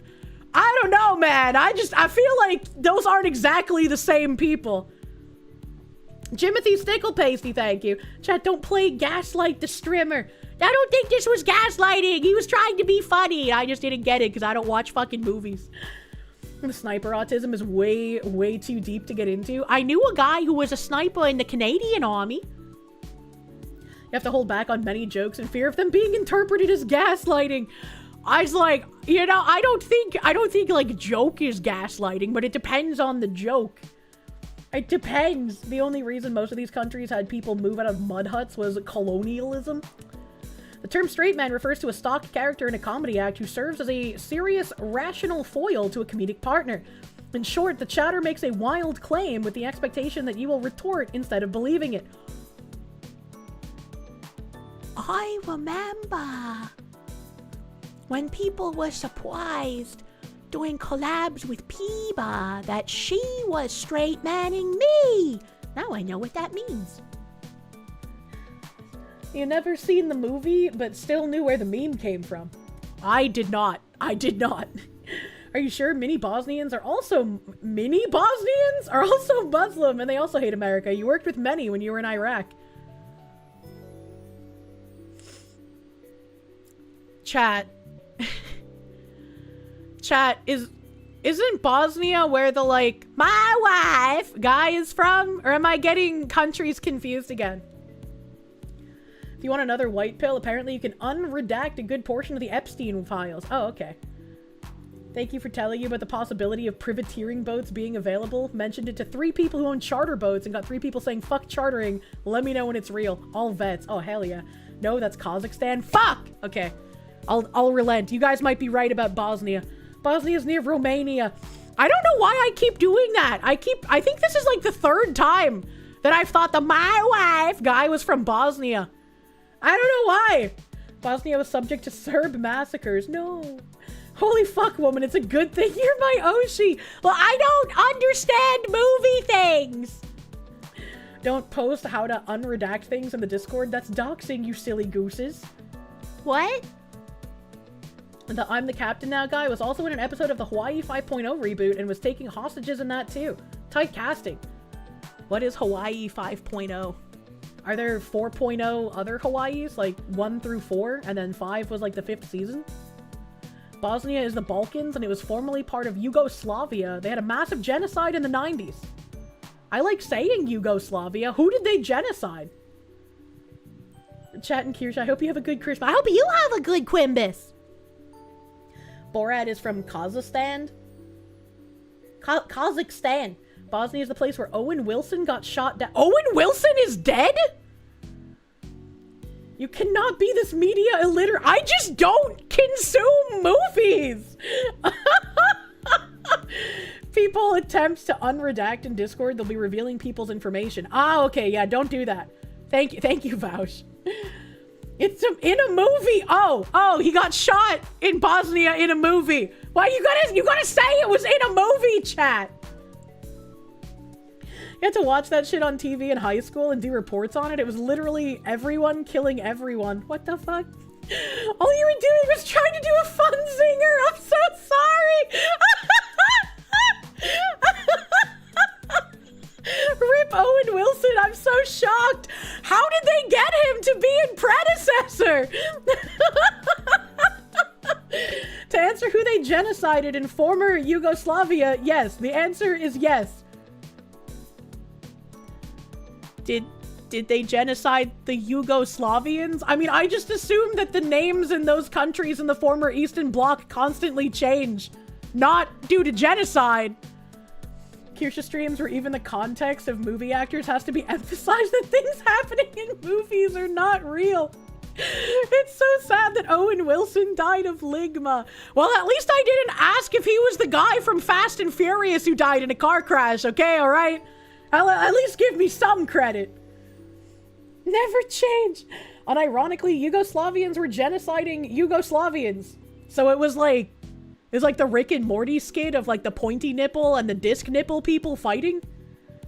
Didn't we cover sniper tourism in Bosnia some time back? Bro, I'm not even gonna pretend I know what Bosnia is anymore. I'm so fucking confused. But we did cover sniper tourism somewhere in some country. The most ironic way to die. What the heck? It comes out that wealthy Italians and others paid the Croatian military to be able to snipe people in the conflict. Oh, maybe it was that. Maybe it was Croatia. Pretty much, Yugoslavians think they speak different languages, but it's all kind of the same. Oh, it's like the Germans. Go to the Fox, thank you. The Fox has never partaken in cultural osmosis. I have been insulated from the propaganda by not consuming any movies, except the bad ones. I also went to see the movie The Orphan in theater with my friends, and I knew everything that was going to happen in that movie, and like every time there was like a scene happening, I would explain what was going to happen for the next few minutes, and my friends were just like, how the fuck do you know all of this? And I'm like, I don't know. I don't know how or why I know everything that's going to happen in this movie and where all the actors are going to be standing. What the fuck is happening? Kirsche is so unfamiliar with movies, she probably thinks Pacific Rim is a porno based on the name alone. I mean, it sounds like one.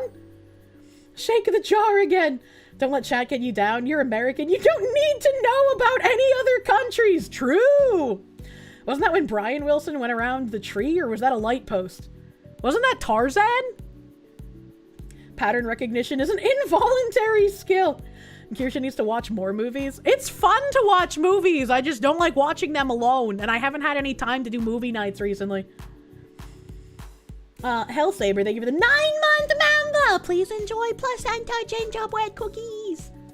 Wastelander, thank you. Sit rep, what's going on? Sir, she's starting to glow. Quick, douse her with the butter dogs. But sir, that'll just encourage. She jiggle when she's mad. Do it. That's a direct order. Do I jiggle when I'm mad? You've never seen Pacific Rim the same way again? I think an interesting game would be to tell me the titles of movies and have me guess what they're about. Because I've seen so fucking few of them. You're gonna commission an artist to recreate the Bosnian genocide, but with the pointy nipple, circle nickel people from Rick and Morty. Why? That's so fucking random. The only movie she's seen is Equilibrium. I'm still impressed I managed to be able to tweet an Equilibrium picture twice in 1 quarter of the year. Don't tell Kirsche about RimWorld. I don't have the autism to play that game, man. Roadkill, thank you. Forget Pacific Rim. It's all about the Atlantic Rim. That's true. East Coast, Best Coast, buddy. The Mex, thank you. Raise Foxu to the presidency to become the first woman VTuber president. Please don't do that. A woman shouldn't be president. Mari could then brag she taught math to the president. That is true. But she could also brag that she taught math to the president's wife. So, you know. It scratches the tism so good. You have an uphill battle attracting himbos considering they love good movies. Yeah, but that's a good thing, isn't it? Because then the himbo will get to show me all of the movies that he loves and excitedly talk about them while I sit there with a dumb look on my face and nod my head at him. New side-scroller segment. Is it a real movie or is it porn? Ollie Wally, thank you! You've always loved the movie description. A single dad takes a mentally disabled stranger to hunt down his lost crippled son. Finding Nemo!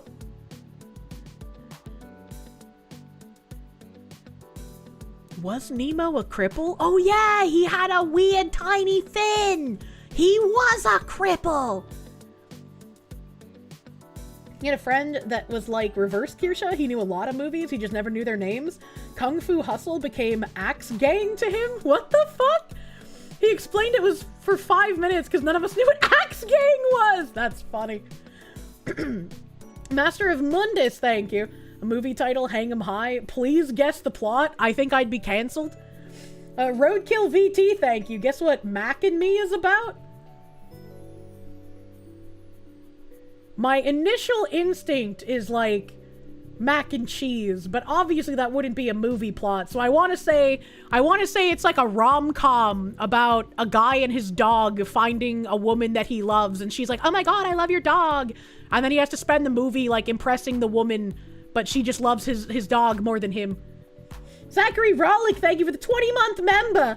It's a bad time to mention the Yugoslavian Balkan breakup started with a bottle that didn't have a flared base. Why are you gay? A Slendy Enderman, thank you. The unsub guys were talking about renting a theater and having a Lord of the Rings movie marathon. Chat, tag all the boys. New Year's resolution is getting her to watch. Oh my god. Crozad, thank you for the 5 gift subs. Thank you. Thank you, thank you. Thank you, thank you. That just sounds like Marley and Me with Owen Wilson. Oh!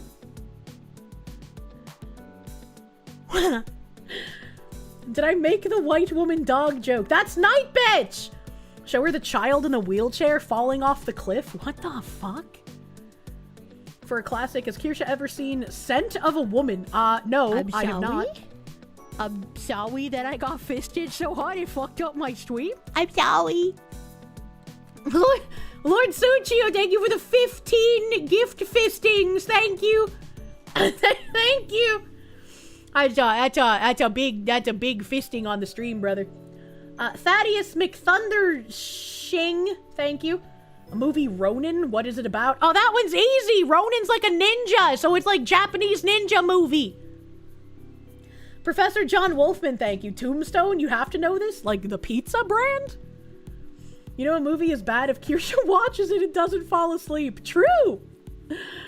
A Bahamut, thank you. If we want Mari_en to have taught the president's wife math, we're gonna have to make Asmongold president. Let's do it! You heard the cry of 1,000 weebs and then silence. Wait, what do you mean? What do you mean? Ronins are samurai without masters, Kirsche? Isn't that what I said? I was like, Ronins are like samurai, right? Yeah, so it's a samurai movie. So I was right, right?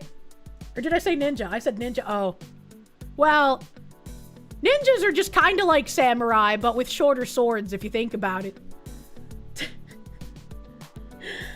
You said ninja. Fuck. You said ninja woman? Fuck me. I got Naruto on the brain, I guess. You said the N-word!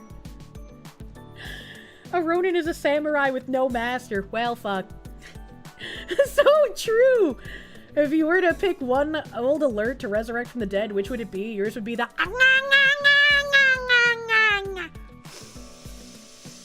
Ah, man, I don't know.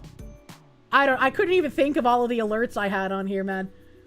Roadkill VT, thank you. So close. Mac and Me is an ET knockoff where the Martian family became patriotic American citizens at the end. They made an American Dad movie? It's like comparing a bandit and a knight. I mean, they both have bags, don't they? She's not wrong. Most of the famous ninjas were also trained as ninjas, and many famous ninjas were also samurai. She's right and wrong at the same time. Please don't tell me I'm right. I do not deserve that benefit of the doubt for fucking that one right there, okay, buddy? I can't remember the name of it, but you should totally watch the Robin Williams movie where he becomes the president. Is that the one where he's like in the classroom and he walks on the desks? back with the Subway turkey bacon. What the fuck is a Subway turkey bacon? Like, there's like some guy with a stall in the Subway? Samurai is a social class. That's Dead Poets. We watched that in high school. Rejoin stream to Kirsche apologizing for being fisted so hard it messed up the stream. That's an alert. Don't worry about it. What previous president do I think can fix this country?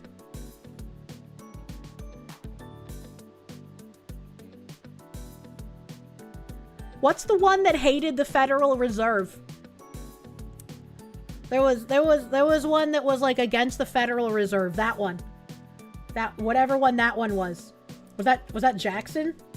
I wanted to say Andrew Jackson, but I was unsure if it was Andrew Jackson or not. I had Andrew Jackson in my head, but I was like, I can't really remember, so let's just ask chat. If Andrew Jackson can fix it, get him back. Exhume him. My great-granddaddy. What kind of movie do I think To Sir with Love is? It sounds like another Brokeback Mountain. Spicy cat raid. What the hell is this spicy Mountain cat raid? Thank you for the raid. And speaking of raids, I gotta finish reading this article that's in front of me. I got distracted by movie stuff. Oh, yeah, that's why I got distracted, because I confused Bosnia and the my wife guy again. I forgot about that. Most of America wants this country to be a humane, welcoming place, and I think it will be again, he said. But for now, it's a nightmare. It is a nightmare, which is why we have to close shit off for a little bit and sort our shit, brother man. So far, there are full restrictions on people from 20 countries. I'm not going to read all of them, because we already know that. U.S. Citizenship and Immigration Services said it will review all pending applications for green cards, citizenship, or asylum from immigrants already in the country and stop travel from these countries. There are also partial restrictions on people from Angola and Antigua and Barbuda, Benin, Burundi, Côte d'Ivoire. Why is the Ivory Coast said in French there? Cuba, Dominica. What is Dominica? I know Dominican Republic, but what is Dominica? Is that like the dominatrix lady in the porn version of the Dominican Republic? Gabon, Malawi, Mauritania, Nigeria, Senegal, Tanzania, the Gambia, Togo, Tonga, Venezuela, Zambia, and Zimbabwe. It's the woke thing to do. Ollie Wally, thank you! The Secret Service had to pull Jackson off of an assassin because he was going to beat him to death with a cane. Well, why did the Secret Service pull him off? He should have been allowed to beat the assassin to death with a cane. That's his right as an American guy. Menard said these bans will make it harder for all Afghans in New Hampshire to stay in the country, earn a living there, or bring in their family members who are struggling to survive under Taliban rule, even if they helped U.S. troops during the war there. Considering the guy that shot those two National Guardsmen in D.C. was a former translator that helped U.S. troops, I don't think this is a real rational excuse anymore. I don't really think you can say that to tug on people's heartstrings at this point, brother. I think you're gonna have to find another way to put up some images of like refugees crying to get women to like just vote for people who will ruin the country. Gotta go sleep. Christmas starts on Christmas Eve for you in Sweden. So you'll catch me later. Rest well. Merry Christmas. Merry Quimbus! We know of people who were scheduled to be on flights to the United States. They'd been approved, they'd been vetted, they'd been cleared. They were coming to New Hampshire to be with family in New Hampshire, and so, despite past service for the United States government, they're screwed. Once again, that guy who shot those National Guardsmen also helped in the past, so I don't really give a fuck. The changes came after police said an Afghan national shot a National Guard member in Washington, D.C. in late November. The White House said these restrictions are necessary for national security and safety, but Menard is not convinced. Well, maybe Menard can get the fuck out too. Like, what are we doing here? What are you doing? This has nothing to do with public safety. It was a pretext, and the impact is essentially to stop all refugee resettlement in the United States, to make life extremely difficult for any immigrant, legal or not, or undocumented. What did he mean by this? What did he mean? And also, it was not a pretext. 2 people are fucking dead. What the fuck did he mean by this?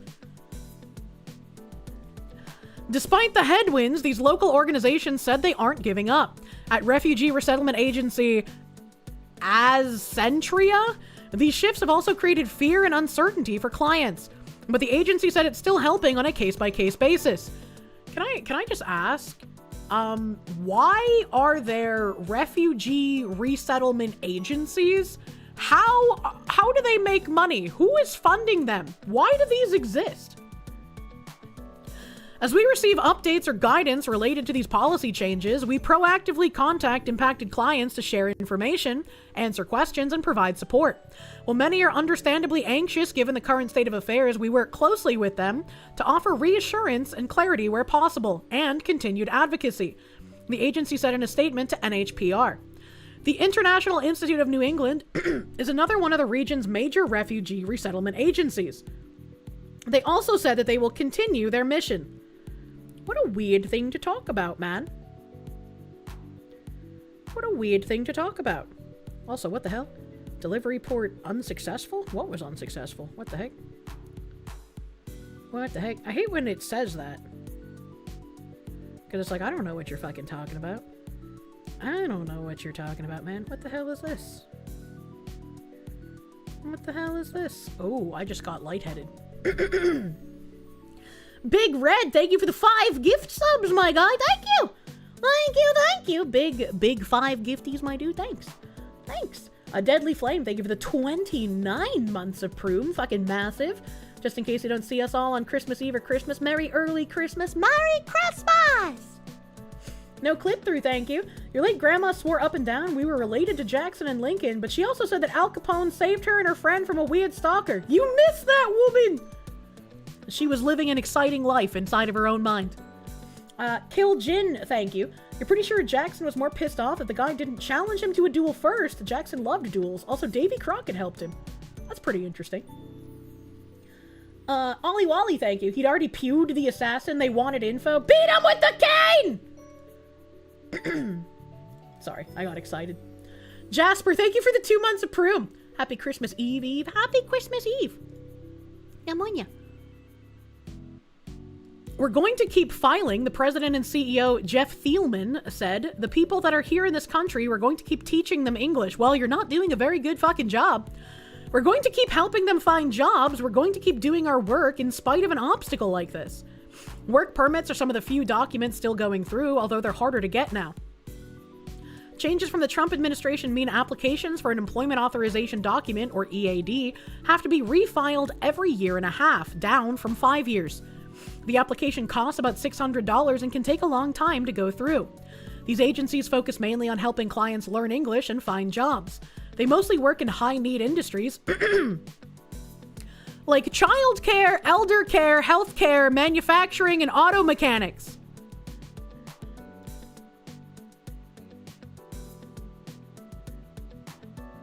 I've seen a lot of videos about stuff that goes on for like childcare and elder care and in healthcare, and I feel like maybe there should be an investigation into this company if they are helping people who come here illegally learn English and get jobs in childcare, elder care, and healthcare. This is actually tremendously horrifying, based on articles I've read and videos I have seen that I have also shared some with you guys. BCNH Vice Director VJ Boojel.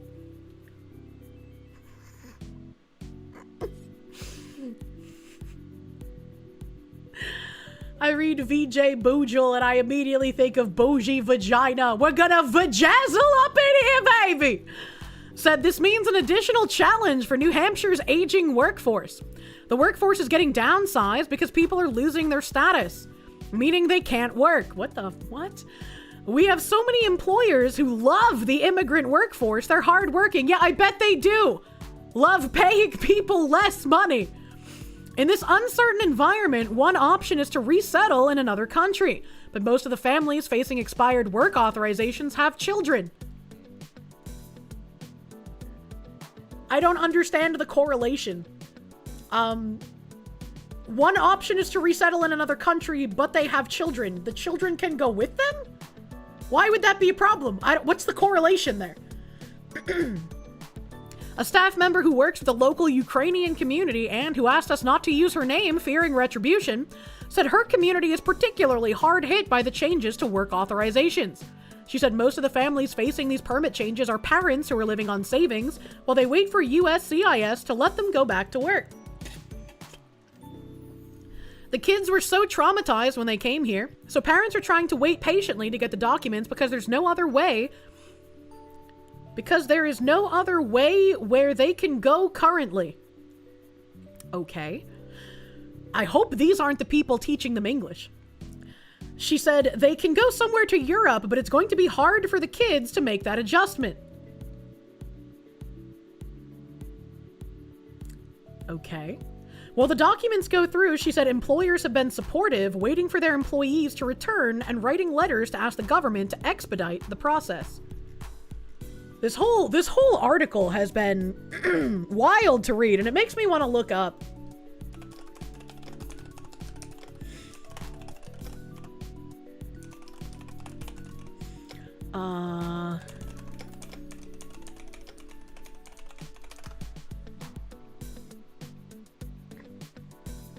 Yeah, here we go.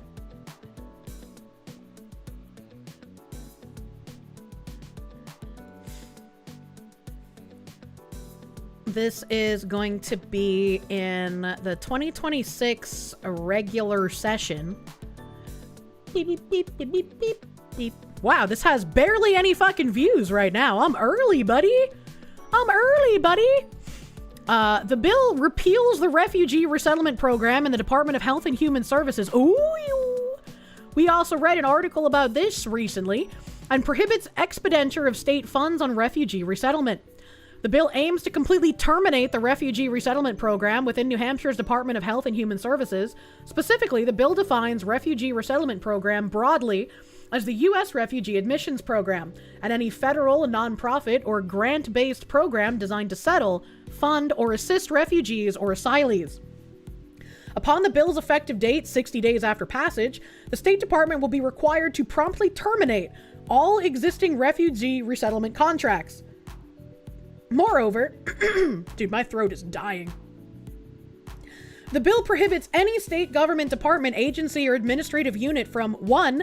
Accepting money from any source for refugee resettlement, and 2. Spending money to settle, fund, or assist refugee resettlement, whether indirectly or directly through payments to towns or non-governmental organizations. The bill also includes a standard severability clause, ensuring that if any part of the act is found invalid, sorry, my throat is literally strangling itself. If any part of the act is found invalid, the remainder of the act remains in effect, and it formally repeals the existing New Hampshire Refugee Resettlement Program statute. According to the fiscal note, this would impact approximately $4.5 million in annual federal funds currently used for refugee resettlement programs. And then you have all of the sponsors of the bill down here. Ukrainians are some of the most entitled assholes on the planet. I wouldn't know. I also probably wouldn't say that just because I don't know, man. Yeah, a fun fact, President Jackson also had a patriot that he loved furiously and spoke to regularly. Or parrot, I was like a patriot. A parrot that he loved furiously and spoke to regularly. He demanded that the parrot be present for his funeral. It had to be removed because it wouldn't stop swearing and slurring. Based parrot. They're pretty bad online, at least. I mean, I've been sent plenty of gore to my DMs of, like, Ukrainians blowing up Russian people because people don't like me. I don't think those are coming from Ukrainians. I think those are coming from just unhinged people. You would like to introduce that chatter to American liberals and illegal immigrants, right? Ukrainians are people who are taken advantage of by their shittish government. Yes. Yeah, I see it more like that, right? Like, I don't think anything bad of, like, Ukrainian people overall, and I think it would be kind of silly to do so, right? Like, I'm sure the majority of them genuinely do not want to be in a war. And those people are often other Euros, depraved ones, very depraved. Your ex-Czech girlfriend hated the Ukrainian immigrants, Jesus Christ. Where do they get the videos from, though? Isn't it censored? No, it's not, and it's very disturbing. But I had a few people just, like, constantly sending me streams of like, that shit. during my cancellation, and it's like, how the fuck do you think that you're a good person when you're sending me this shit? Like, that's wild. And Polish have been becoming more discriminatory against Ukrainians due to wanting to claim refugee status for everything. Oh, that could get annoying. I could understand. No country has a monopoly on insane events. Yeah, absolutely. Every country's got some fucking dirty laundry, bro. You hate the K war tourists? As a Czech, yeah, can corroborate. They were your illegal Mexicans for decades. That's funny. Even as individuals, they're horrible. I'm just like, I wouldn't know. I wouldn't know. Haha, I'm acting like a demon and sending you gore, Foxy. Do you see how good of a person I am? Yeah, it's a really fucking weird thing to say. I guess, I know I have a bunch of dudes in New Hampshire in my chat, so I'll link this bill. I'll link this bill to you guys. You're back, replay the last 2 hours. Run it back, mods. Since my throat is killing itself, and we're right at the end of stream anyways, I'm going to end just a couple of minutes early. I've lost my tab. How do I? There we go. There we go. And once again, I will be doing a short stream tomorrow. I feel bad that I had to cancel 2 Saturdays in like a month's time. So I will be doing a short stream tomorrow on Crimbus Eve. Having some Crimbus Eve time together. Hopefully things go well on my end and I'll be able to do it at normal time. It would be nice if I could at least go live normal time. But we'll have to see. We'll have to see. Not like this, she hates me specifically. What do you mean? You'll forward it to your parents so they're keeping a serious eye on New Hampshire politics. Good. As they should. When is tomorrow's stream? Probably 3 p.m. like usual. Usual time. If all things go well, anyways, usual time. Let me raid the bag man today. Give him lots of Christmas cheer. Rub his big bald head for good Christmas luck. Jasper, thank you for that 2 months of Proom. And Gorami, thank you for the 19 months, my guy. Thank you. Thank you, thank you. What the fuck is he even playing? I'm addicted to this game. What game is it? What game is even this? He's got like weird redneck people in his party. This doesn't look like a real game. Alright, okay. We're gonna raid into the Bagman. And he's playing some weird thing where he has a party of rednecks. I don't know what the fuck's going on with that. But go give him some Christmas love and Christmas cheer. Rub his bald head. I know he's not bald right now, but pretend it's bald and rub it. It's kind of bald. It's kind of like the shape of a lobster claw pastry, if you think about it. Thank you guys for hanging out. I will see you tomorrow on Crimbus Eve for a little short Crimbus Eve streaming. Thank you everyone for hanging out.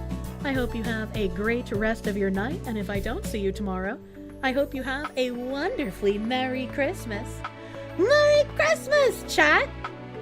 Have a good night.